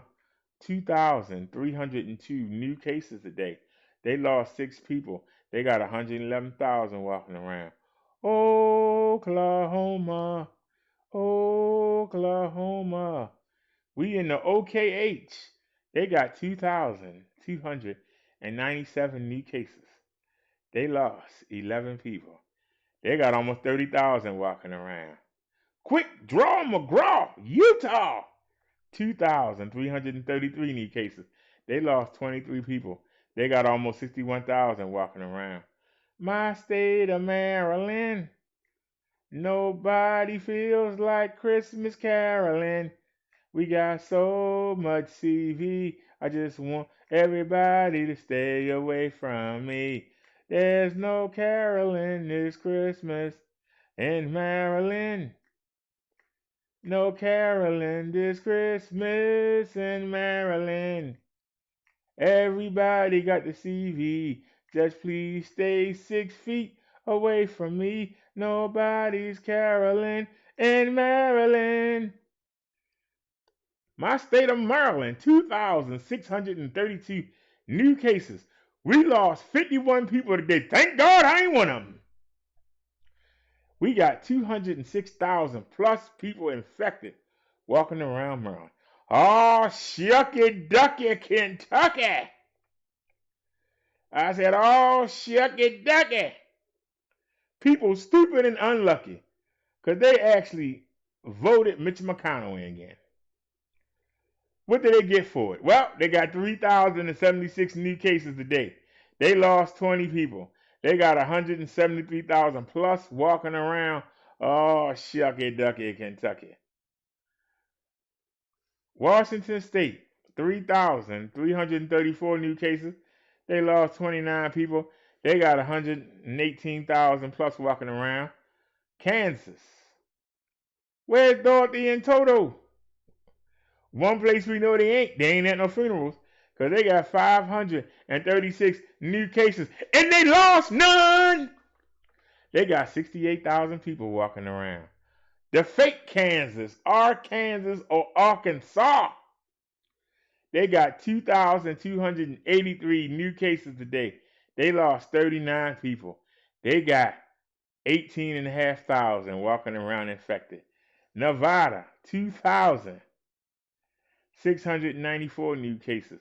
They lost 40 people. They got 82,000 walking around. You got Mississippi. You got M-I, crooked letter I, crooked letter I, humpback I. Mississippi. Mississippi got 1,732 new cases today. They lost 56 people. They got 27,000 plus walking around. No stats for Nebraska. Connecticut. How's it Connecticut when it's CET? But anyway, Connecticut, 2,414 new cases. They lost 18 people. They got 84,000 walking around. Idaho, Idaho, Idaho, Idaho. 2012 new cases. They lost 19 people. They got 16,500 walking around. New Mexico. I said New Mexico. New Mexico, no stats. Oregon, 1,294 new cases. They lost 35 people.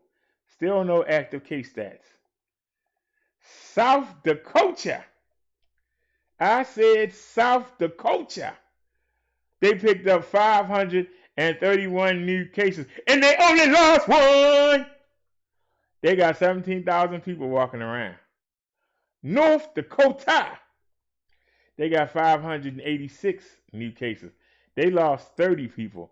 They only have 5,000 walking around. Wow. But South Dakota lost one. Montana. 755 new cases a day. They lost 21 people. They got 17,500 infected. Time to roll that R, because we going to Rhode Island. I said Rhode Island. We got 1,249 new cases. They lost 22 people. They got 61,500 infected. West Virginia. Where's Jenny at? West Virginia, 932 new cases. They lost 29 people today. They got 20,000 walking around. Delaware, 753 new cases. They lost 10 people. They got almost 22,000 walking around. Wyoming, they got 490 new cases, and they lost none. They got 4,961 walking around. You got Alaska, 562 new cases, and they lost none. No stats for Alaska for active. New Hampshire, they picked up 807 new cases today, and they lost none. They got 5,800 walking around infected. The District of Columbia, they picked up 270 new cases, and they lost none. They got 6,000 walking around. Hawaii,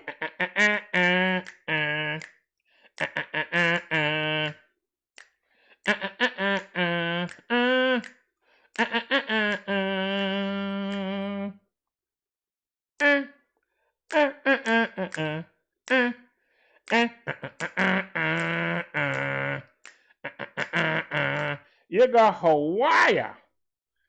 The state of Hawaii, they picked up 53 new cases a day, and they lost none. They got 5,200 people walking around that island. It's a pain to live in Maine. It's such a strain to be a resident of Maine. It's so boring, it will leave you snoring. It's such a strain to be in Maine. 274 new cases. They lost 12 people. They got 3,500 people walking around. Vermont. Dun, dun, dun, dun, dun, dun, dun. Dun, dun, dun, dun, dun, dun, dun, dun, dun, dun, dun, dun, dun, dun. Not hard country, the state of Vermont. 100 new cases, they lost 4. They got 2,000 plus walking around. Uh-oh, it's time to roll that R. Puerto Rico, can we do it again? Puerto Rico, they got 1,194 new cases. They lost 3 people. They got 52,000 and a half people walking around.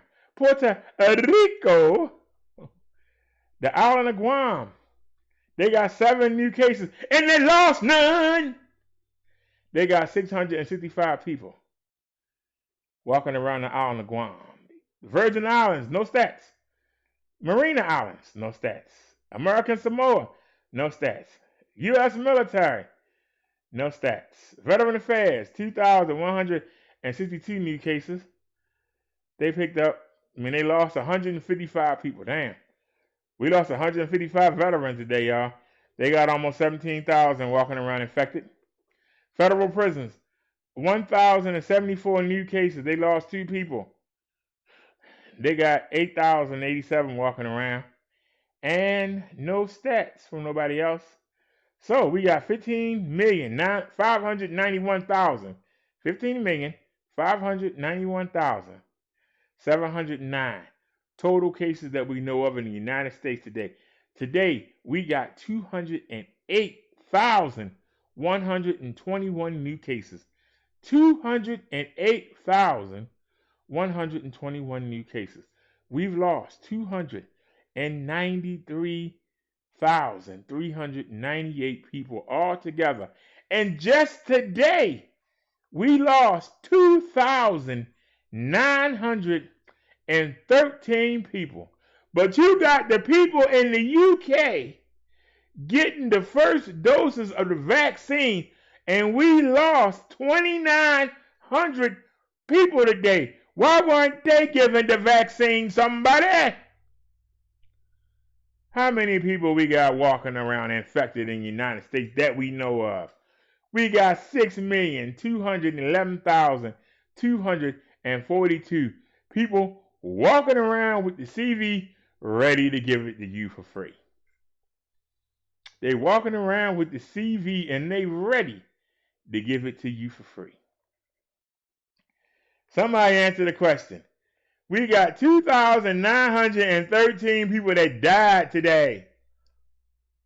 Why is the UK getting the vaccine first? Where you at, Trump? Where you at, Pence? Where the Republicans at? Does anybody want to answer that?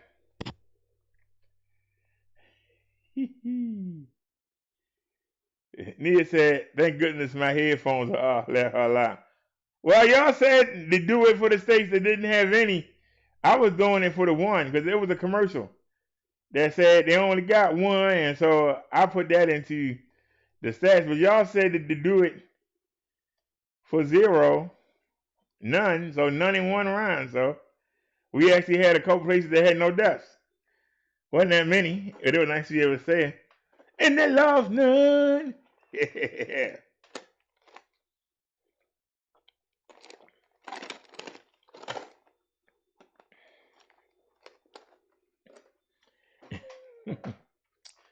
What you mean your headphones were off? You see I got the levels down. It's not going to distort. I can yell all day. It's not going to distort. Unless you wearing some cheap headphones, you're not going to get a distortion. Like I say, a lot of y'all don't see the value. But I tell you, if you'd have told me 2 weeks ago that I would enjoy wearing headphones, I'd have told you was crazy. I like the fact that when you wear the headphones, you forget about what's going on around you. You don't get distracted as much. But like I said, I keep hearing this cord rub against my shoulder. And if I can hear it, that means y'all can hear it too. So hopefully after tomorrow, we won't have that problem. And if not, I'm going to figure out a way to tape it or something. But either way, it's going to dangle and rub on something. So I'm trying to think, is there a way you can like tape it or have it hang out or something like that? Maybe I can wrap it around that microwave and just have the cord hang out. But then if I lean too far, is it going to snatch the headphones off my head? See, when you get into stuff like that, you know, nobody want to sit in the same place all the time. And that's why, you know, we be here so long, 4, 5, 6, 7, 8, 10 hours. Person get tired of just sitting in the daggone chair in one spot. It'd be nice to, you know, put a video on and, you know, lay down and still be able to talk and just watch it on the big TV and be talking to y'all, you know. You ain't got to be on camera all the time. You know, just most of the time to engage the people. So, all right, let's see what's going on. Wait a minute, we still had one more video, but where is it? Because where is he at? Why haven't we seen him? Right there. I know I bookmarked it, I just don't see it. There he is. All right, y'all, it's Jimmy. It's Jimmy. It's Jamie here with your second stimulus check update, and we have breaking news coming from senators regarding stimulus checks, coming from Mitch McConnell and the Democrats regarding making a possible deal without certain stipulations, and surprising news from the White House regarding stimulus checks that nobody expected. I'm going to give you all the details of it in this video, in addition to another state that is passing $1,200 stimulus checks that has already been approved and is going to be going out right now. So this is going to be a good one. Lots of information in here for you. Make sure you watch to the end because there is a lot. And almost all of it is, all of it's regarding the stimulus check and stimulus package. And most of it is very good news. So if you're new here, make sure to subscribe down below and give this video a like so you don't miss out on new videos. Flip that, reverse it, and yeah. Okay, first up, let's start with some good news and then some conflicting news. Mitch McConnell, Senate Majority Leader and leader of the Republicans in the Senate, is suggesting dropping the biggest sticking points of this next stimulus package to make a deal faster. The two biggest sticking points are the Democrats want money for state and local cities. Some of that money does come back to you in stimulus checks, which I'm going to announce at the end of this video, another state that is. A lot of these states are doing rental assistance. The Democrats want hundreds of billions of dollars for state and local assistance. Mitch McConnell is suggesting dropping that, and in addition, his side will drop the liability protections that Republicans have been pushing for that Democrats don't like. The liability protections basically makes it so businesses can't be sued for somebody catching the virus potentially at their place of work. Trying to even prove that is a nightmare. Or when they are able to sue, they can always sue for the actual damages they've incurred. So, for example, if they had $5,000 in medical bills and maybe they missed out on a couple $1,000s in work and stuff, they'd only be able to sue for, say, $10,000. They won't be able to sue for like an additional $1 million in, you know, pain and suffering damages on top of that. That's where the liability protections. The Republicans are pushing for about liability protections. The Democrats don't like it. The Democrats are pushing for hundreds of billions of dollars in state and local city funding, and the Republicans don't like that. Mitch McConnell is basically suggesting to throw both of those out of the next stimulus package because those are the main two reasons that they don't agree on. Those are the two biggest parts that basically have the most confliction between the Republicans and the Democrats. Mitch McConnell is proposing, let's just get those out of this bill. Let's pass this bill. We're going to talk about stimulus checks here in a second because there's a lot of news on stimulus checks. But it's actually not a bad proposal because it's throwing out one of the big things for the Republicans and the Democrats to make a deal faster and actually get a deal passed within the next, 7 to 10 days, this week or next week, actually get this done. Personally, I think it sounds like a pretty good idea. I don't agree with Mitch McConnell hardly ever. He's being called the Christmas Grinch. I actually had some of you guys send me some Christmas memes on him, basically saying, call the Grinch with his phone number. I thought that was pretty funny. But I think this isn't really a bad idea from Mitch McConnell, but the Democrats aren't really going for it.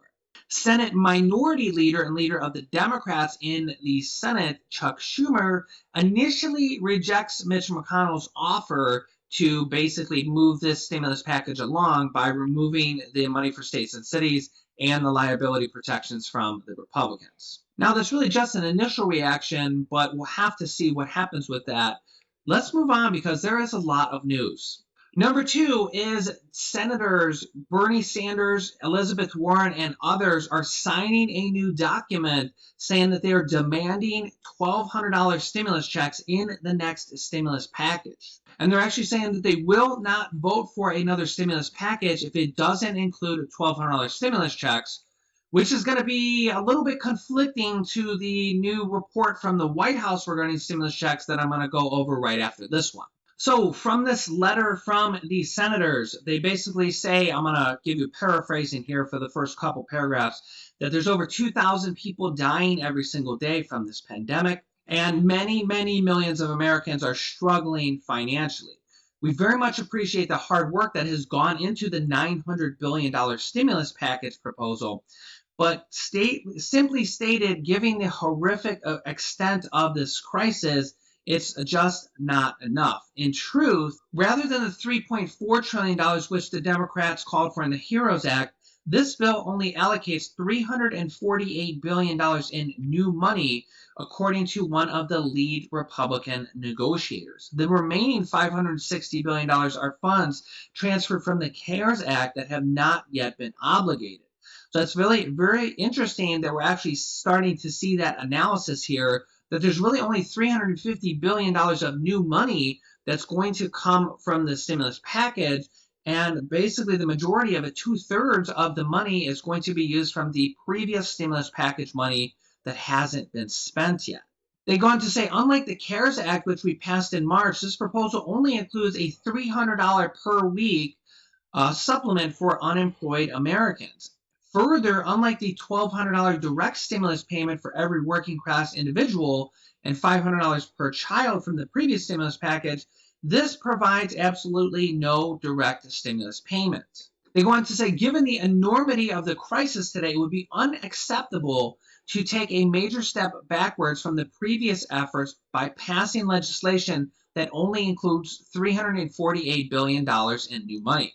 The American people need help, and they need help now. We agree with President-elect Biden that a $1,200 direct payment should be included in this proposal. We also feel strongly that should not provide immunity to corporations who endanger the health and lives of their employees. Please join us in demanding that any new stimulus package includes a $1,200 direct payment to adults and $500 to their children. Further, please work with us to make certain there is no language in this bill to give liability protections to corporations who threaten the health and safety of the workers. As you can see here, signed by multiple different senators. And again, there's only 100 senators. Earlier, I reported that Senator Josh Hawley, who is a Republican, actually spoke with President Donald Trump regarding stimulus packages need to be in this next stimulus bill, and that Trump should veto any stimulus package that makes it to his desk that doesn't include a direct stimulus check sent out directly to Americans. Now, this is where it gets interesting because we're now starting to see the White House actually pushing for stimulus checks, but it might not be what you expected. Washington Post posts a new breaking story that the White House is pushing Senate GOP, aka Senate Republicans, to include a $600 stimulus payment in the next relief package. As you can see, White House officials are asking Senate Republican leadership to include stimulus checks worth $600 in the emergency economic relief package currently being debated by Congress, according to two people granted anonymity to share details of the private deliberation. As we know, Senate Majority Leader Mitch McConnell did not include a second stimulus check in this package at all, and actually wants to have less than $900 billion. So anything that comes from Mitch McConnell does not include a stimulus check. So the question is this better than nothing? Senior Republican leadership in Congress are listening to the White House officials push for the inclusion of stimulus checks, the two people said, a provision broadly supported by Democrats. President Trump has privately indicated a willingness to send another round of stimulus checks, as much as $2,000 in the past, according to one person in direct communication with the president. Well, this is very interesting and pretty much came out of nowhere that the White House officials and President Donald Trump are actually discussing a stimulus check of $600 with the Senate Republican leaders, aka Mitch McConnell. However, it's only $600. It's not at least the $1,200 we expected, but Mitch McConnell wanted to include $0 for stimulus check in this bill. And of course, we have the other senators who are demanding a $1,200 stimulus check to be put in this package. Honestly, all of this is really good news because we're seeing more and more support for a stimulus check that is not included in the package. So any support that we get saying, hey, we need stimulus checks in this package is much better than no stimulus checks in this package. So first things first, we really want to hope that they put a stimulus check in the package, because right now there's no stimulus check in the package. There is money for mortgage and rental assistance on a federal level, which will ultimately come back to some people. We don't know the details of that yet. There's $4 billion in student loan forgiveness, $26 billion in there for food assistance through different food programs that you might be able to claim. And there's money in there for states and cities. But again, they're kind of quabbling on that along with the liability protections. So really, there's a proposal to drop the state money and the liability protections, which would be good because it would speed along this process. The liability protections really doesn't get money in your pocket, and the state and local cities will get money in your pocket, but only a portion of that comes back around, and it typically comes back around later. The stimulus checks, it's really good news that we're seeing both Republicans and Democrats and the White House now saying, wait, we got to put stimulus checks in this package. How much it's going to be, we don't know yet, but honestly, just a few days ago, they announced this package and there was no stimulus checks in there. So it's better to have something rather than nothing. Of course, I would rather have everybody get $1,200 or $2,000, but at this point, we'd be happy to get something better than nothing. Joe Biden says they're going to pass multiple stimulus packages in January and February going forward, and that this package is just a down payment. So it's really good news that even Republicans in the White House are now saying, hey, we can't pass this package without a stimulus check in there.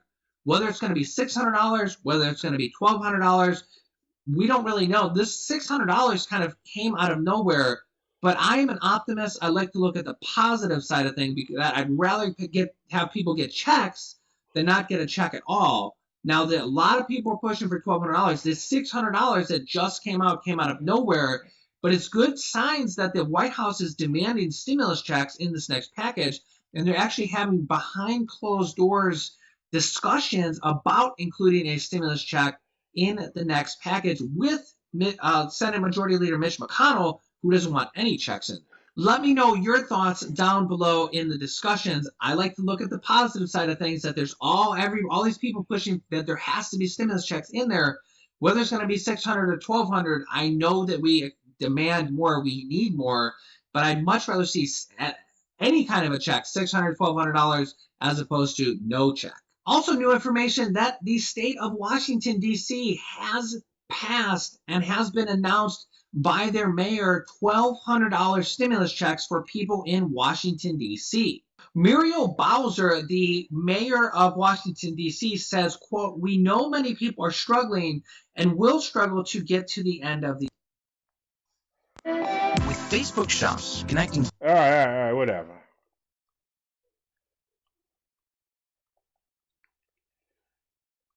Hey, what's going on, Jasiah?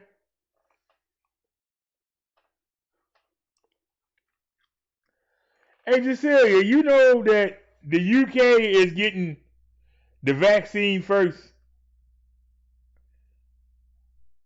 We had 3,200 people die, over 3,200 people die today. Just today. And the UK is getting the first batch of the vaccine. How that make sense? 30. And it, 3,000 people died in the United States.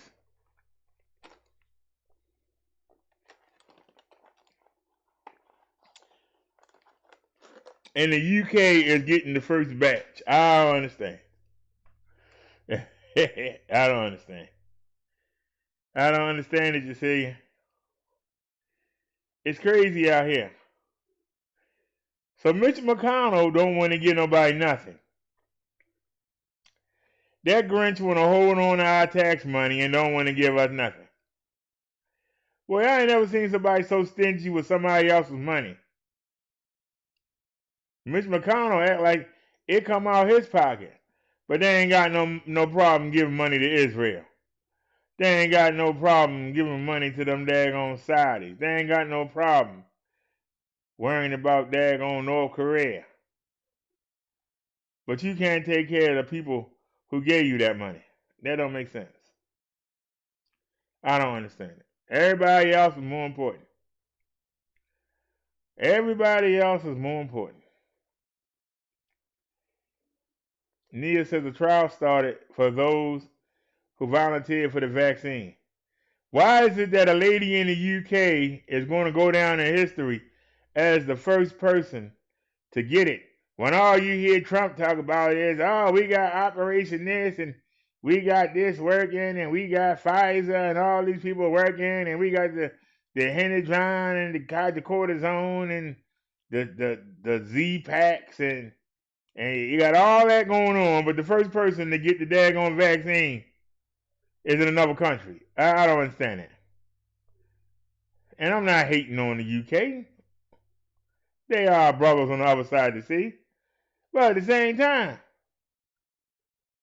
you got a president who did nothing about the daggone virus and put all his hopes into the vaccine. And now we got the vaccine, but yet the UK using it first. Somebody talk to me. We got people dying, thousands dying every day. And let somebody else. Them people might could have been saved if they would have got the vaccine today. We could have saved 3,000 lives. Cecilia says, I'm not going to be allowing myself, children, and grandchildren to be vaccinated with Pfizer until Cambridge, UK own is ready. Look here, man. We lost 3,000 yesterday. We lost 3,000 today. That's 6,000 people in 2 days. If they would have been given the vaccine, maybe they wouldn't have died. That's a lot of lives. And if we lose another 3,000 tomorrow, and we lose another 3,000 Thursday, and we lose another 3,000 Friday, and we lose another 3,000 Saturday, and we lose another 3,000 Sunday, and then they start passing it out on Monday, how many lives is that lost when they should be handing it out right now as we speak? That's what I'm asking. So screw them people that's going to die. You should have held on. You ain't our problem. We just, that's what irks me. Don't want to give everybody a right mask. Don't want to have a place where everybody can learn, have it fitted on their face, and be taught how to use it. You're not handing out hand sanitizer. You're not sending families Clorox bleach for free. You're not helping out with nothing. You don't even want to give a stimulus check so people can pay their rent and mortgage and not get evicted or anything. God darn, boy, they ain't doing nothing. But the people in Canada, they getting $2,000 a month. They ain't got it for the past 6 months. We ain't getting nothing. That damn shame. Cecilia says that BDS, I want to make sure Bill Gates has not got his chips in it. I don't care who make money off of it. If we losing 3,000 people a day, that's a lot of people, Cecilia. Did you see the numbers today?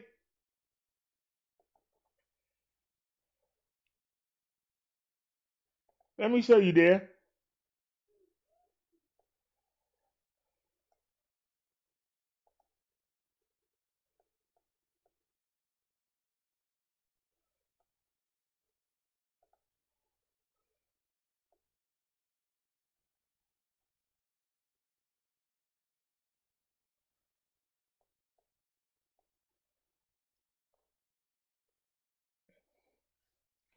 Do you see that?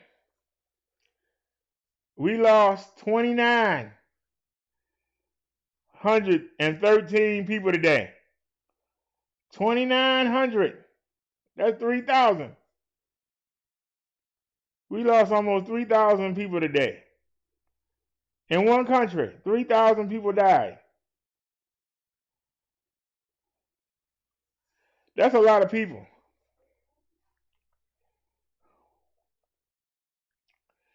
Cecilia says, that is exactly the opposite word, maybe. They will or will not die. You and I don't know. But I know when you bleeding like that's a lot of people. And look here, we got 208,000 new infections today that we know of. Those are the people that took the gall to go get tested. For everybody that don't get tested, there's 5 people that won't. Whether they're criminals, whether they're illegal immigrants, whether somebody looking for them and they owe child support or something, 1 out of every 5 people will never go to the hospital. They will never go for testing. So you got to assume whatever that number is, you got to time it by 4. So if we got 208 new cases today, you have to assume that we have 800,000 new cases today. You have to assume that. If we had almost 16 million people infected with the COV, you have to assume that we've had 60 million people infected that never came and got tested. You have to assume. That's what makes this dangerous. That's what makes this so dangerous. And the fact that we got a vaccine and the president been waiting for a vaccine instead of trying to do anything to stunt the growth. And now, BDS said it's not making money and worried about it's the identity cloning and Bill Gates' sinister ambitions about population control. Well, if he wanted population control, then he wouldn't help with a vaccine. Because if you losing 3,000 people a day, that's population control.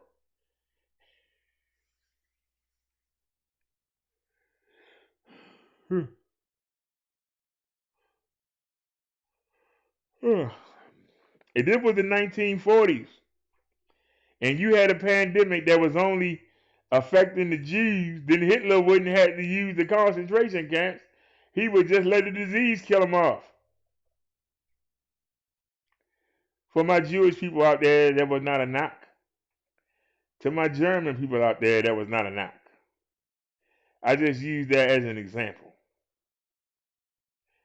I know in this sector you can't make an example. Oh, you were talking about me.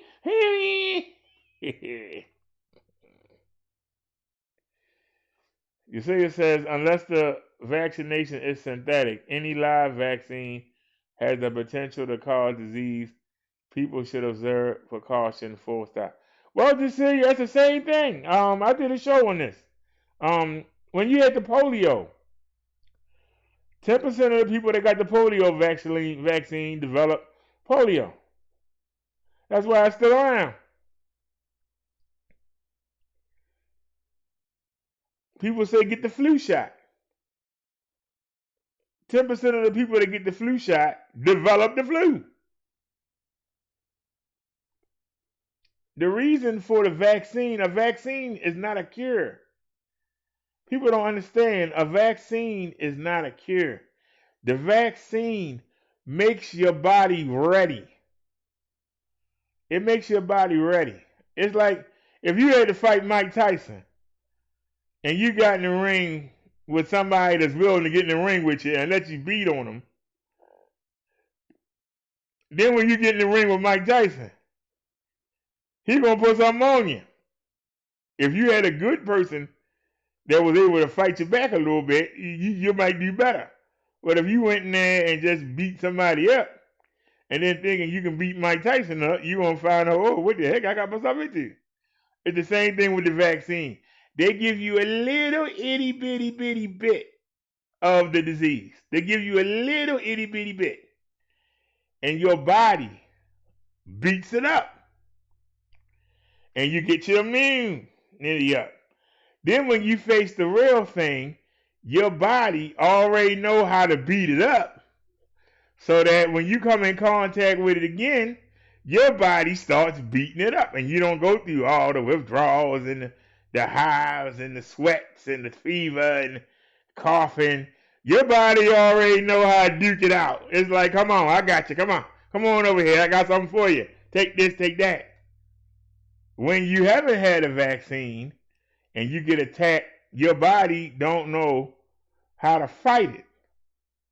And that's why you go through all those changes until your body, if it can, defeat the virus. If it can't defeat the virus, it's going to tear your lungs up so bad, and it might infect your kidneys and your liver that you got to get on the ventilator. You don't want to get on the ventilator. Once you're to the point you on the ventilator, you got a 17% chance of making it. You don't want the ventilator. So if you can, we can give you a little dose so your body can be the bully. Yeah, let me rough you up here. Come on. Let me rough you up. Then there's a chance now you got immunity. Your body know how to fight. That's what immunity means. Your body know how to fight. It'd be like if you was involved in a murder and you said, I'm going to testify. I'm going to testify for the prosecution and I get immunity. Then later on, the family find out that you made a whole bunch of money and they want to file a civil lawsuit against you to take your money. You can say, hey, I got immunity. You can't do nothing. Go ahead and get your lawyer and get your feelings hurt. I got immunity. You can't sue me. I'm immune. So even though they don't do no time because they ratted out the person that did it, they still was an accessory. But getting the immunity, that means the family can't come file civil charges on them. They are immune. Same thing with the disease. We give you a little bit. We let your body get used to fighting it. Then when you get the real thing, your body know how to handle it. And so therefore you are immune to the disease. And the disease can't do nothing to you because your body start beating it up. Just come here, come here, come here. People that don't have immunity, when they get hit with the virus is beating them up. Come here, lungs. Come here. Come here, liver. Come here, kidneys. And your body on the run.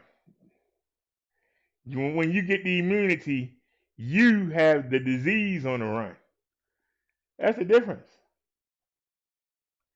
Now, if they decide to put some stuff in there to make something happen to you, I can't control that. I can just explain to you what the difference is being vaccinated and not being vaccinated. Now, the last time I went to the doctors on the 5th of November, and I got the flu vaccine. But I haven't had the flu since 2016. But I've only been vaccinated twice. So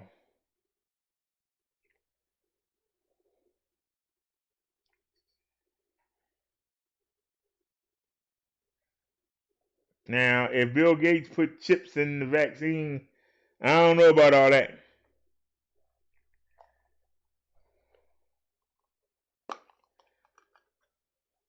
You see his stuff over there, so why you didn't go up the other side of the bed? You see the 2 boxes for the maskers over there. Why didn't you go there? It's a king size bed. You ain't had to go right there. You want to be a little smart aleck. You got the whole side of that bed over there. There was no need for you coming from this side and borrow them boxes. You being nosy. That's all it is. You being nosy. Cat. There was no reason for her to come from this side of the bed, and she knows it. Just wanted to be nosy. That ain't nothing over there for you. Your stuff coming tomorrow. Cool your heels. Cool your heels.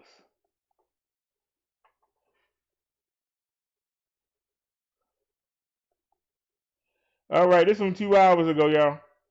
Tonight, CBS 46 is tracking slider crimes across the metro area. The latest leaving 2 people shot after they tried to stop a carjacking. This happened today outside the Peachtree Cleaners and Laundry on Peachtree Road in Buckhead. CBS 46's Jamie Kennedy live there tonight for us. And Jamie, these slider crimes, as we call them, they're becoming real concerns all over the city.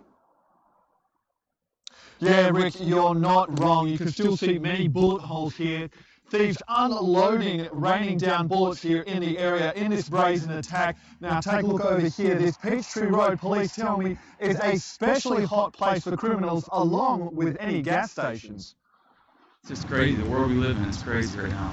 Witnesses reflecting on a brazen lunchtime carjacking that left 2 men in the hospital. It's crazy, broad daylight. Car thieves swooped in to steal a black SUV while a man was picking up his dry cleaning. The car thief was blocked in by 2 good Samaritans, and then the car's owner began wrestling with the thief. That's when his accomplices came to his aid, firing at the men and striking the Samaritans in the shoulder. The thieves going after the black SUV because it was running and still had the car keys in it, something police are pleading with the public not to do. We believe roughly 70% of the vehicles in the city limits for the year have been stolen with the key fobs inside of them at that time. Carjackings and slider crimes are a huge problem for the city. Those crimes are filed under auto thefts, which are down overall for the year, except police say in the Buckhead area. The recovering father and son Good Samaritan sent me this statement, not wishing to go on camera, saying they are so thankful to emergency personnel for the care they've received, and that while they never expected the events of today to take place, they are at peace with the outcome. Today's car thieves managed to flee in this silver VW and dumped the car not far from the incident. The owner of the black SUV shocked at how little car thieves value human lives. Let them take the car. It can be replaced. Big thank you to the 2 guys that stopped to help me. I owe them everything. That could have easily been me. Now, Michael and Tanner Pope tell me tonight they luckily won't need surgery, even though Michael still has a bullet lodged under his armpit. They're hoping they're able to get back to their beds tonight. Live in Atlanta, Jamie Kennedy, CBS 46 News. That's crazy. You doing all that to get a daggone car. How you gonna take somebody like try to take somebody like to get a car? It's crazy.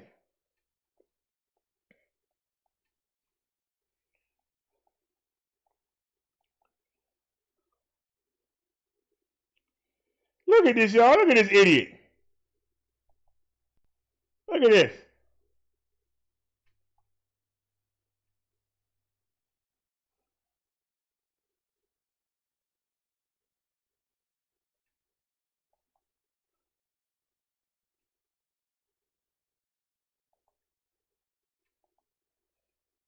Good. They ain't said nothing about us, so good.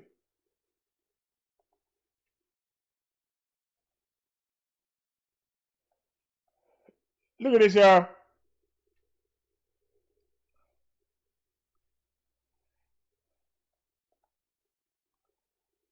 This is from the guy from Bronxville. Somebody tell me, why would you put up a post saying you got a new gun? Why would you put up a post telling the world that you got a new gun? Y'all gonna tell me the demon ain't these people? What person with common sense will put up a post talking about, look at my new gun? Come on and get me now. I got this new gun waiting for you.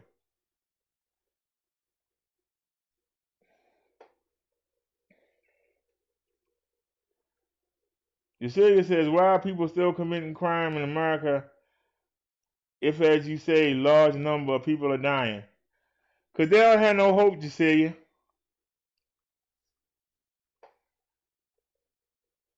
Why would somebody put up a gun? Look at my new gun.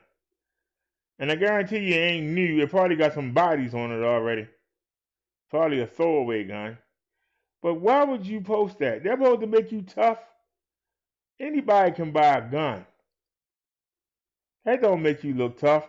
What it makes you look like is a sissy. And then lets me know, if I got a problem with you, I now know you got that. So I got to have something twice as hard, right? If you got that gun, then I got to have a Uzi. Or I got to have a MAC-10. Or I got to have an AK-47. Because I got to make sure. You might shoot me in the kneecap with one of them little bullets, but I'm going to have something that's going to put you on your back and keep you down. That's what that tells me. It don't tell me you're a man. It don't tell me you're going to beat me up. It tells me that you're going to try and shoot me like a little coward. So I got to make sure I shoot you first. Instead of wanting to beat you up, now I know I got to shoot you and kill you. That's what I know now. So how that make you look cool? I just want to know, how did that make a person look cool? It make you look weak and soft. I'm like a sucker. The same way when that guy showed his gun. Big old fat man used to be in the military. You gonna come online and talk all that mess, then you gonna come showing a gun. Ain't nobody scared of no gun. A little child can shoot you with a gun. Give them a gun and tell them how to shoot. They can shoot you. Ain't nothing special about that. Can't no child pick you up and choke slam you, spear you, or power slam you through the concrete. Anybody can shoot a gun.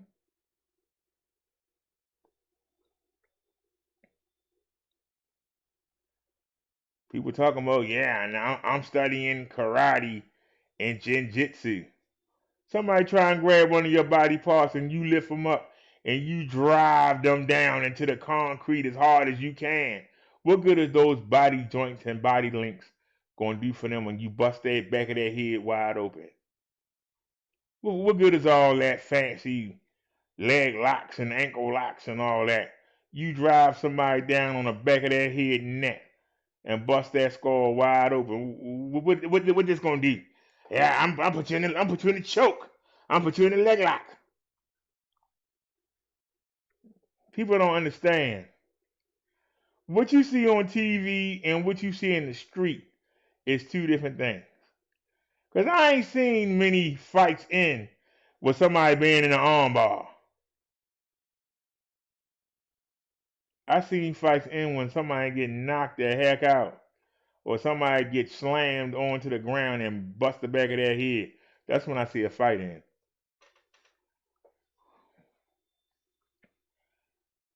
Yesenia says if people have no hope, they should pray, not go out and commit crime against somebody. That's not going to restore hope to them. They're not looking to restore hope. They're looking to get whatever that person has. And they think that person, that's going to give them joy. If you got a nice car and I ain't got no car, well, I'm going to steal yours. And I'm going to ride around in your car till the police catch me. I'm going to feel good about myself. I'm going to go ride through the neighborhood. Hey, y'all, look at me. Hey, I'm riding in the... Hey, look at me. Hey. That's more important to them than Jesus or God. What that fellow man are thinking now? Hey, I'm going to go rob this person of that chain. Hey, look, y'all. Lil Joe chain. I got Lil Joe chain on. Lil Joe, come get the chain. Look at me, I'm hard, y'all. I got a chain on. Yeah, I went and stole the chain. Look at me. Come get it. Come on. Put the gang signs up. They think that they look good. They're looking up, trying to show off for their peers. What their peers think is more important than what Jesus or God think. The only time they think about Jesus or God, Yesenia, is when the things I just described get them in trouble. Then they go, oh God, no, the police behind me. Help me, Jesus. Don't let them catch me, Jesus. I can't do no time. Oh no. That's when they think of God and Jesus. I shot and killed 10 people, but look, they shot my little baby girl. Oh Jesus, please don't let my little child die. Why, you killed 10 people. You didn't care about them dying. You didn't want Jesus and God to stop them from dying when you killed 10 people. Oh, why should they intervene and help your child now? See, they don't think of it that way. They never think. You know? Only time they think about Jesus and God is when they in church, somebody religious around them, or when they in need. Otherwise, they don't think about God, Jesus. If you're a child and you want to hang with the cool boys and they say, hey, we're going to go graffiti up the school, your child should say, nope, I don't think God and Jesus would like me doing that. If they say, hey, do I get to be hang with y'all and be with the cool boys? They say, come on, and they go. They don't give a darn about what God and Jesus think. You haven't taught them well. There's no way to excuse that. There's no way to overlook that. You ain't taught them well. They don't have no fear. They don't have no fear. Because, see, you can't make them afraid of the police. I've shown you video where 11-year-olds have beat the police up. They're not scared of the police. You got to make them scared of something that they can't touch, something that they can't put their hands on, something that they can't sneak up on. And that's God and Jesus. Make them afraid of them, something that they can't touch. Yeah, well, if you do that, I'm going to call the police. I beat the police up when they get here too. What's your point? I beat them up too. But you bring them up to be scared of God. That's something they can't see. That's something they can't trick. That's something they can't beat up. They can't do something in secret. Because you teach them, they see everything. And you make them afraid. Have them have respect and fear instead of seeing Jesus and God as a joke. Because that's what they are right now. They're a joke. Look at you, your Bible toting, scripture quoting geek. You sitting there. Don't you know the white man gave you that Bible in slavery to hold you in slavery, and you still holding on to that book? That book was around long before the white man came. That book was around long before the white man enslaved anybody. But your ignorant butt don't know that. Well, I ain't worried about where I'm going. I'm only worried about the day. And the day I want your shoes. And if you don't kick them out, I'm going to blow a hole in you. I'm not worried about my salvation. Right now, you better go in that bank vault and give me some money. Or I'm going to shoot everybody in this bank. If you don't get out that car right now and give it to me, I'm going to kill you in it.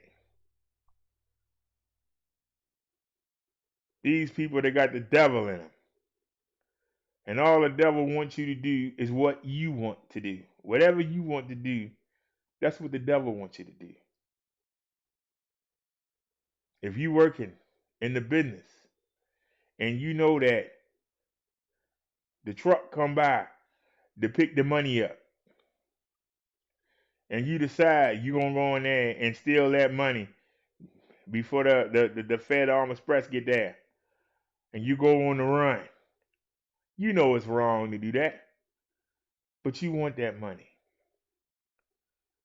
And your spirit will tell you, hey, you know that's not right to take that money.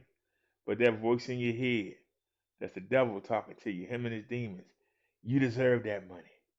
You work here a long time and they give you crumbs. That money all you. Go ahead and get it. And you take that money.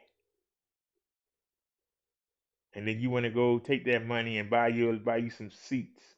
And you want to buy you a little car. And then you want to show up in front of everybody. Talking about, look at me, look at my suit, look at my car, look at my jewelry. when you know you stole that money.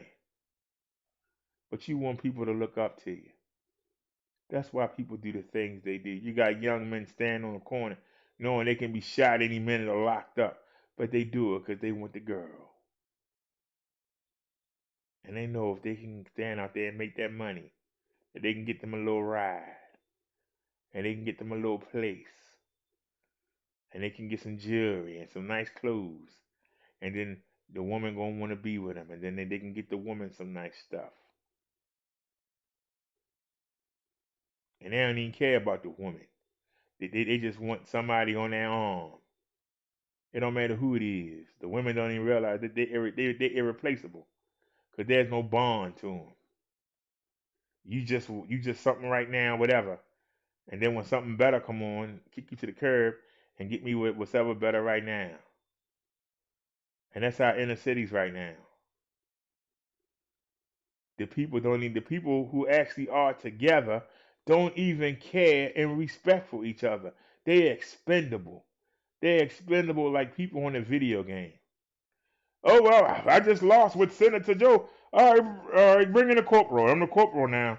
I know I got beat up with the corporal. All right, bring in the private then. And you expendable.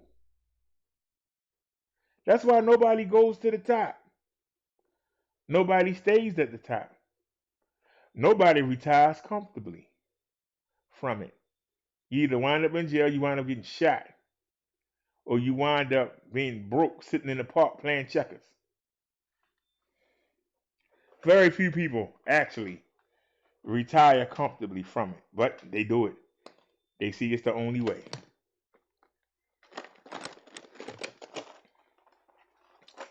I'm such a loser. The only way that I can get ahead so I can show off to you is to sell you poison. I'm such a loser. The only way I can get ahead is to hire me some prostitutes to give you diseases, and I make money off that.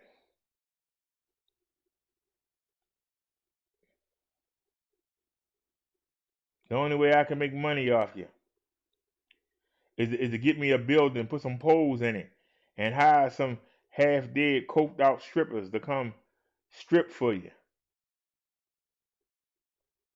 And have you drool over them and get them dollar bills.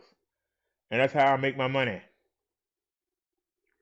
But you supposed to look up to me. I can't go out in the real world and make you no money. But I can cheat in the underworld. And you supposed to treat me like I'm God. That's what's wrong with the United States, Gisela. I don't know how it is where you live, but that's what's wrong with this country here.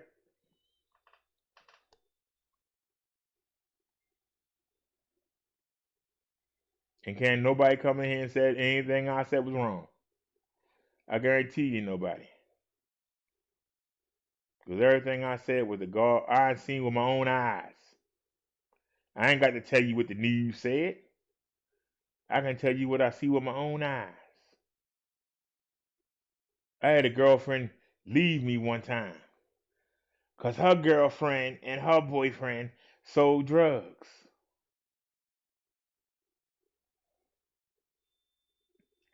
And they wanted me to join them. What I want to sell some drugs for? Oh, because you got an honest face.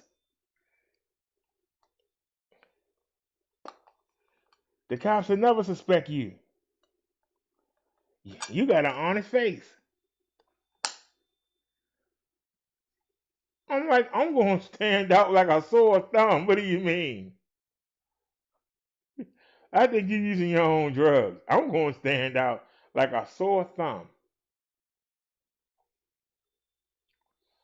And you think I won't change? When I start having fast money in my hand, you think I'm not going to change? When I start having beautiful cars, you think I'm not going to change? When there's women begging me to give me fellatio just to get them a little packet, you think I'm not going to change? No, thank you. That's an invitation from the devil. No, thank you. There's no way you can't change. Well, you know, I'm just going to do this for a minute. No, you ain't. Because no matter what else you try to do, you ain't going to get that fast money. No matter what else you do, you're not going to have the camaraderie from the other drug dealers. No matter what you do, you're not going to have women trying to trade sexual favors for that little packet of powder you sell. No other job is going to give you that. What other job will give you that? So whatever you're trying to go to school for and do that, you're going to always choose that over the school. Because the school, you got to struggle and scrape and work hard. This, you just go out there and just sell poison to your people.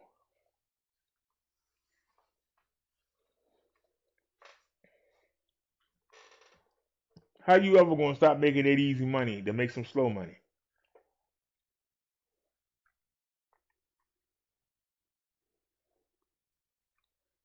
I work with people that used to sell drugs.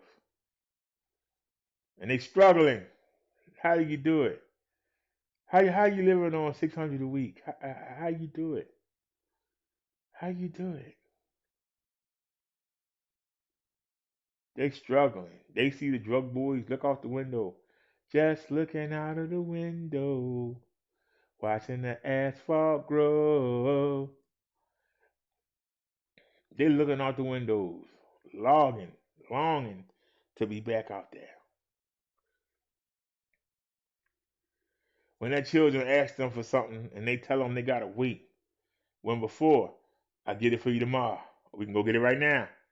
But now you gotta wait. I gotta save up for it. I can take it out of the next 4 paychecks. I'll get it for you. By that time, the kid wants something else.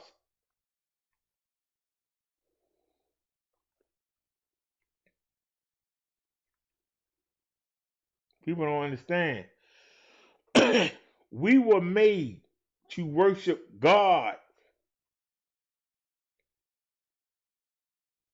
The animals was made to worship us. When God was going to come down, we supposed to worship him and sing and dance for him. Then when he went away, the animals kept us company. That's what Adam and Eve supposed to have been doing. When they bit that apple, their heart wasn't for God anymore. Their heart was for themselves. And everything is about yourself. Everything is about yourself. I've seen women be with some of the most evilest men in the world. And I've seen them sit there and say, you know what you're doing is wrong. But since you're doing it, what's my cut? 30%? Nah. I want at least 40. You want me to participate in this? I want at least 40%. How can you tell somebody what they're doing is wrong out of one breath and then want a cut of it in the next? That's sinful nature. That doesn't make any sense. If somebody say, I'm going to go rob the old lady across the street, I need you to distract her while I go in there. She got some nice jewelry in there, and she always keep her money in the mattress. So I need you to distract her. Go tell her you need help with the sewing, and you don't know how to sew. Or go tell her you need help with the child or something. Get her out the house. I'm going to go in through the back door. Keep her busy while ain't nobody else living there. Just keep her busy while I get all this stuff. And you knowing that lady all your life. And you say, hey, you know that's wrong. You can't do that to Miss Bertha. Miss Bertha been in the community for daggone 50 years. You can't do that to that lady. Well, I'll give you 20%. 20%? No, I want 40%. Like, wait. You just said I couldn't do it to Miss Bertha. Yeah. Well, give me 40% and you can do it. So obviously, you don't give a darn about Miss Bertha. She probably has had you in our house and cooked for you and entertained and kept you and your kids company. Don't mean nothing. But you can get a little bit of money. All that don't matter, do it? You can get a couple dollars. You can get a couple $. It don't matter, do it.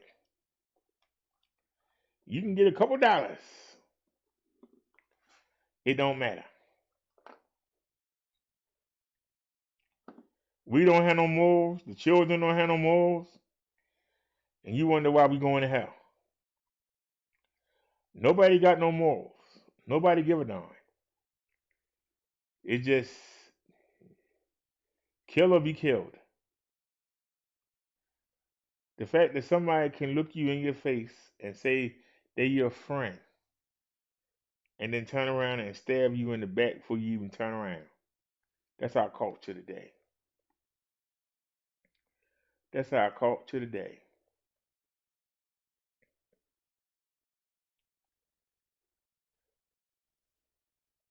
I can guarantee you, you got somebody you know who you help out all the time. But if somebody come along and tell them, hey, you know, they got a lot more than what they share with you. And if you help me, I can make sure you get your cut. You ain't earned nothing. Why you deserve a cut? What have you earned? You ain't done nothing. Well, yeah, you know, you're right. You could, yeah. She ain't giving me enough. She can give me some more money. She got it. So, all right, what we got to do? And you'll do it. And you'll see the woman sitting on her porch sad after the police leave, talking about, yeah, it's sad how they did you, Miss Brown. No, I'm good and well. You sat there and got paid off of that.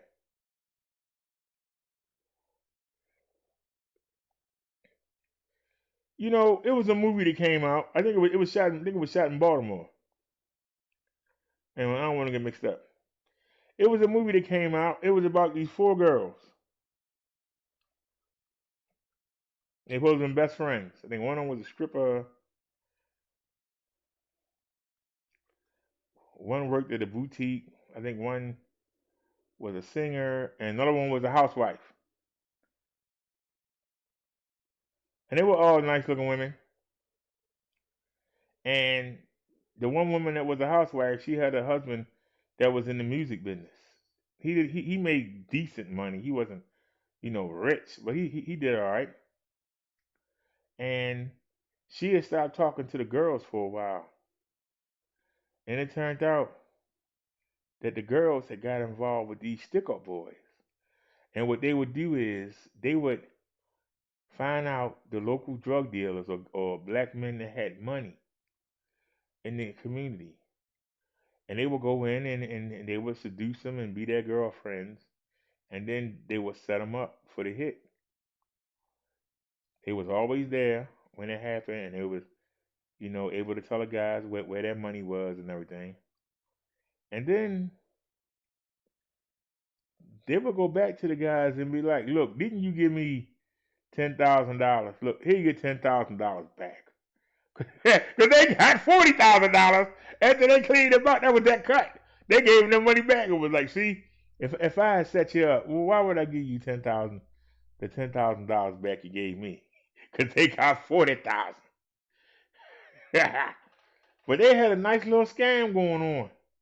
And then they hooked up with the 4th girlfriend. They met him at a party. And unbeknownst to any of them, the stick-up boys started watching the one that was married. And even though she had nothing to do with any of the robberies setting the men up, guess what? They came in to rob her husband because he had a little bit of dough. And they shot and killed him. And then the other girls came by. They were like, oh, no, we know who did this. Oh, no, it wasn't supposed to happen to nobody we know. But see, when you get involved in that, always somebody who you love get hurt. But you're not thinking about the people that you love. You thinking about yourself. If you was with God, you wouldn't have done none of that. If you was doing what God and Jesus wanted you to do, you wouldn't do none of that. So now the only one of the 4 that actually got married, that actually had a husband that was home and children, now she's just like them now. Because now she got 3 kids, and who the heck gonna want a woman that got 3 kids? So she ain't made them like them. At least she was married and had a man that wanted to be there with her, and a man that took care of his kids. Now she got to try and find that all over again while dragging around 3 kids because of who she associated herself with. If she had never ran back into the girls again, guess what? Her husband would still be alive. But she sat there and had them in the house, and look how we doing now, and we doing better than we was. Not knowing. They ran their mouths. The friends ran their mouths. And the stick-up boys heard about the place, and they didn't even involve the girls in it. But just based on what the girls said, they went on in the house. And the man kept saying, I ain't got no money nowhere, man. What are you talking about? But the way the girls told it, he was living big. They kept saying, give me the money. What money? I got a small studio. I ain't making no money like that. Well, we heard you got money. You got money everywhere. Well, where you see that? You just hiding it somewhere. You gonna tell us or we gonna kill you. And they killed him.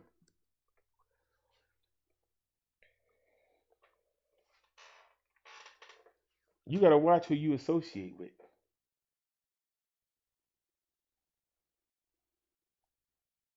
You see it here on YouTube. You don't see me getting buddy with these other YouTubers because I don't trust them. How you friends with somebody 1 minute and then you beefing with them, and then you friends, and then you tag up with their enemy. Now their enemy is now your friend. I don't understand that. And they go from person to person to person to person to person to person to person to person to person to person. And it's whack. And they say the same insults and tell the same stories over and over and over again. And y'all sit there like Trey Seals. I just sit there and laugh at you. I laugh at you. You entertained by the same thing over and over again. I don't get it. And it's sad. Somebody can come lie and say that somebody gave you a disease, and without showing you no proof, you just ride with it. Yeah, sure did gave her disease. I told you he was nasty bum, always laying around with somebody. They're going dirty penis thing. I told you. And then you find out it was a lie. Well, okay, well, it could have happened. And you wait for the next thing. You wait for the next thing.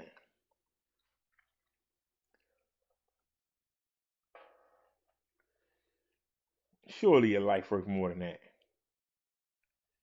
Surely your life worth more than that.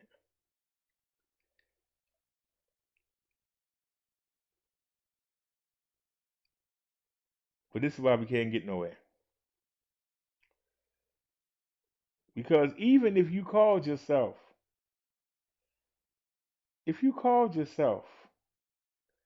being a black racist, you supposed to go after the other races. You ain't supposed to go after within. But that's all I see happening. I'm going to knock you down. I'm going to rob you. I'm going to take your stuff. Why don't you go out there and rob the people you say you hate? Oh, no, I'm scared of them. See, I can rob you and the police will come by and leave. But if I rob them, they going to keep looking till they find me. No, I can't go mess with them. You talking about you're going to riot. Why you riot your own neighborhood? Where your grandmother going to get her medicine from if you burn down the pharmacy? You making it hard for your own people. The few things that's around them they can get to, you going to burn them up and make them have to go take that money even further out and give them to somebody else you say you hate. You're going to have your neighbors take their hard-earned money that's not staying in the community anyway, but at least it stayed for some things. You're going to have them take all their money and give it out there to the people that you claim you hate. How retarded is that? But that's the United States. Black people. That's pure retarded. So the next day, you ain't got no place to go to work till you burnt it up. You had your car at the place getting fixed. You done burnt the car dealership up and busted all the cars, including your own. How that make sense? Somebody talk to me. But this is the dumb stuff he did. Somebody good get killed by the cops. You don't say nothing. Low down drug dealer get killed. Y'all out there marching for him. You got the little makeshift with all the teddy bears and the flowers and all the little memorials. You got all that set up. But you don't. When somebody good get killed, you can care less. But you care more about the daggone dirty drug dealer that's getting killed. Somebody talk to me. I'll listen. Somebody talk to me. I'll listen. Please explain. What's wrong with our people? Explain. I'll listen. And it really trips me out. I'm so tired of hearing white people talk about, I moved to the suburbs to get away from the men. I'm putting up these fences and got private security. They ain't trying to rob you. They robbing each other. They just as stupid. You spending all that money for what? They ain't coming out there to rob you. They robbing each other. But if somebody got a comment, like I said, I'll listen. Anybody got something to say, I'll listen. Anybody had a cojones? Anybody want to call in? 443-461-4518.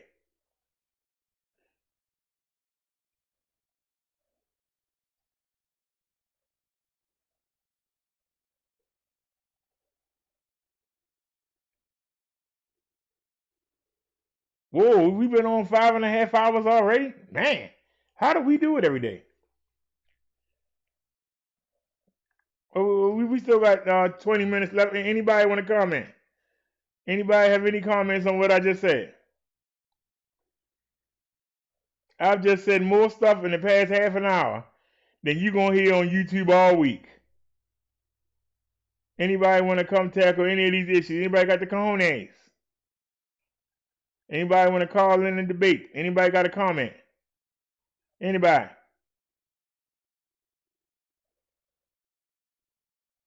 You got so many people that come through here and full of stuff. All they is full of dookie. So that charger not working. So give me this one. Actually, give me this one. Shoot. Because I can't see the chat.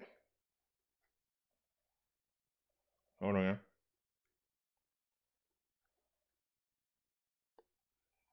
All right. There we go.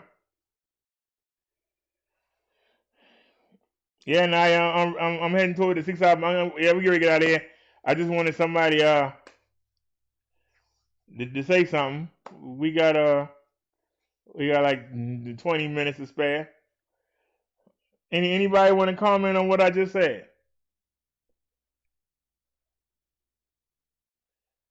I want to know how we gonna have unity when all we do is destroy each other in the community. How can we come together when the only time we put any effort out is to knock down somebody else in our community? All you hear, I'm going to flag you. I'm going to report you. To who? The man you say you hate?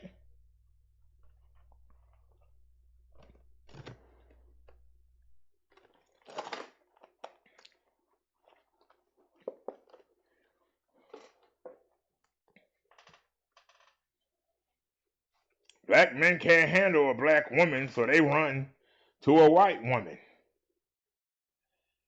But when you get mad, you calling the man. I'm gonna say you hit me and get you locked up. I'm gonna go file for child support and get you locked up. Ain't you asking for the man to help you? I thought you said you hated the man. You's a pro-black and you hate the man. Then why is it that you love to call the man to come help you fight? I thought you hated him. I can't stand white people. Well, you got two of them standing right there at the door.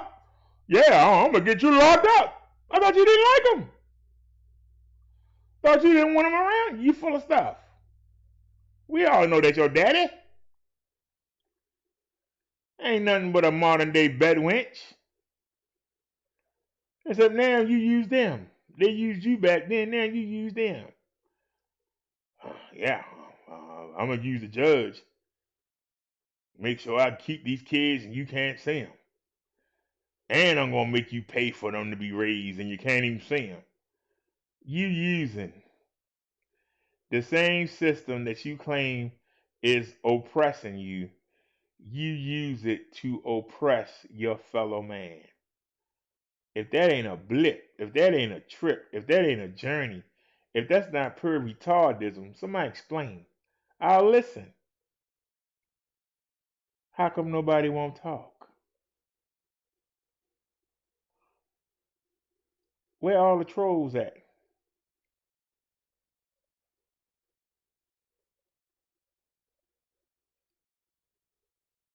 I asked some good questions here. Ain't nobody gonna answer them. I asked some good questions. Questions that nobody else on YouTube gonna ask you. Until we get ourselves straight and learn how to get along. Until we teach our kids to fear something. So that when they get tempted, because see, your whoopings, they can take it. Your punishments, they can take it. Make them afraid of somebody who they can't take the punishment.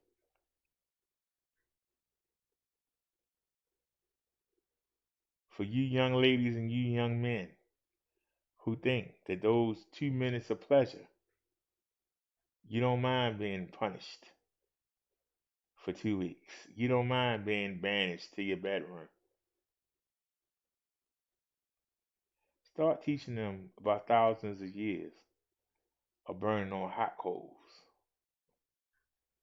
Start teaching them, are they willing to deal with that? Is that 2 minutes worth it? Why don't y'all try that?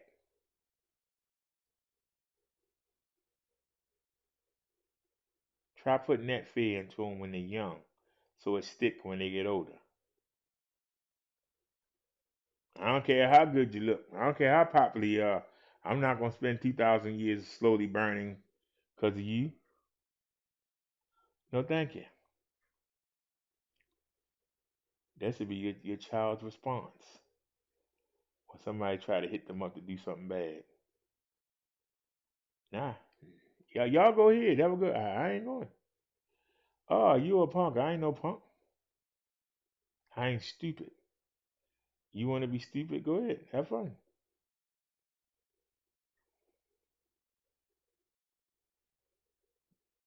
You don't hear your child talking like that, you ain't done a good job raising them. Get mad all you want. Got a problem? I'm right here. Come see me.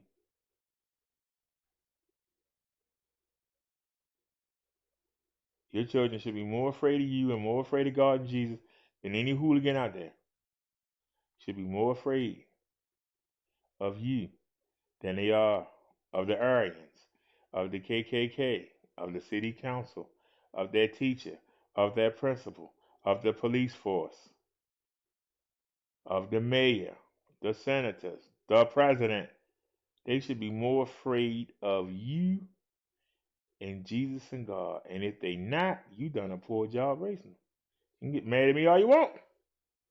I'm telling you the truth. And nobody else is going to tell you this truth. And that's what makes this platform special. And we pay a penalty for it. We always going to be at the bottom of YouTube till people start waking up and accepting the truth.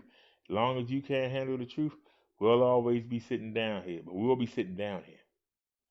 As long as I breathe, I'll be here every day to remind you. Every day. But one place I won't be down there in hell with you on a slow burn. I guarantee you that. That's where I'm not going to be. But a lot of you, that's where you're going. And when I tell you that, how come you the only one? I ain't the only one. If you listen to this show and do what I say, you won't be down there either. But if you keep doing what the devil tell you to do in your ear, you keep doing what your nasty, sinful body wants you to do, you're going to be sitting down there in that nasty hell on a slow burn, wishing, shoulda, coulda, woulda. Bubba Derrick came every day talk about this. I ain't paying a bit of mind. Matter of fact, tomorrow we're going to do the story of Lazarus and the rich man. We're going to do that story again. We're going to do that story again for the Bible study tomorrow. Because there's a point to that story that really talks about what I'm talking about. We're going to do that for the sermon tomorrow. I hope y'all be here.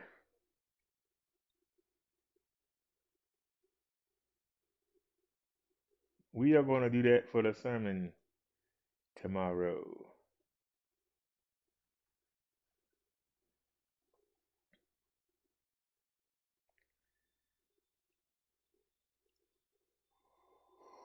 Whew.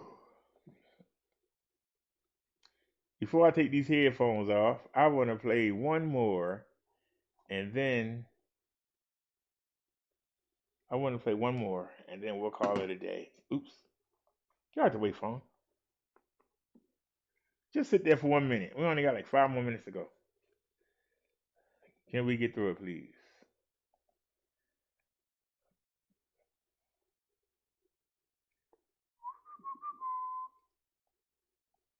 Can we find something we ain't played yet?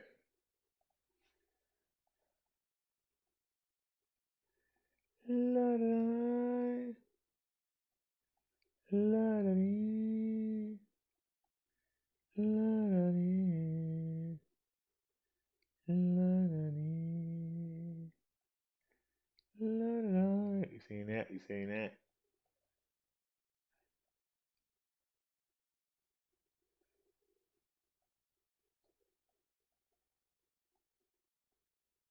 We're seeing so many of these is crazy. All right. I keep passing this by. Let's see what it is. What the hell? I keep passing this by. So let's see. Oh, wait a minute. Hold on a second, y'all. We have to go to the Dolby Atmos. Hold on. I'm put it on gaming. Right now I got it on stereo. Wait a minute. Let me change it to gaming. Enable. All right.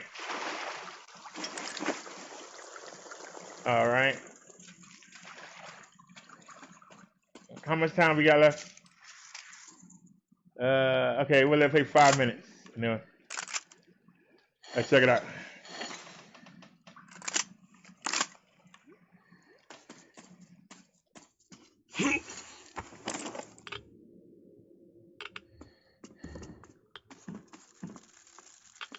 That's a nasty looking subway. Goddamn.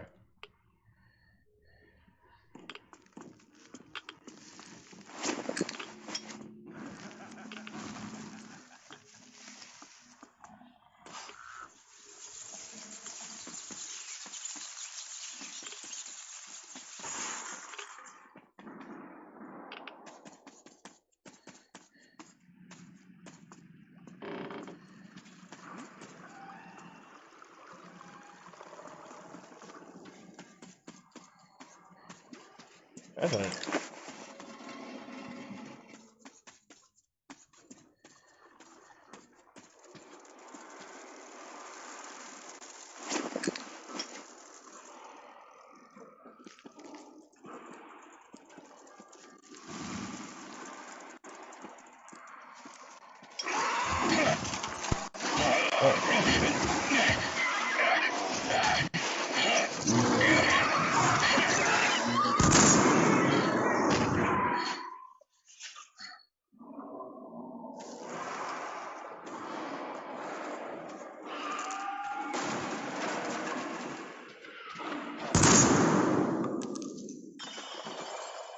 Well, something to it. There's something over there. Something to it. There it is.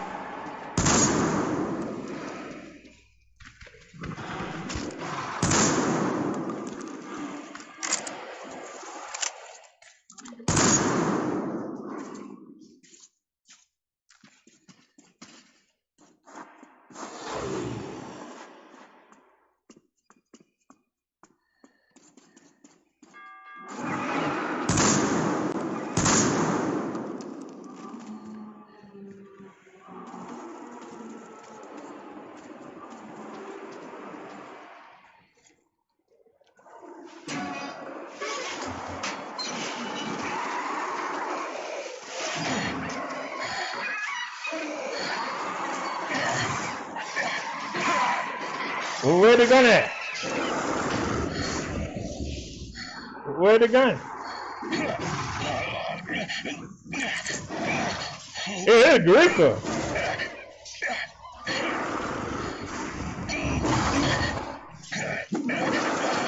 Look, the watchman got someone! Alyosha! Come here, you! Help the man! Roger! You, let's drag him out!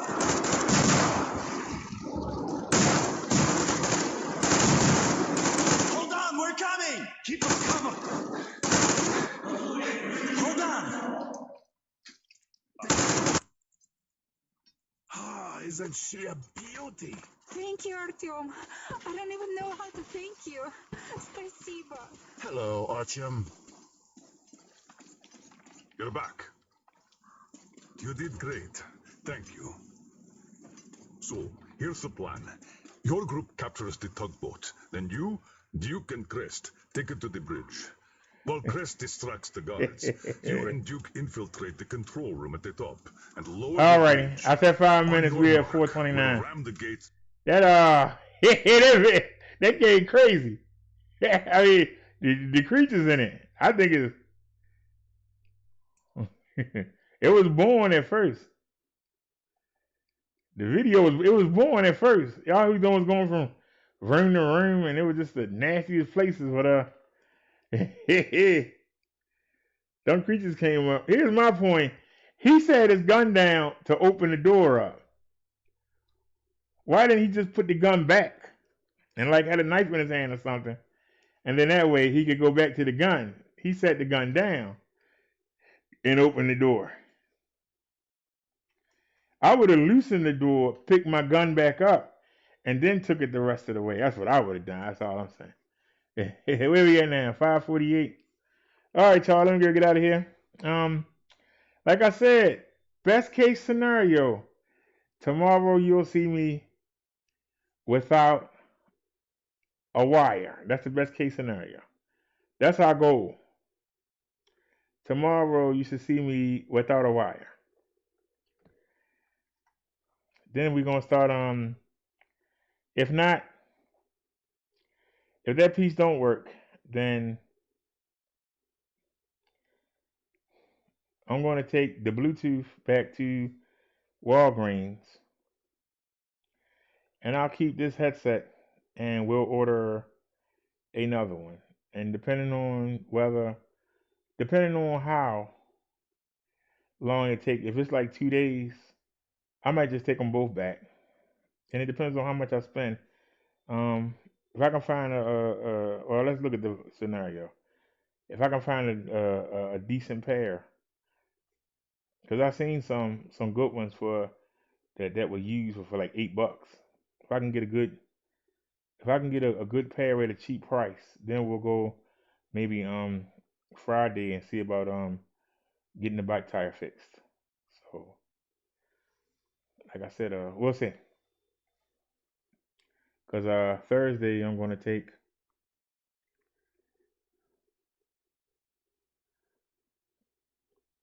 actually we need to go to the store. But what I might do is if I take this back to Walgreens tomorrow night, then what I might do is just get something to eat from Walgreens. And then Thursday or Friday morning, I'll take a cab up to the bike shop. They open at 1 o'clock, and I'll get the bike fixed. And then we'll go from there. That'll be my present to myself. I'll get the bike fixed. So Thursday or Friday, we'll go get the bike fixed. 'Cause I can bring the backpack. I don't want to be dragging the wagon up in the bike place. 'Cause then I'll be sitting outside with the wagon looking stupid for an hour like I did last time. So like I said, I'm gonna try and go at a decent hour, and ride up there and get that handled. We'll ride up there, we'll get that handled, and then we'll come back. We'll come back and hit the market, and then we'll come down.